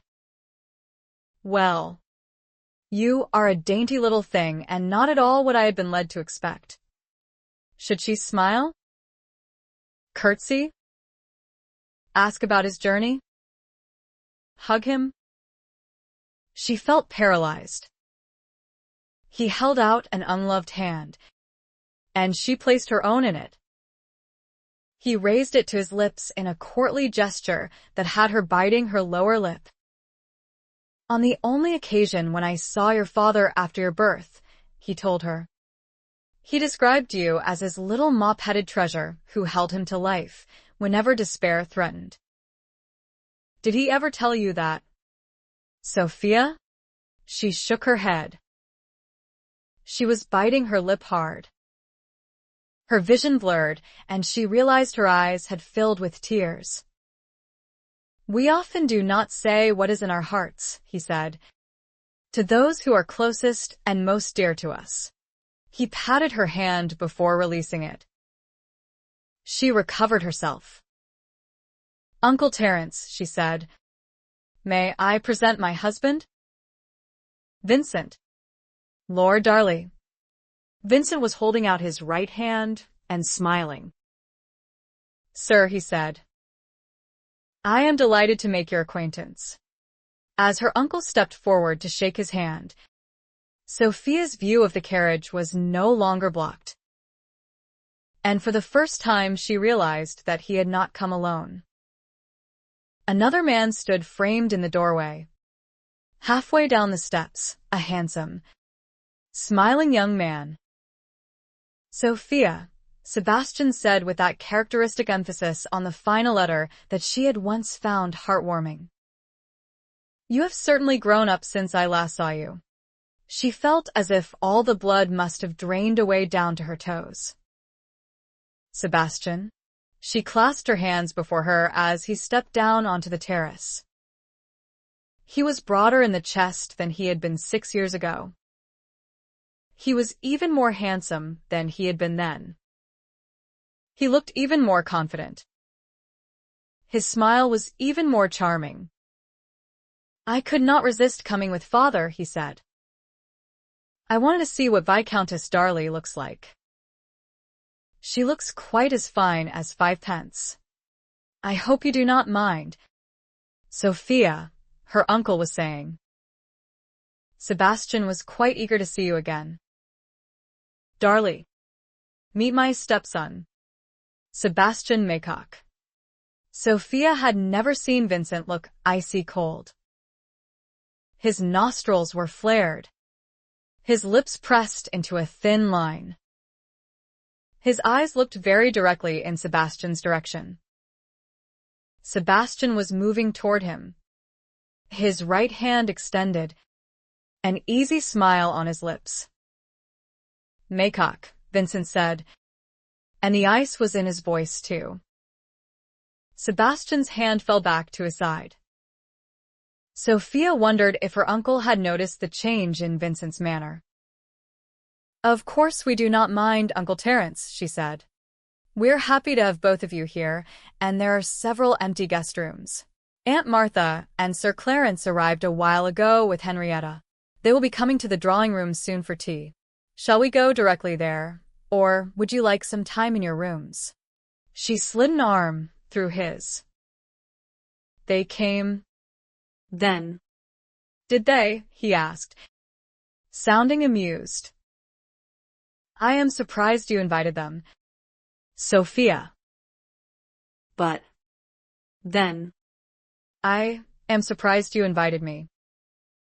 Surprised and grateful. "I am very ready for some tea." "Are you?" "Sebastian?" "Lead the way," Sebastian said. Sophia could see that he was debating with himself whether to lead Vincent in or not. But Vincent turned without waiting for him, and found his way to the steps and up them with his cane. Sophia and Sir Terence just in front of him. Sebastian brought up the rear. Sir Terence Fry sounded like a sensible man. He knew how to keep a conversation going, and it seemed, on a first impression anyway, as if he was genuinely glad to be here and to have met Sophia at last. Sebastian Maycock sounded confident and charming.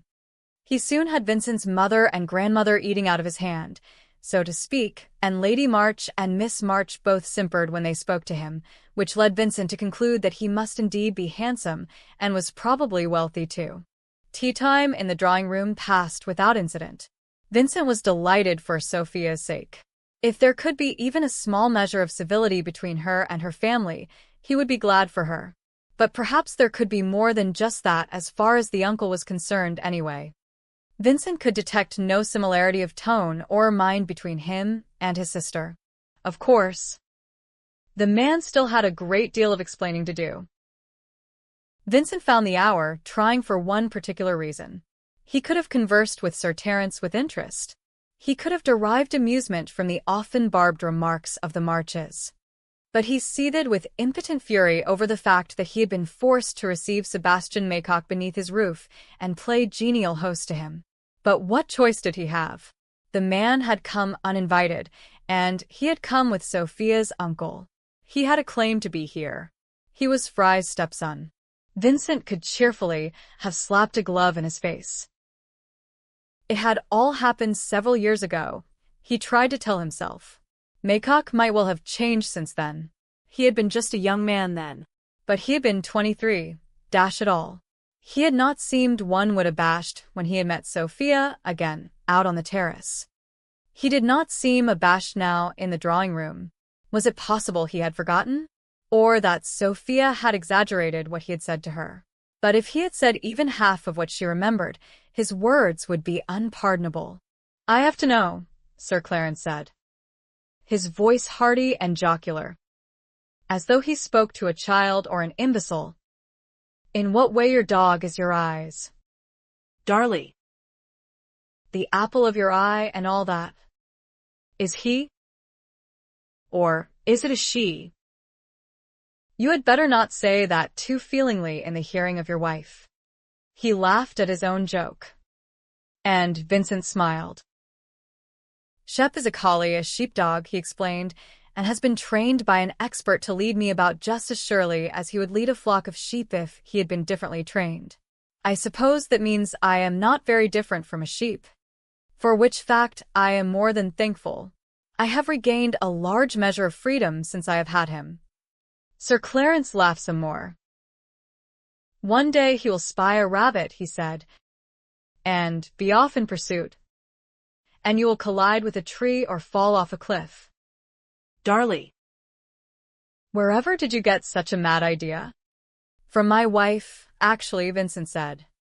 "She heard of a child blind from birth who has a dog to lead her, and persuaded me to try one too. I have said that Shep is my eyes. But in truth it is Sophia who has that distinction. She brought me Shep. And she has had the railed path to the lake built and the wilderness walk in the hills behind the house cleared and railed. It should be finished before winter. And it is she who suggested the riding track that is being constructed inside the perimeter of the park so that I can ride safely and even go for a gallop. I heard you say, Sir Terence, that your brother called Sophia his treasure. She is mine too.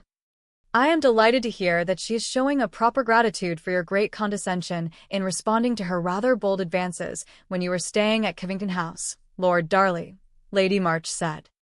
"I am consoled. I was a little embarrassed and ashamed of her, I must confess, being both her aunt and her guardian at the time." "On the contrary, ma'am," Vincent said, smiling in her direction. "It was I who was bold in my advances to Miss Fry, who declined my marriage offer more than once before I finally persuaded her to take pity on me."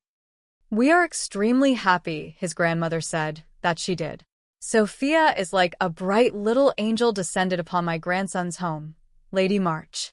I commiserate with you for having lost her from your own home, but a girl must be expected to marry, you know, when she reaches a certain age." Vincent was fortunate to find her before anyone else did. "Aunt Martha," Sophia said, getting up from her seat beside Vincent. "Henrietta, You must be longing for a breath of fresh air after your journey. Let me show you the parterre gardens and the topiary garden. The weather is being very kind to us for late September. Is it not? I will come too, if I may. Sophia, Sir Terence said. Vincent spoke quickly before his stepson could decide to join the party too. Maycock, he said. My dog will be ready for some exercise after being cooped up in our private apartments most of the afternoon. Stroll down to the lake with me, if you will.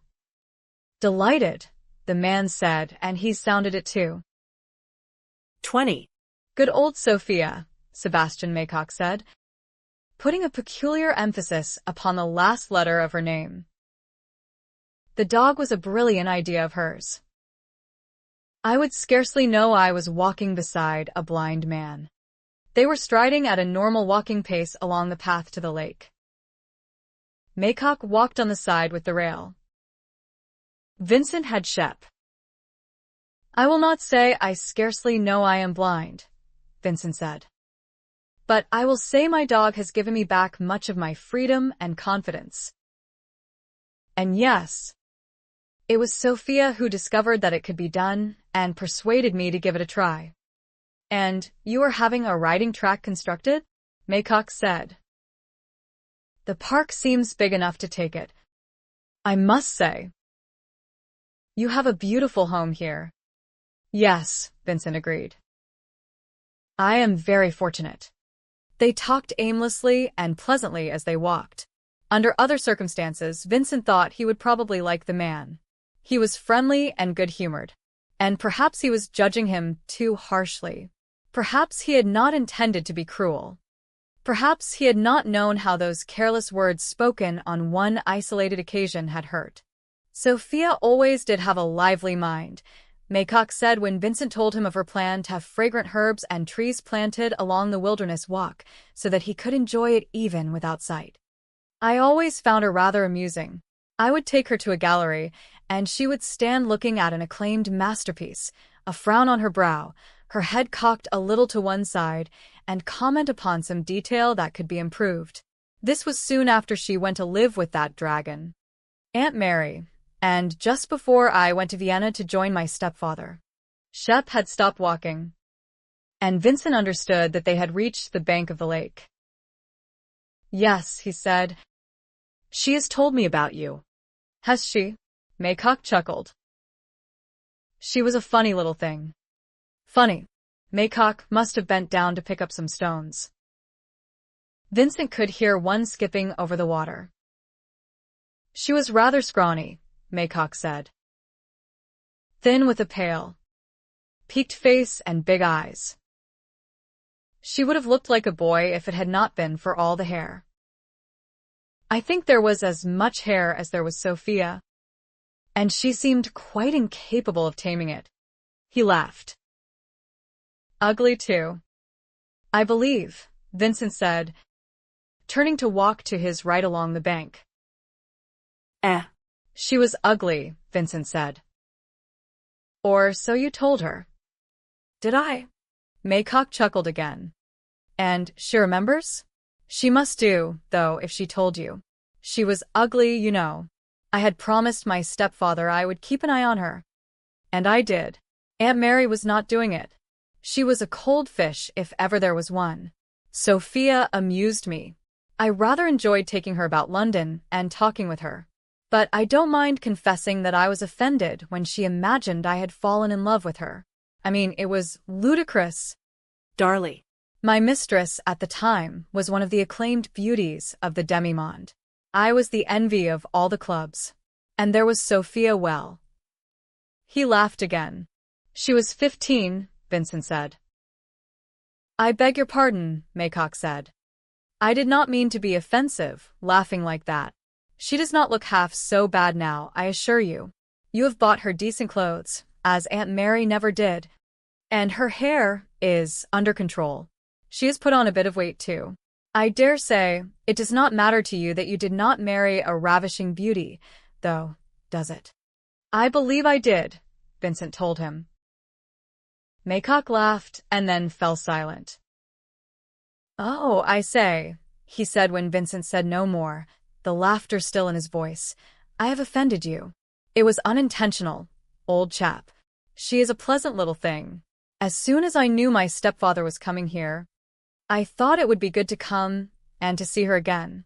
I liked her until she tried to make an idiot of me. I dare say you are fond of her. It is hard not to be fond of Sophia. She was fortunate to find someone to whom looks are not everything. I am happy for her." Did he mean to be offensive? Amazingly, Vincent thought he probably did not. He was an amiable fellow, probably handsome and attractive to women. He was lacking only in the character department. Vincent stopped walking again and turned his way. Sophia had recently lost her father in a rather cruel manner, he said. He had been her only rock in a precarious sort of life, and he was not much of a rock at that. She was being ignored by the aunt with whom she had been sent to live. She was 15 with all the insecurities and vulnerability of youth in addition to everything else. And suddenly she had a friend. Someone who talked to her and listened to her and took her about to interesting places. Was it surprising that she fell in love? Oh. I say. Vincent held up a staying hand. Of course you did not love her in return, he said. She was little more than a child. She put you in an embarrassing predicament when she declared her love. You had to explain reality to her. You could not let her continue in her delusion. And yet you did not want to hurt her. Did you? She was a little scarecrow of a thing, darling, Maycock said, chuckling again. You ought to have seen her as she was then. You would have had a good laugh, especially at the idea that she imagined I was in love with her. I laughed about it afterward. I was deuced annoyed at the time. Good God. All those afternoons I had given up for her. I thought she would be grateful. Vincent opened his mouth to say more. But what was the point? Even now Maycock could think only of the effect Sophia's declaration had had upon him. Did the fact that she still remembered not alert him to the fact that she had been deeply hurt? How did one avenge that poor little 15-year-old Sophie? By pushing the man in the lake. It could probably be done. There would be the element of surprise. After all. But it seemed somehow childish. And it would not be satisfactory. How else? Though? He was blind. And then he had the germ of an idea. He put it aside for the moment. There are boats in the boathouse, he said. Perhaps you would like to take one out one day, if the weather holds. I may do that, Maycock said. There is nothing like a bit of exercise to get the blood pumping. I may take Henrietta with me. She looks decorative even if she does have a sharp tongue. What do you do for exercise? Vincent asked. Ride? Spa. Do you go to Gentleman Jackson's when you are in London? I am one of his star pupils, Maycock said. I always drop my man. Sometimes he grants me a round or two with him, which he does not do with everyone. I would have you know. There is nothing like watching a decent mill. Is there? Oh. Sorry. You cannot watch. Of course. You must come down to my exercise room one morning, Vincent said, and he indicated to Shep that they would return to the house. My valet, once my Batman, is also my trainer. He loves to spar. He is good at it too. He is built like a barn. It frustrates him that he almost never has anyone worthy of his skills close by. Perhaps. It sounds as if he is my man, Maycock said. You had better tell him to bring the smelling salts along. Though, darling. He will need them. I shall tell him. Vincent smiled.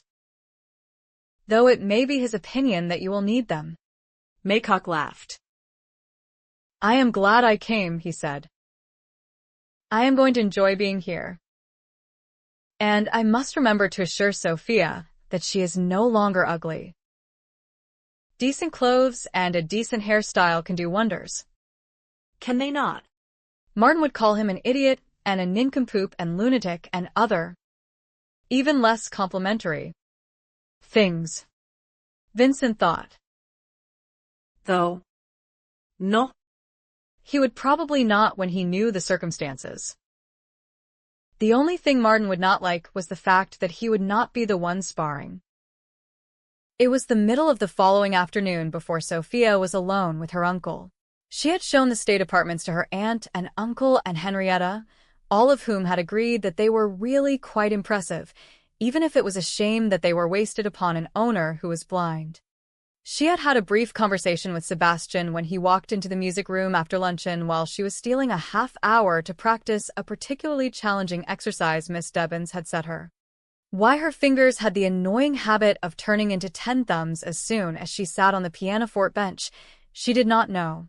But if Vincent could conquer the harp, and he was well on his way to doing so, then she could conquer the pianoforte. She could at least learn to be competent. Sophia, Sebastian said, you are becoming quite the accomplished lady. I doubt I will ever display these particular skills in public, she said.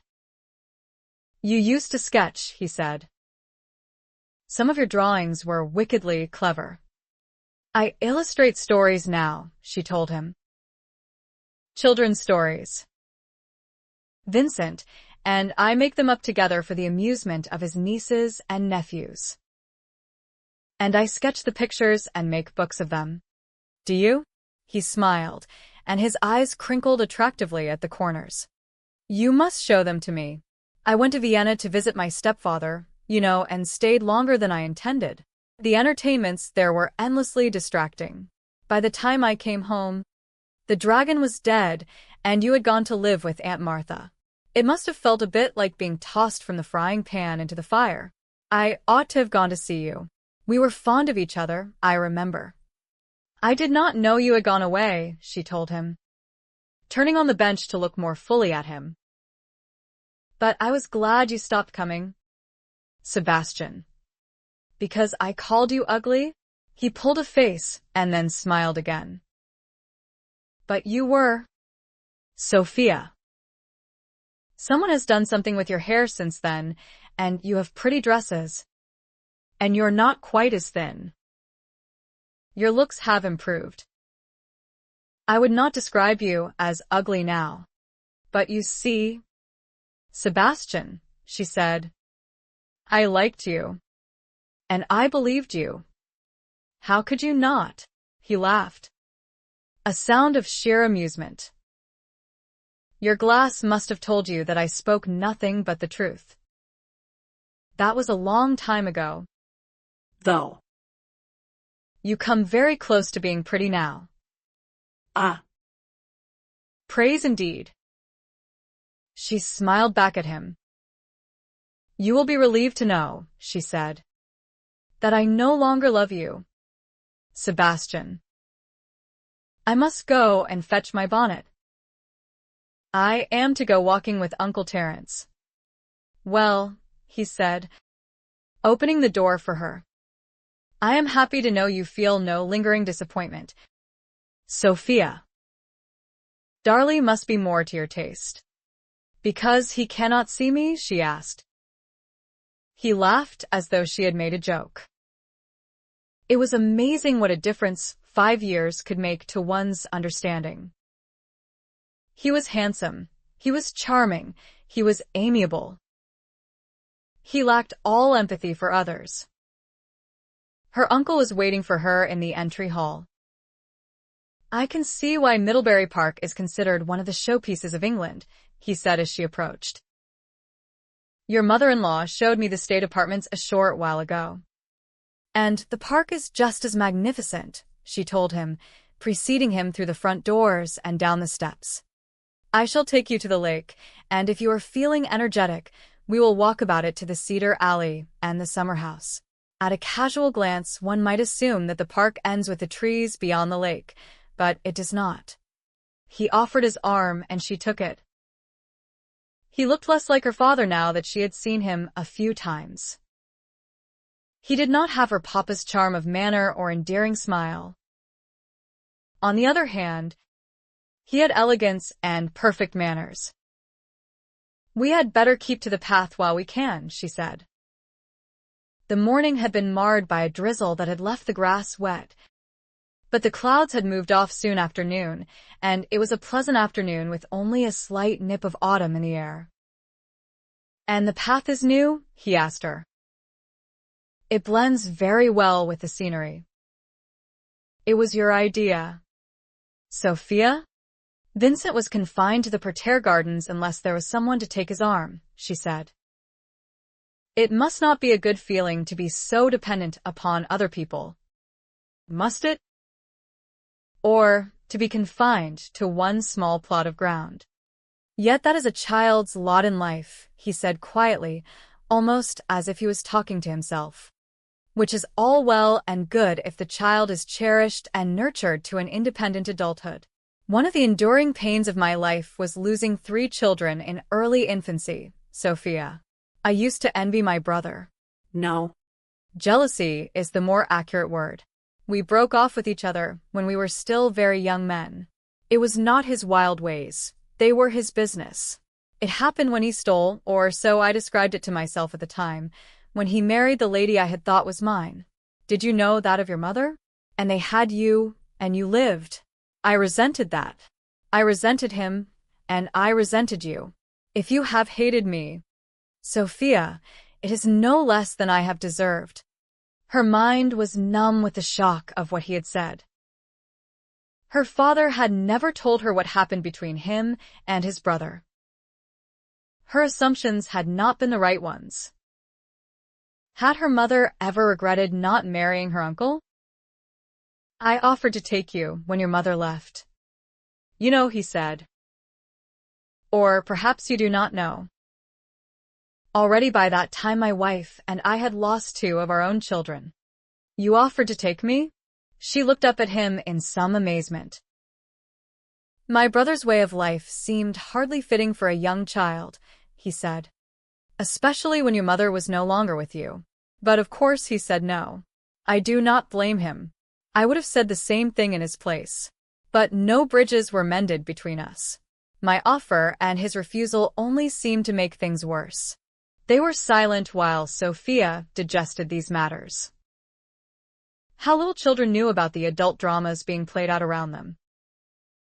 "Whoever designed the lake," he said, "with the island just so and the temple, certainly had an eye to the picturesque." "Are there boats?" "Yes," she said, but she hoped he would not suggest going over there. She had not been since that afternoon when Vincent had taught her to float, and when they had made love in a new way, and she had fallen all the way in love with him. They turned to walk past the boathouse and about the perimeter of the lake. "We were a ramshackle family, Sophia," he said. "I do not know quite why it was, but none of us had a great deal of affection for any of the others. Though your father and I were the best of friends while we were growing up, I suppose it was all as much my fault as my brothers and my sisters. I have a tendency to be aloof. My wife once accused me of being cold, and I was wounded because I did not feel cold. But when I considered her accusation after the quarrel, I had to admit that my actions lent themselves to that interpretation. I would always rather hover at the fringe of any action than delve right in and become a part of it. Perhaps that is why I became a diplomat rather than a politician or a military officer." Sophia said nothing. There did not seem anything to say. He said as they walked beyond a lake and past the trees on its far bank. "I see what you mean, and I see why the designer of the park put the alley here, out of sight of the house. A person can be private back here. It is a good place to stroll and think, or a good place to bring a book. And you see how my mind works? Those are the first things of which I thought. It is also a private place for lovers to stroll." "Yes," she said. "Do you stroll here with Darlie?" he asked her. "Yes," she said. Sometimes. A few times they had walked to the summer house, and she had brought a book to read aloud while they sat there. Once it had rained a bit while they were there, and Vincent had remarked that the sound of rain on a glass roof must surely be one of the coziest sounds in the world. And he had drawn her onto his lap, and she had set her head on his shoulder, and they had sat in silence until the rain passed. The memory could bring a lump to her throat, as so many memories did. But he wanted to be free. She was just one more woman who wanted to look after him. And he had overheard the conversation she had had with his sisters about her drawing of the cottage that had once been her dream. Yet she was with child. They would remain together. She would not leave him now. And she was as sure as she could be that he would not leave her. They had a good life together. They were friends. They talked and laughed together. They were lovers. They were to have a child, whom they both wanted. They had family and good neighbors and a few close friends. They had everything. Why was everything such a heavy word? It is a good marriage, Sophia, her uncle asked. Yes, it was. She was not lying. I have sensed that it is, he told her. It is quite clear that you are fond of each other. Did you choose him deliberately and go boldly after him? Is that what Aunt Martha told you? She asked. I would not blame you if it were true, he said. It is how most of us get our spouses. But it was not so in your case, I would guess. I suppose Henrietta wanted him, or Martha and Clarence wanted him for her, and somehow you got caught in the middle, and he married you. At least, that is my interpretation of the story they told. There was an assembly, she told him, and Henrietta persuaded Vincent to take her outside for some air. She drew him along a little-used alley. I went after them with a shawl I pretended to think was hers. He laughed softly. And there was a horrid fuss. I suppose, he said. And Darley offered for you to save you from the wrath of Martha. I did say no, she told him. But he persisted and persuaded me that our marriage would benefit him as much as it would me. It was not true, of course, but I married him anyway. No. It was not true, he said. I believe he has benefited more than you. Sophia. What nonsense. She laughed. I might very well be in the gutters of London if it were not for Vincent. He stopped walking in the middle of the alley and looked down at her. Tell me you are not serious, he said. Martha did not threaten to turn you out. Did she? It was already done, she told him. In the middle of the night following the assembly. I went to the church, and the vicar found me there next morning. Vincent came to the vicarage when he heard. Her uncle closed his eyes, and his free hand came to rest on hers on his arm. Sophia, he said, I've been much to blame. Sebastian told me that Mary was neglecting you shamefully when you lived with her. I was busy in Vienna and dragged my feet about coming back to England to find out for myself. And then she died and Martha took you in. She had Henrietta, who was much the same age as you, and I chose to believe that you would have companionship and would be far happier than you had been. I ought to have known better. I really ought. I have asked discreet questions of a few acquaintances in London, but whereas they can all confirm Henrietta's presence at numerous ton events during the past few seasons, not a single one of them has ever even heard of you. You were not given a come-out? You were not taken to any balls or other parties? No, she said. Aunt Martha was afraid people would remember Papa and how he came to his end. Ah, he said. The fault is mine. But it is too easy to beg your pardon.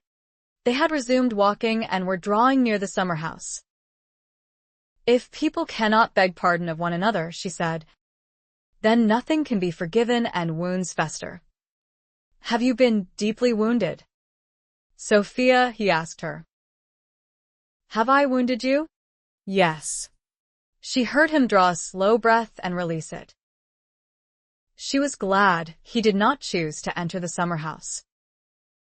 He turned, and they strolled slowly back along the alley.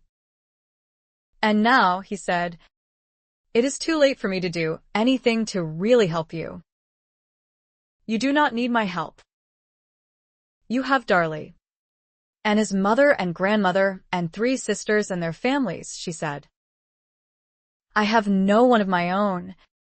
Uncle Terence.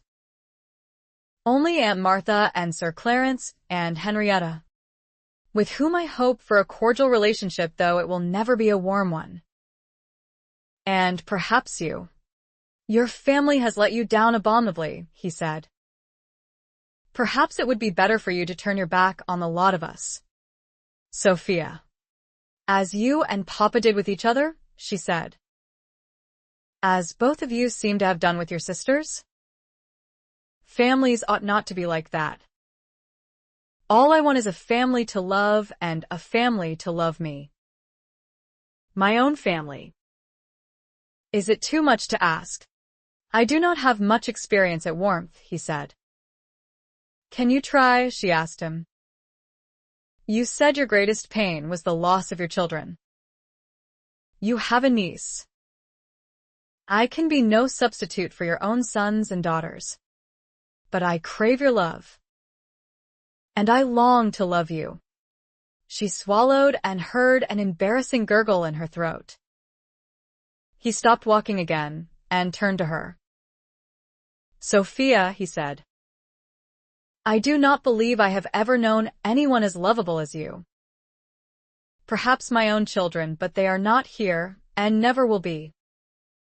I am not good at hugs. I am, she told him. And she put herself into his arms and wrapped her own about his waist and rested one side of her face against his shoulder. His arms came tight about her, and they stood motionless for a long time before releasing each other. Forgive me, he said. Yes.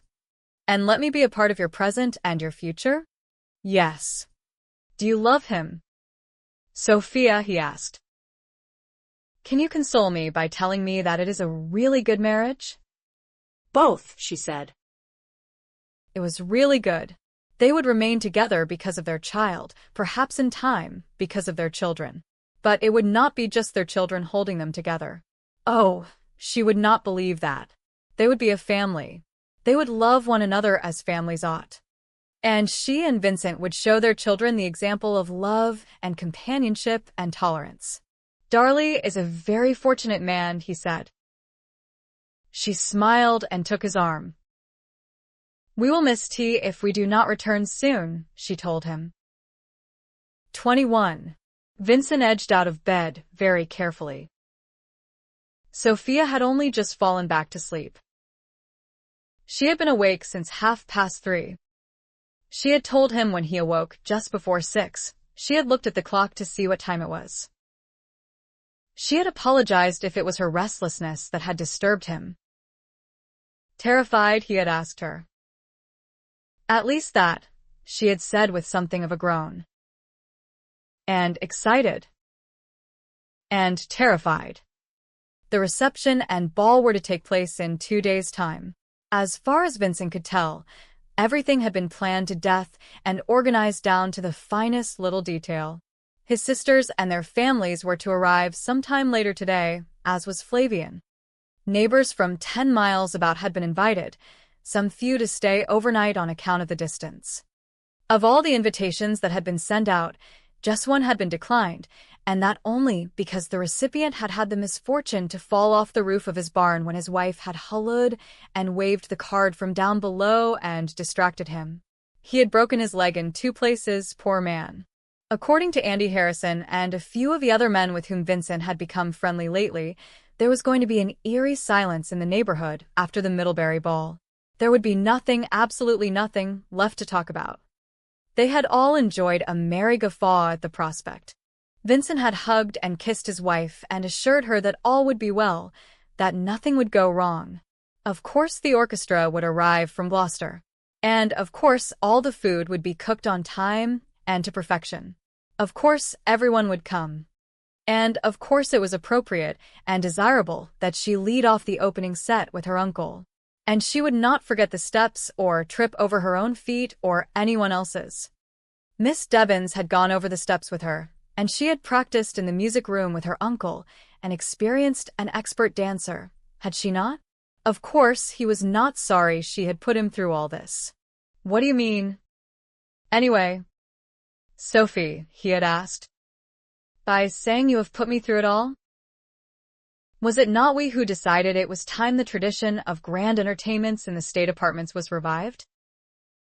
Was it not we who decided upon the ball?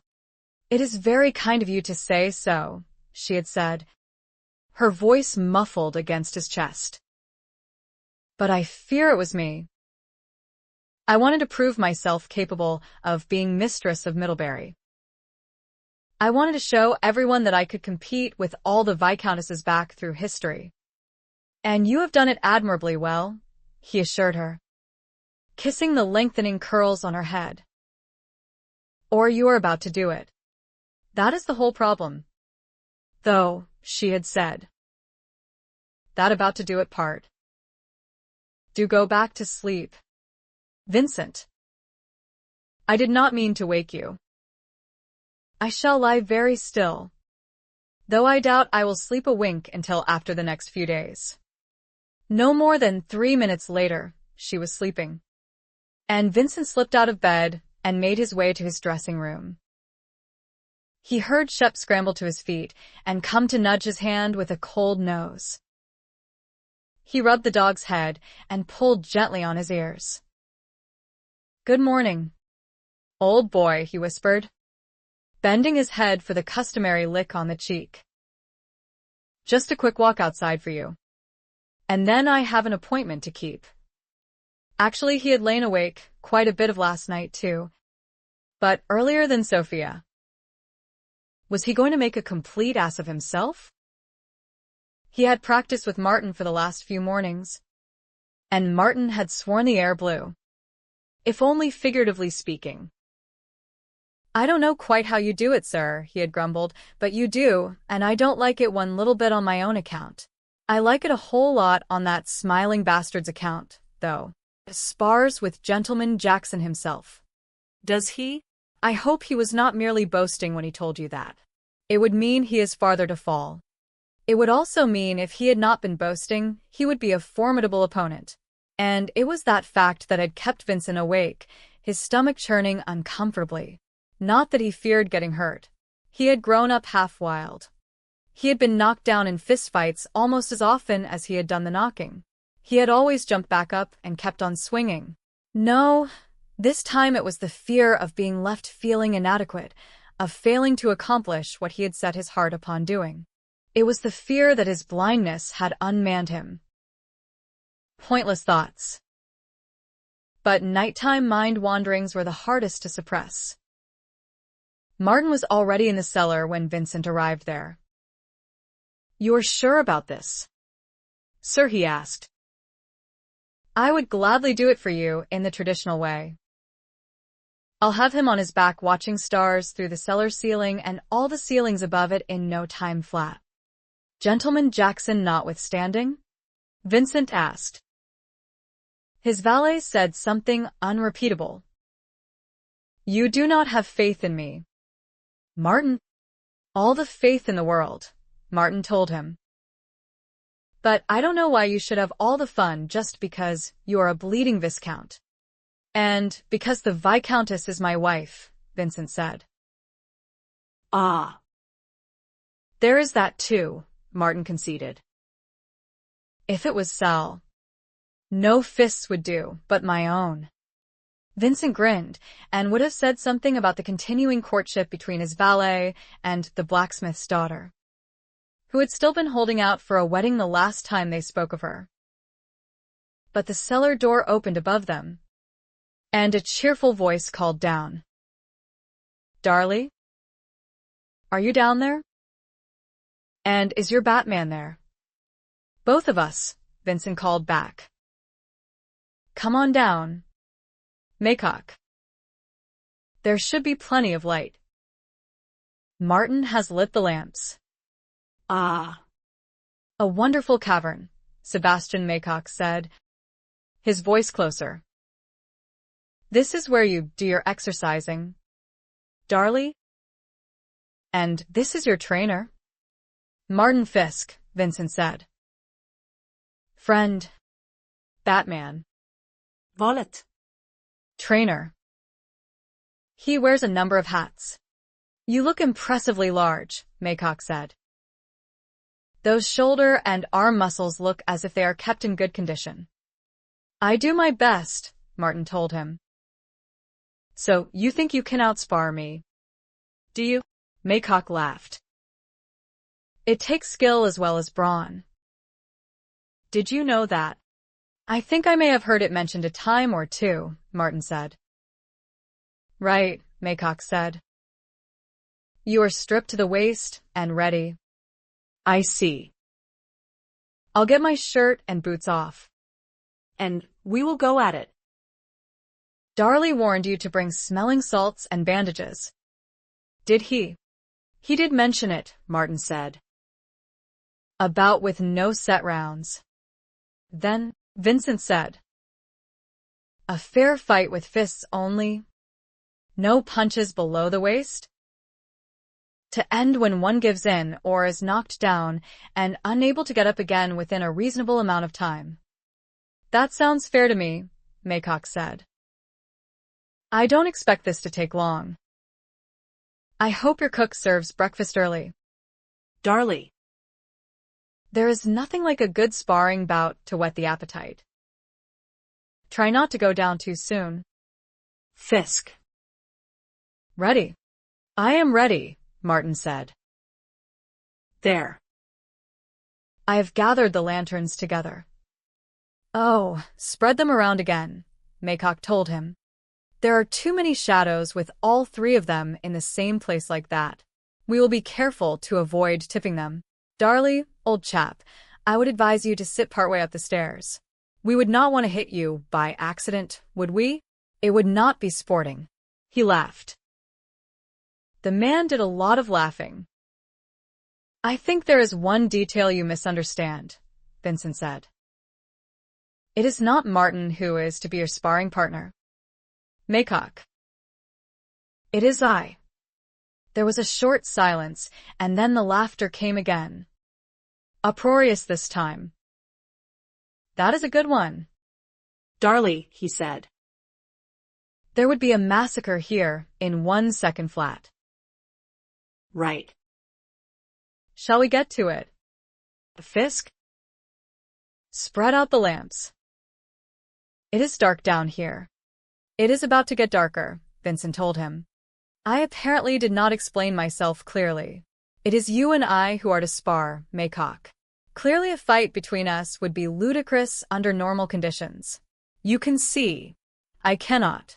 The light cannot be turned on in my eyes for the next little while, unfortunately. But it can be turned off in yours. And so we will be evenly matched, and it will be a fair fight. I say fight rather than mere sparring bout for a reason. When you tell a grieving, vulnerable 15-year-old that she is ugly, Maycock, and when you force her to see for herself in a full-length mirror, you do more than hurt her. You destroy her. When you do it to the girl who has since become my wife, then you make an enemy of me and are deserving of punishment at my hands. Oh. I say. Maycock laughed again. That was years ago, old chap. And it was nothing more than the truth. Would you have had me lie to her? Would you have had me tell her, oh, I say, the lamps are out? Sir, Martin reported. 3 paces forward. Slightly right. It is as black as sin down here, Maycock said, his voice outraged. Light them again this instant. Man. I would advise you to defend yourself, Vincent said. Having moved forward 3 paces slightly to his right, the only outside help he would get. He used both fists and short jabs to locate his man, and then hooked her right to his chin. Oh. I say. This is not sporting. Are your hands tied? Vincent asked. Are your legs chained? Are your ears stopped? He jabbed at the naked chest before him. Hooked with a left. Cut upward with a right. To his credit, Maycock recovered himself and raised his fists to protect himself. He danced about on his feet, and he danced away out of range. Vincent's free punches were at an end. But of course, it was not really a fair fight. Vincent was experienced in the dark. He was experienced at using his ears and at using that sixth sense that told him when someone or something was close. Mostly it was sound, the slap of bare feet on the floor, breathing that became more labored.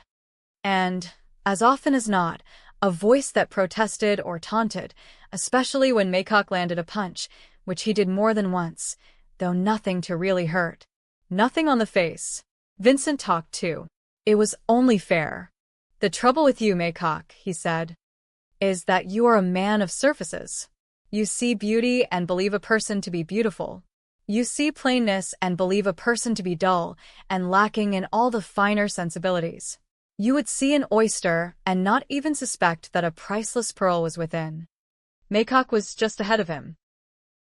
He verified the fact with a series of fast left jabs, which the man countered in such a way as to leave his chin exposed to a swinging right.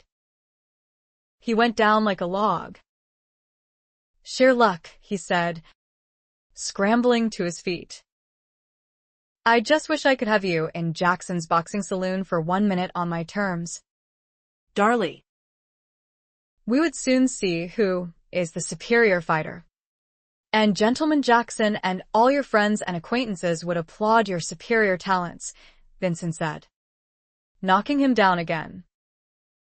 It was hard to judge exactly where his chin was and where his face. Vincent had tried to avoid the face. There was a family to be confronted above stairs. There was a public reception and ball in 2 days' time. But he thought that this time he had connected with Maycock's nose. Maycock got up again. At least he was no coward. Vincent took a hard punch to the jaw, reeled for a moment, and danced back out of reach. You saw a lonely young girl who was uncared for by her guardian, he said, and you saw ugliness even though she worshipped you.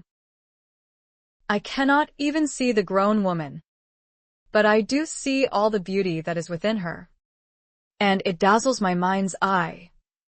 Perhaps it is cruel to be truthful, Maycock said irritably. If you think it matters, Darlie, I will apologize to her. I have already told her that she is no longer ugly. The man just did not understand. Did he? He was probably incapable of understanding. Vincent knocked him down again, and he bobbed up within a second or two. I have seen her pain as well as her beauty, Vincent said. The pain of believing herself to be ugly and unlovable. If you had eyes, Darlie, Maycock said, you would realize. Vincent knocked him down with a blow intended to keep him down. It did. There was silence except for the sound of his own heavy breathing. Maycock. There was merely a dull groan. A lamp. Sir? Martin asked. Yes. Light one. Please. Martin.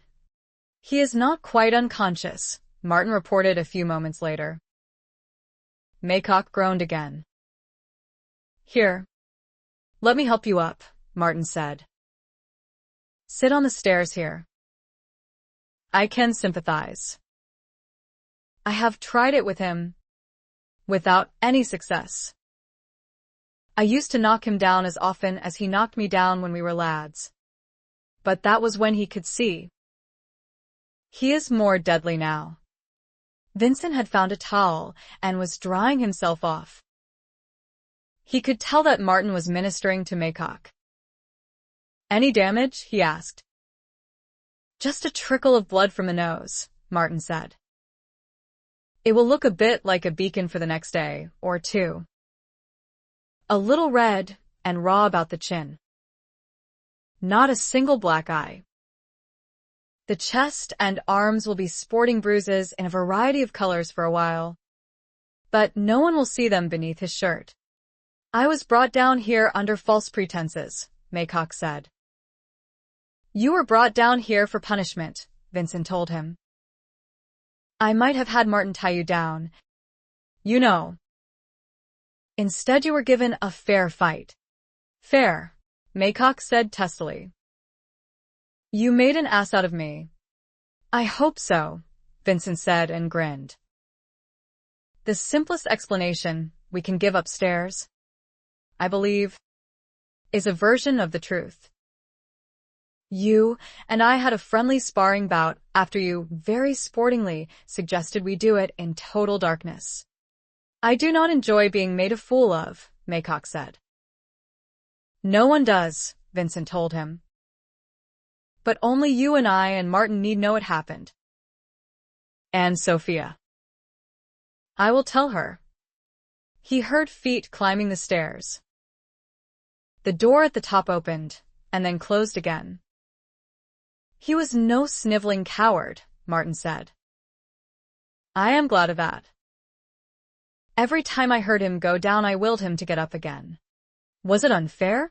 Vincent asked. Not as punishment, Martin said. He is not badly hurt. Just as pride. And he certainly does not get the point. Does he? I think he is incapable, Vincent agreed. You're going to have a nice bruise on your jaw, Martin said. Here. Let me press this wet towel to it. I said she looked like a boy. Sir. When you told me you were going to marry her. Do you need to have a go at me too? You have redeemed yourself since, Vincent told him. And you did not say it to her and would never have done. Ouch. That is sore. Besides, she probably did look like a boy. My poor little scarecrow. With her shorn hair. It is growing. You don't want to exercise further this morning. I take it. Sir, Martin said. I'll go on ahead to have your bathwater carried up. Shall I? Yes. Please. Martin. He flexed his knuckles, which felt nearly raw, and he flexed his jaw, which was going to hurt for a while. He loved her, he thought. The idea popped out at him as if from nowhere. Well, of course he loved her. She was his wife, and they were comfortable together. They talked and laughed together. They were wonderful in bed together. And she was a few months with child by him. Of course he loved her. But, no. That was not what that sudden thought had meant. He loved her. And she still dreamed of her cottage in the country. Sophia had slept late, and now it seemed to her she would never catch up. Though what there was to catch up with, she was not quite sure. With just 2 days to go to the reception and ball, everything that needed to be done had been done, and now it was simply a case of waiting for everything to happen and hoping that nothing would go wrong, and that nothing had been overlooked. Nothing had been overlooked. They had even ridden yesterday, she and Vincent, to call upon Mr. and Mrs. Latchley. He was the unfortunate tenant farmer who had fallen off his barn roof. Yes, they had ridden, she on one side of Vincent, mounted on a side saddle on the quiet mare to which she had graduated, Mr. Fisk on his other side, and Mr. Fisk had even remarked at the end of the return journey that they could scarcely have walked the distance in less time. She liked Mr. Fisk after all. For all his blunt, gruff manner, She often thought she detected something resembling a smile back inside his eyes when he looked at her. They had persuaded Mr. Latchley to allow them to send the traveling carriage to bring him and his wife to Middlebury on the day of the ball.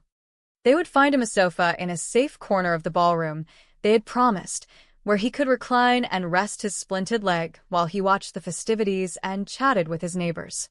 Mrs. Latchley, in the meanwhile, could dance and stroll about with her friends. They would stay overnight, of course, and be taken home the next day. Sophia was not hungry. She would miss breakfast, she decided, though she knew she ought not. She had a baby to feed, as well as herself. Perhaps a little later. In the meanwhile, she would steal a few minutes for herself outside. It looked like a chilly morning, but it was not actually raining. She took a cloak with her. She strolled in the parterre garden for a while, reluctant to go farther. Her family and Vincent's were late risers by her standards, but they would be up soon, if they were not already. She must not be gone too long. Then. And there were more people arriving today. She had family of her own. She tested the new thought and found it as warmly satisfying as ever. She had an uncle. She had an aunt and uncle and cousin besides, and they would remain a part of her life because she would refuse to let them go. Some might call her foolish. They were not particularly likable people, none of the three of them, and they had certainly not been good to her, beyond the fact that for 3 years they had provided a roof over her head and food for her stomach. But she would not hold a grudge. She simply would not. Just as she did not hold a grudge against Sebastian. He was an amiable, weak, rather self-absorbed man, and he certainly had not been worthy of a young girl's devotion, but he was somehow a part of the small dregs of her family, and she was content that he be there. She was about to return to the house when she became aware of someone hurrying up the driveway on foot. A woman. She turned onto the straight stretch between the topiary trees. And Sophia, seeing that she was Agnes keeping, went to meet her. It was early for a morning call, but it was a welcome one. Agnes, she called when they were within earshot of each other. Her friend was smiling brightly and waving a folded paper. I could not wait until a more respectable hour, she said, all out of breath. The post came early, and so I have come early. I have heard from Dennis after I had given up hope of ever hearing from him again. Men are the more hopeless of correspondents. Are they not? Sophia smiled, and they both stopped walking. Who is Dennis? Dennis Fitzharris, Agnes explained. My cousin-in-law. The publisher. Ah. The cousin. But Agnes had not said he was actually a publisher. Sophia raised her eyebrows. He wants to publish your first Bertha and Dan story, Agnes told her. And he wants to look at more. Here. Read for yourself. And she thrust the folded letter into Sophia's hands. He did indeed. He wanted to publish the book. He liked it, both the text and the pictures. He thought it would delight children, and he thought there would be a fair market for it as there were so few books published just for children, especially books that were so thoroughly and amusingly illustrated. He suggested publishing it under the name of Mr. Hunt, gentleman, since Viscount Darley would doubtless not wish to have his title associated with something so apparently trivial, and Lady Darley would not wish to be considered vulgar. He offered a sum that sounded to be generous enough as an advance against future sales. Sophia looked up into Agnes's smiling eyes and smiled back. Grinned back. Actually. And then they were both laughing and hugging each other and dancing in a circle on the driveway. Is it vulgar to be an authoress? Sophia asked. Dreadfully. My dear, Agnes replied. It is even worse to be a book illustrator.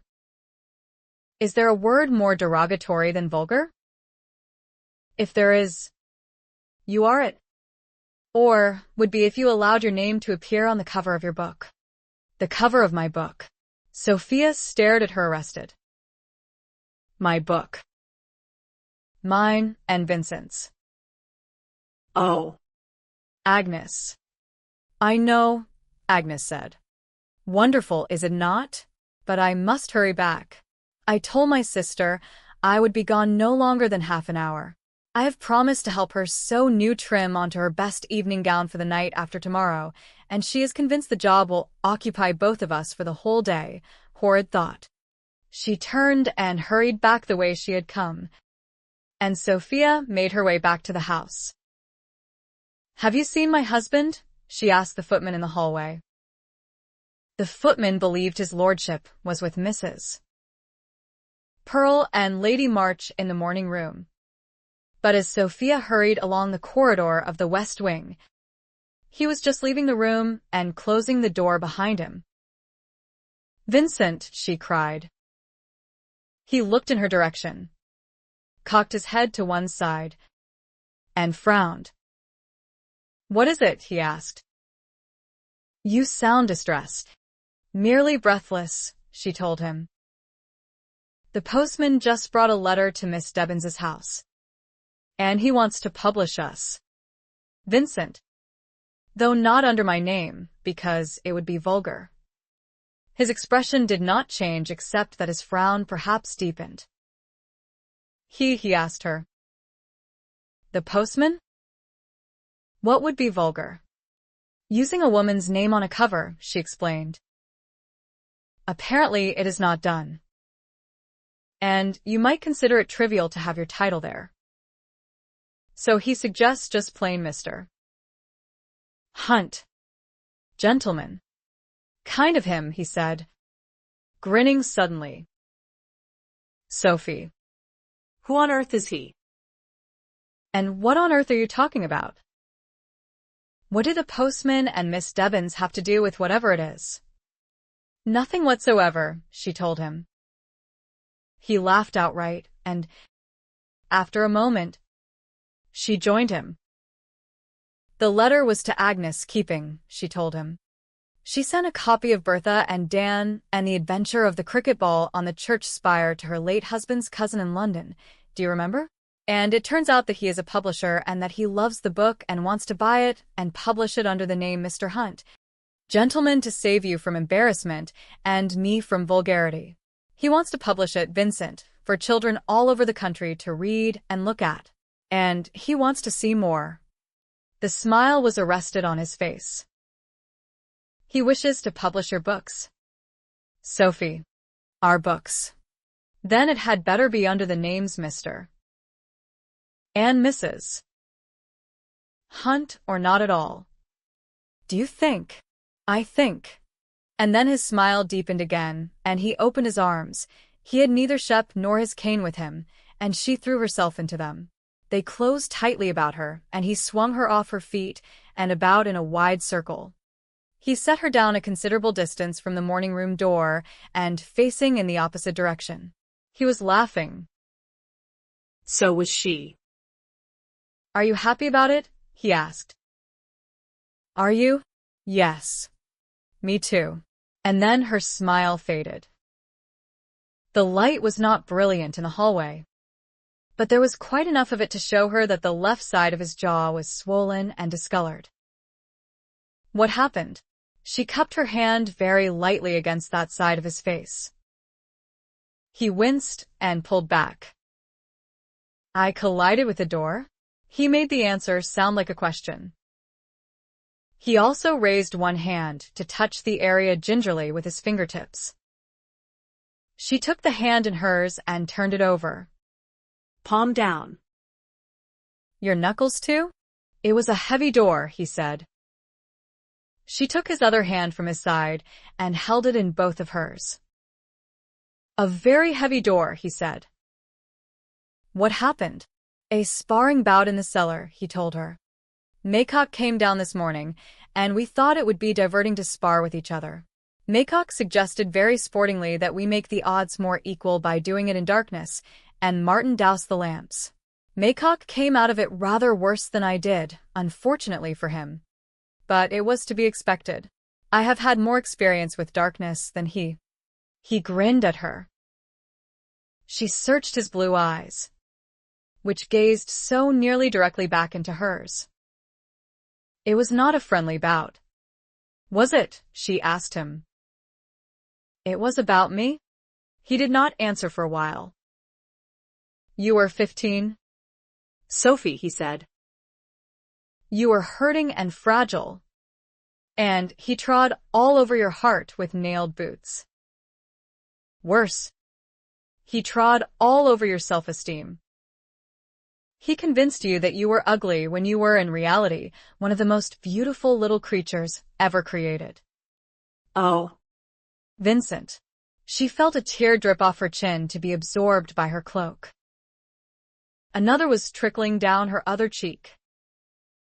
It was all a long time ago. He means no harm.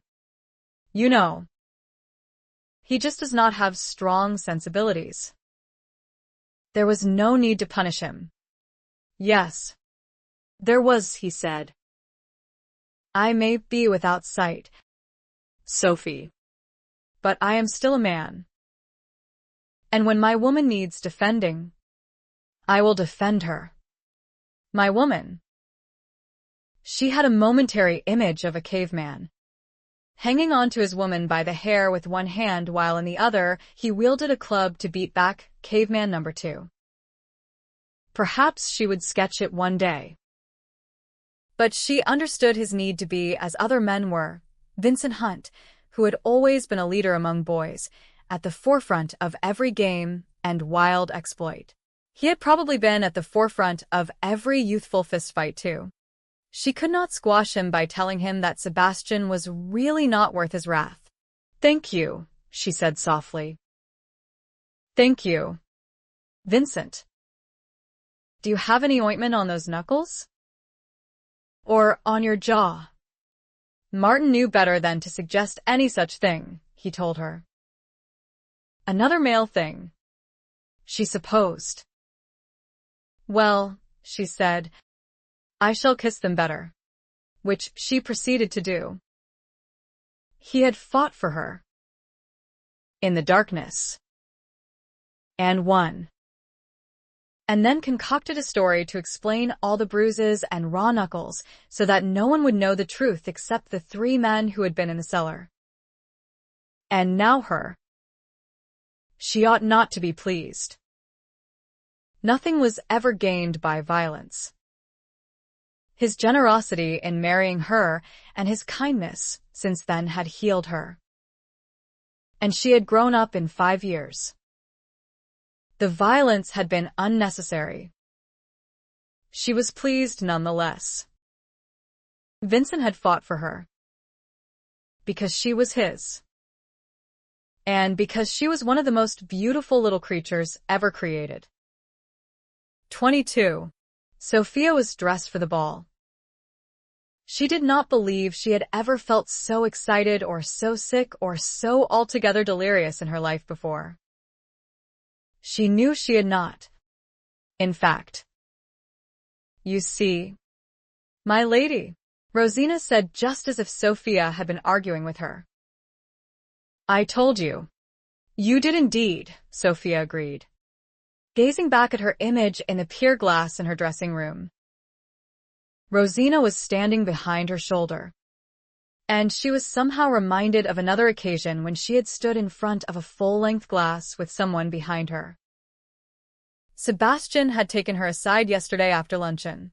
His nose had been looking a little less bulbous than the day before, and the bruises on his chin and both sides of his jaw had looked more blue than black. He had spent the day before laughing good-humoredly at all the teasing to which he had been subjected and declaring that the next time he challenged a blind man to a friendly sparring bout, he would make sure it was out of doors at noon on Midsummer Day. Sophia, he had said when they were alone together, Darlie is under the impression that I hurt you quite grievously when you were still at Aunt Mary's. I could not altogether avoid hurting you. I had not realized you were developing tender feelings toward me. And I could not encourage you to continue with those sentiments. To me you were still just a child, and I did not see you that way. No.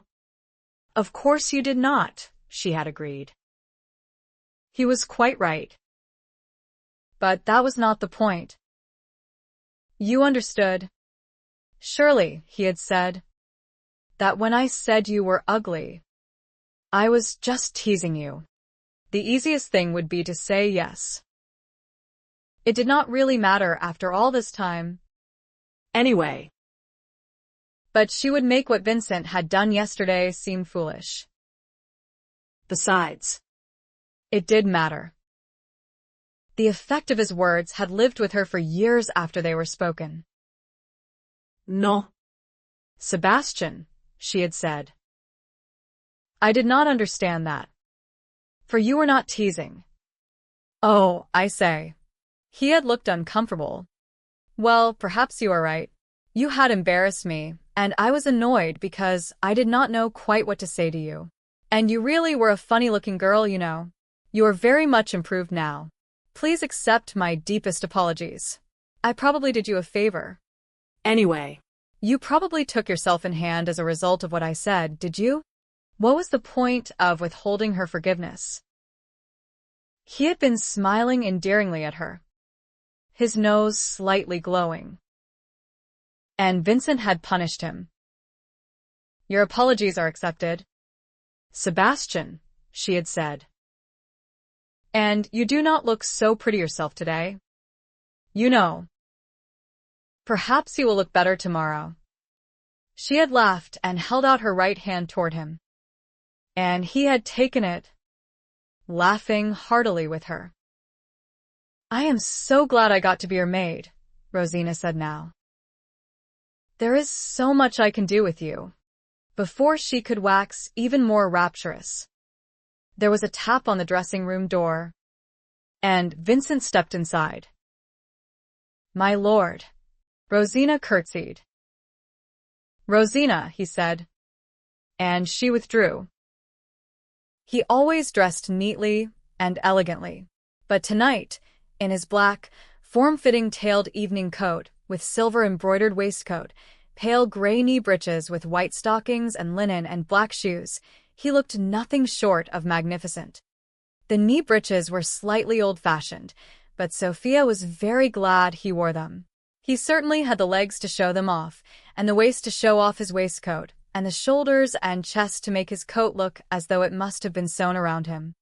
His fair hair, slightly overlong as usual, had been brushed into a neat style, but soon it would be its usual unruly, attractive self. You look extremely handsome. My lord, she said.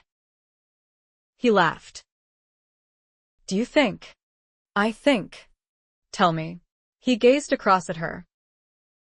Describe yourself. I look ravishing, she told him, and there was only a very little self-mockery in her tone. My gown is a bright turquoise, the skirts all soft and floaty and trimmed with a wide flounce at the hem. It is low at the bodice and the back and has little puffy sleeves. My dancing slippers and my gloves are silver, my fan Chinese bamboo and finely wrought and delicately painted. And my hair... Vincent, Rosina has magic in her fingers, I swear. Am I going to have to double her salary? He asked her. Oh, at least that, she said. She has made it look long when really it has only just started to grow below my chin. I have no idea how she has done it. It is all sleek at the sides and swept up at the back. And all the curls are gathered high on the crown of my head, so that there appears to be a great mass of hair there.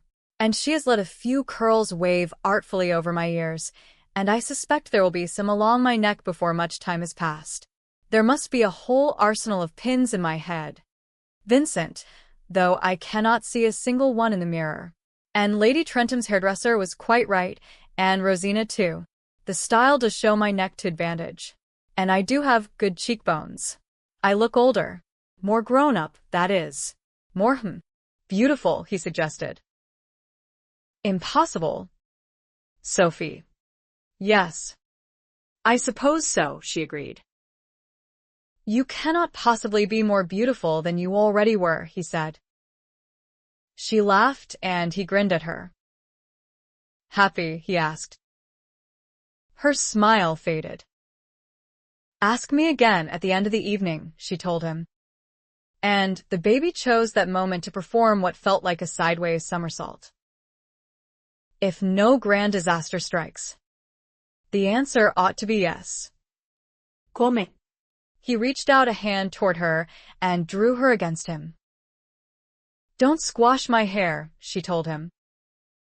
He lowered his head and kissed her. She kissed him back and clung to him, her arms about his waist. "Don't squash my waistcoat," he murmured against her lips and deepened the kiss. She drew back, picked up her fan, and took his arm. There were guests to receive.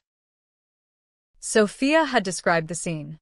Vincent had had the state apartments described to him before, but he had not come here often. They had not particularly interested him except that he knew they gave great pleasure to visitors, and there was a certain satisfaction in knowing himself to be the owner of such magnificence.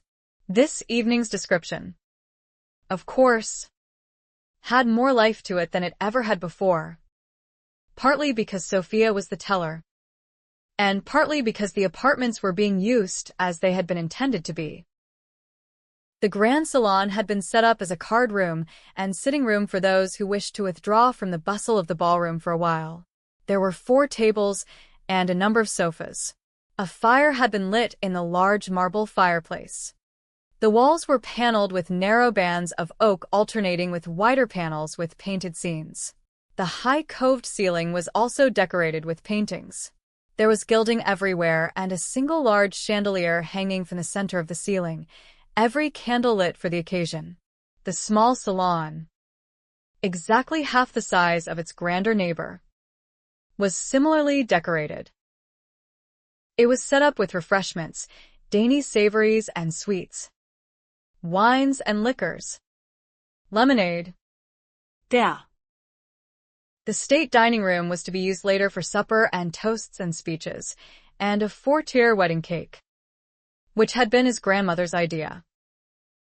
A wedding cake with Sophia several months pregnant and beginning to show.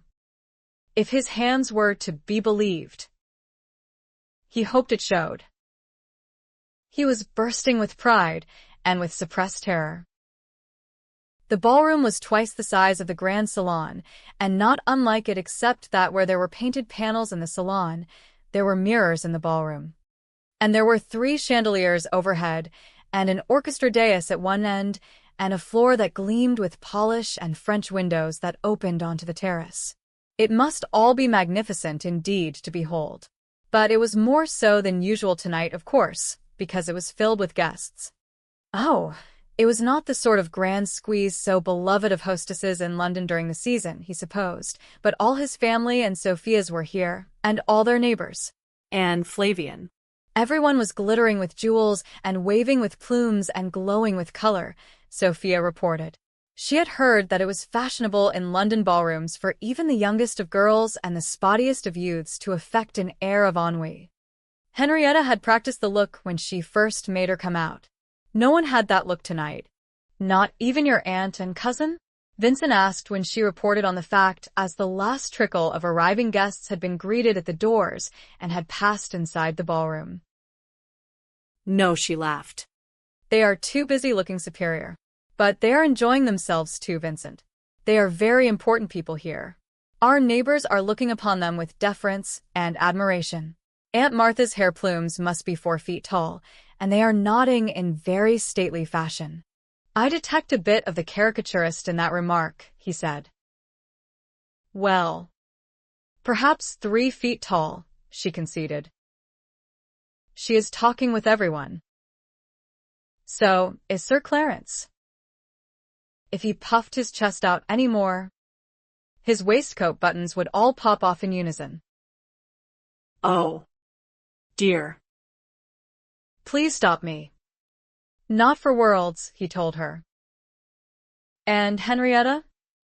Setting her cap at Viscount Ponsonby, she said, though it looks as if he has solicited the hand of Agnes, keeping for the opening set. Talking of the opening set, he said. Yes. even over the buzz of animated conversation about them. He heard her draw a deep breath. "Where is Uncle Terence?" "Ah, "Here he comes. Shall I give the orchestra the signal to strike up a chord for the opening set?" "Darlie," he asked. "It looks to me, Sophia, as if this is going to be a grand success of an evening." "If you will," Vincent said. He took Sophia's hand in his and raised it to his lips. "Enjoy yourself," he said.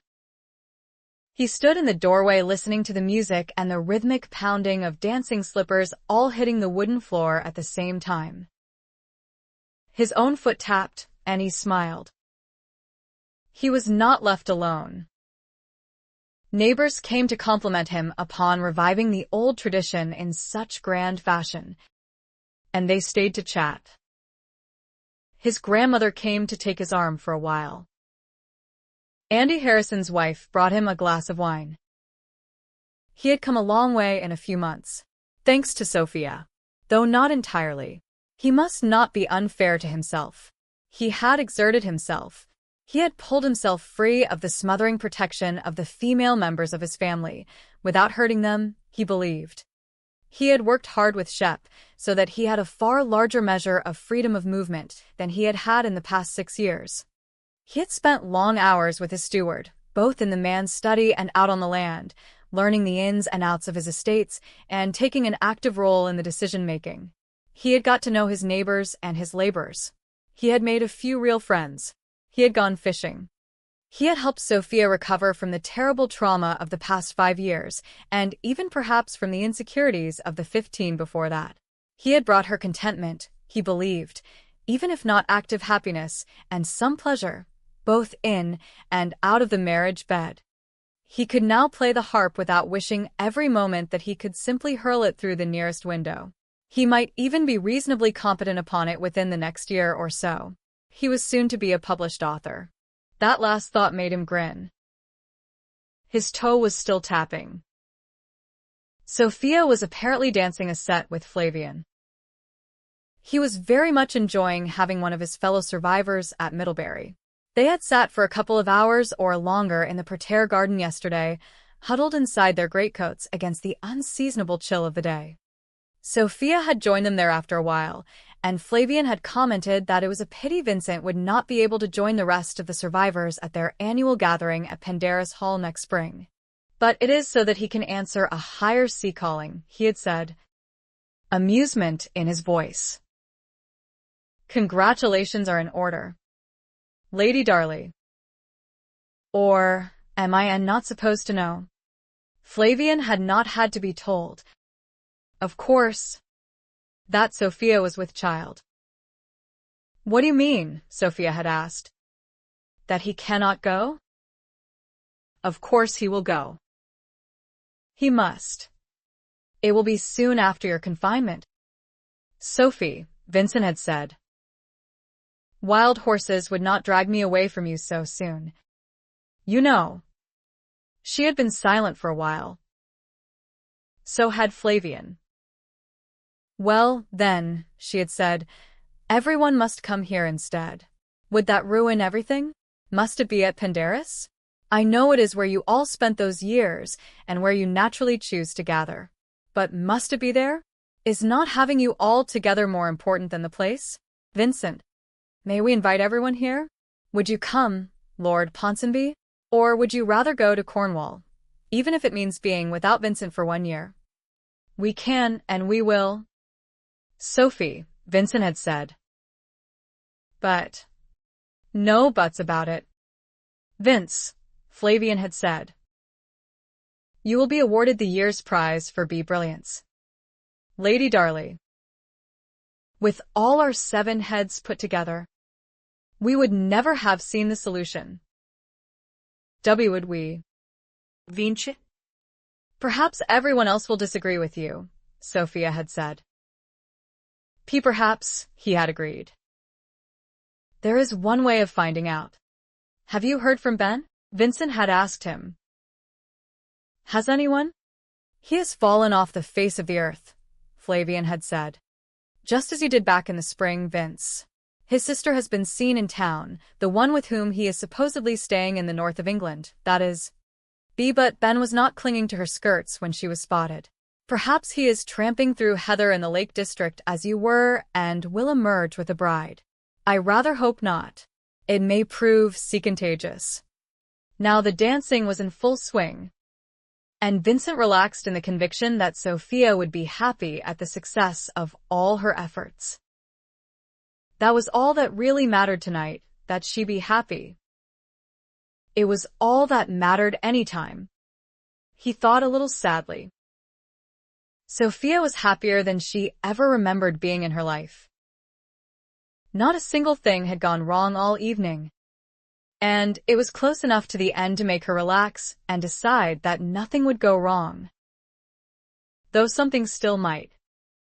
Of course. There was still a big moment to come. She had danced every set. She had also seen to it, as had Vincent's mother and sisters, that everyone else danced too, who wished to dance. There were no wallflowers allowed at the Middlebury Ball. Even Henrietta had danced every set, all but one of them with gentlemen she must have considered inferior to herself. Viscount Ponsonby was the exception. He had danced the third set with her. He had danced twice with Agnes. The supper had been perfect. The state dining room had looked quite dazzlingly magnificent, and the food had been perfection itself. There had been toasts and speeches, one by Vincent. And there had been the cake, which they had cut into before it was sliced by the servants and set on trays for them to take about to make sure that everyone had a slice. Vincent had come with her, though he had neither held the tray nor dished out the slices of cake. He had charmed everyone with his conversation instead. It was amazing that he had more or less hidden inside the walls of the park for 3 years, Sophia thought. In the past few months he had grown enormously popular, just as he had used to be, at Barton Coombs. There were 2 sets remaining after supper, the first of which was a waltz. It was the only one all evening, since even now it was not a really well-known dance out in the country. But Sophia knew it. She had practiced the steps with her uncle in the music room. And Vincent had watched it danced out in the peninsula and knew the steps. He had been present when she had waltzed with her uncle, and she had seen his foot tapping in time to the music Miss Debbins played. It was announced when she was at his side. He was smiling genially about him, though she guessed that it must have been a trying evening for him. Though perhaps not. He seemed to enjoy talking with everyone. Perhaps the fact that he was standing in his own state ballroom added to his enjoyment. But how sad it was that he could not see all the splendor or participate in the more energetic of the activities. It is a waltz. Vincent, she said. Ah. He smiled. You must dance it. Then. Sophie. With your uncle? You practiced with him. With you, she said. I mean, I must dance it with you. She took his hand in both her own and backed a short way onto the dance floor. With me? He laughed. I think not. Sophie. That would be a spectacle for everyone to behold. It would, she agreed and backed up one more step.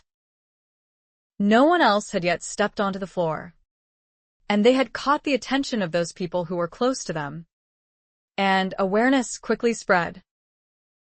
The volume of conversation decreased considerably. No, he laughed. Sophie. I want a waltz, she said. With my husband. Someone, Mr. Harrison began to clap his hands slowly. Viscount Ponsonby joined him. And soon it seemed that half the guests in the ballroom were clapping in time with one another. Oh, dear. Sophia had not intended this moment to be half as public. But it was too late now to do it differently. Waltz with me, she said as softly as she could. Not softly enough. Waltz with her, mister. Harrison said it was unmistakably he this time. And then it became a chant from their segment of the ballroom. Waltz with her. Waltz with her. Sophie, Vincent laughed. So did she. And he walked out onto the empty floor with her. If I make a thorough spectacle of myself, he said just loudly enough to be generally heard. Would everyone be kind enough to pretend they have not noticed? He laughed again. And the orchestra played the opening chord and did not wait for anyone else to take the floor. It was very clumsy and awkward at first, and Sophia was terrified that she really was going to cause him great humiliation, not to mention herself. But she had practiced the steps very carefully. She had also, with her uncle's full collaboration, practiced leading without appearing to do so. His feet found the steps, and his fingers spread against the back of her waist, and his other hand nestled her own within it more comfortably. His head came up, and he smiled very nearly into her eyes. He danced her into a spin, and she laughed, and had to make an effort to keep them both on their feet and within the confines of the dancing floor. It was probably not the most elegant demonstration of the waltz ever performed, but it was wonderful nevertheless, and they had the whole floor to themselves. Whether that was because everyone else was terrified of being collided with, or whether it was because everyone was enjoying watching, she did not know. She was aware, at one point, that most people were clapping to the rhythm of the music. "Vincent," she said after a few minutes, "will you ever forgive me?" "Maybe after a century or so," he said. "Seriously?" "Well, maybe after a decade." And then he spun her again. But she was ready for it this time and steered them safely. "I have always wanted to do this," she said. Waltz. Waltz with you." "Oh." "Sophie," he said, and his hand tightened slightly at her waist.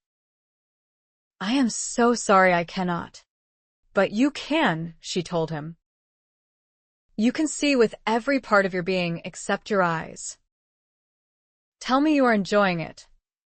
"I am," he said, and he drew her so close that she almost brushed against him.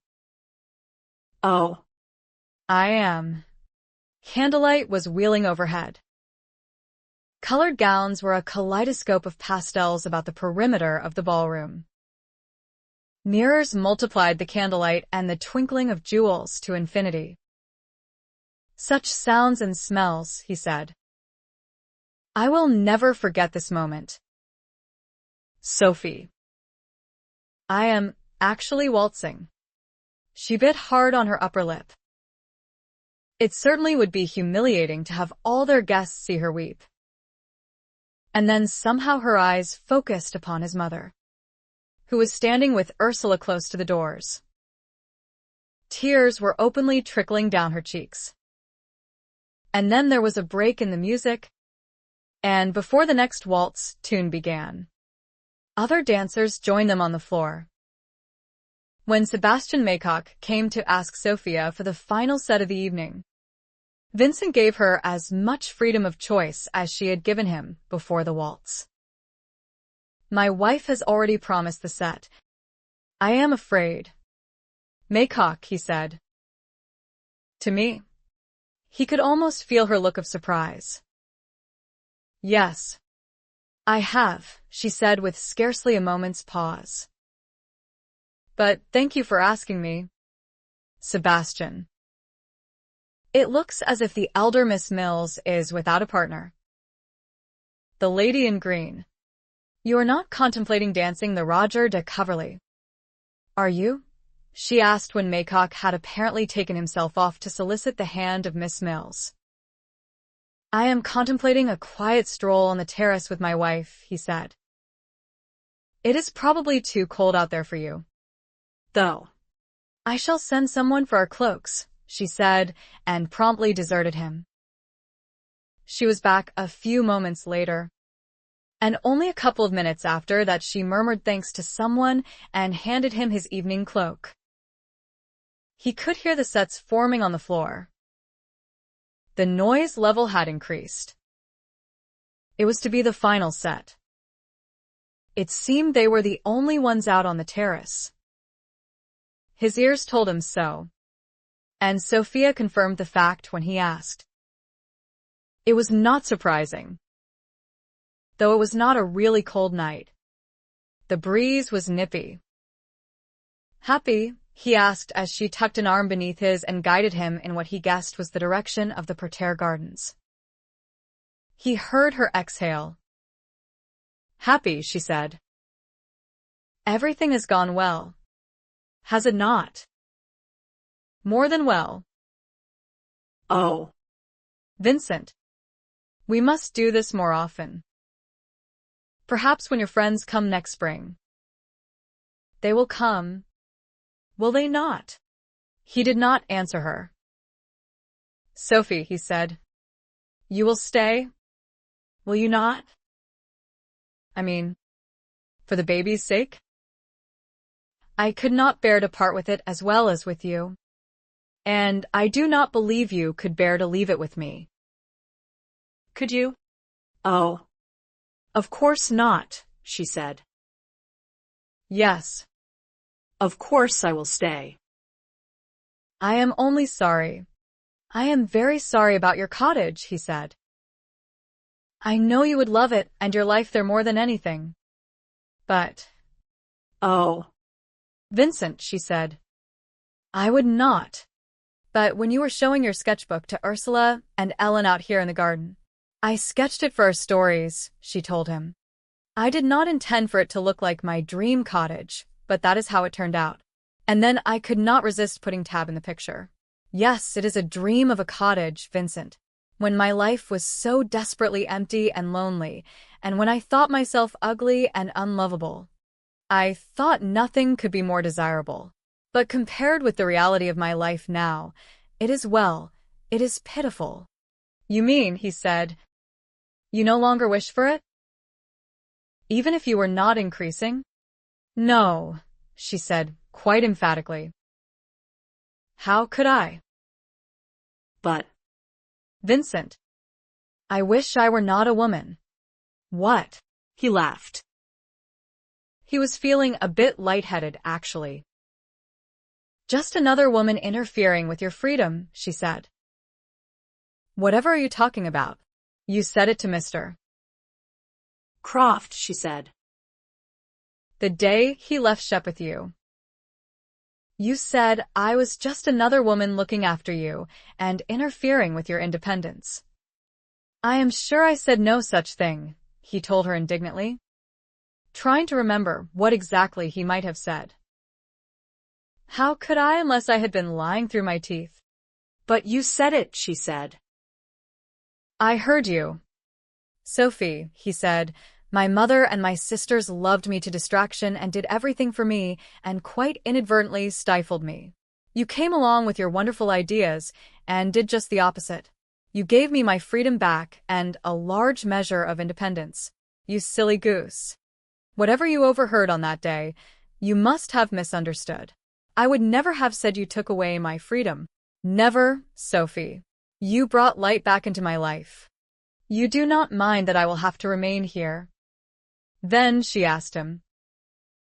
They had stopped walking. He realized. He heaved a great sigh and wished he could remember the exact words he had spoken to Croft. I love you. You know, he said. She was still holding his arm. She tipped her head sideways to rest her cheek against his shoulder. Yes. I know, she said. You are always very good to me. And I love you too. Ah. The inadequacy of words. He sighed again. And the deceptive nature of words that have so many different meanings that they become virtually meaningless. Do you remember that song I sang at Covington House? I'd crowns resign to call thee mine. Remember that line? Yes. She slipped her hand from his arm. I would do it in a heartbeat, he told her. If I had a crown. Sophie. Or multiple crowns. As in the song. I would give them all up. For you. That is what I mean when I say, I love you. He heard her swallow awkwardly. But you do not have a crown. I would give up Middlebury Park then, he told her. And my title. If I had to make a choice between them and you, there would not even be a contest. It is easy to say, I know, when there appears to be no danger that I will ever have to make that choice. But I would do it if I had to. There is no doubt in my mind. I love you, Vincent. One of his hands was in both of hers. It was not a part of our agreement, was it? He said. I am perfectly happy to make do with contentment, Sophie, if you do not want to be burdened with more. Really, I am. And we are contented, are we not? It is just, well, I am selfish, I suppose. I wanted the pleasure of saying it, of telling you. It really does not matter if. Does not matter? She half shrieked the words and threw herself against him with such force that she almost knocked him off his feet. Her arms came about his neck. You have just told me you love me to all eternity and it does not matter? Of course it matters. It matters more than anything in the whole wide world, and throw the sun and moon and stars in for good measure. I love you so very, very, very much. Do you? Sophie. His arms came about her, and he hugged her to himself. Do you? My love. Add a few more veries, she said. You had better save a few for me. He laughed against her hair, which felt as if it was breaking free of the bonds Rosina had imposed upon it. She lifted her face to him, and he kissed her. Sounds of merry conversation and laughter and a vigorous country dance came from the ballroom somewhere behind them.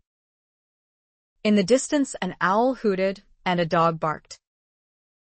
A light, chill wind caught at the edges of their cloaks, all of which Vincent ignored for the moment, for he held all the world clasped to himself. Ah. Yes. And the sun and moon and stars too. And all eternity.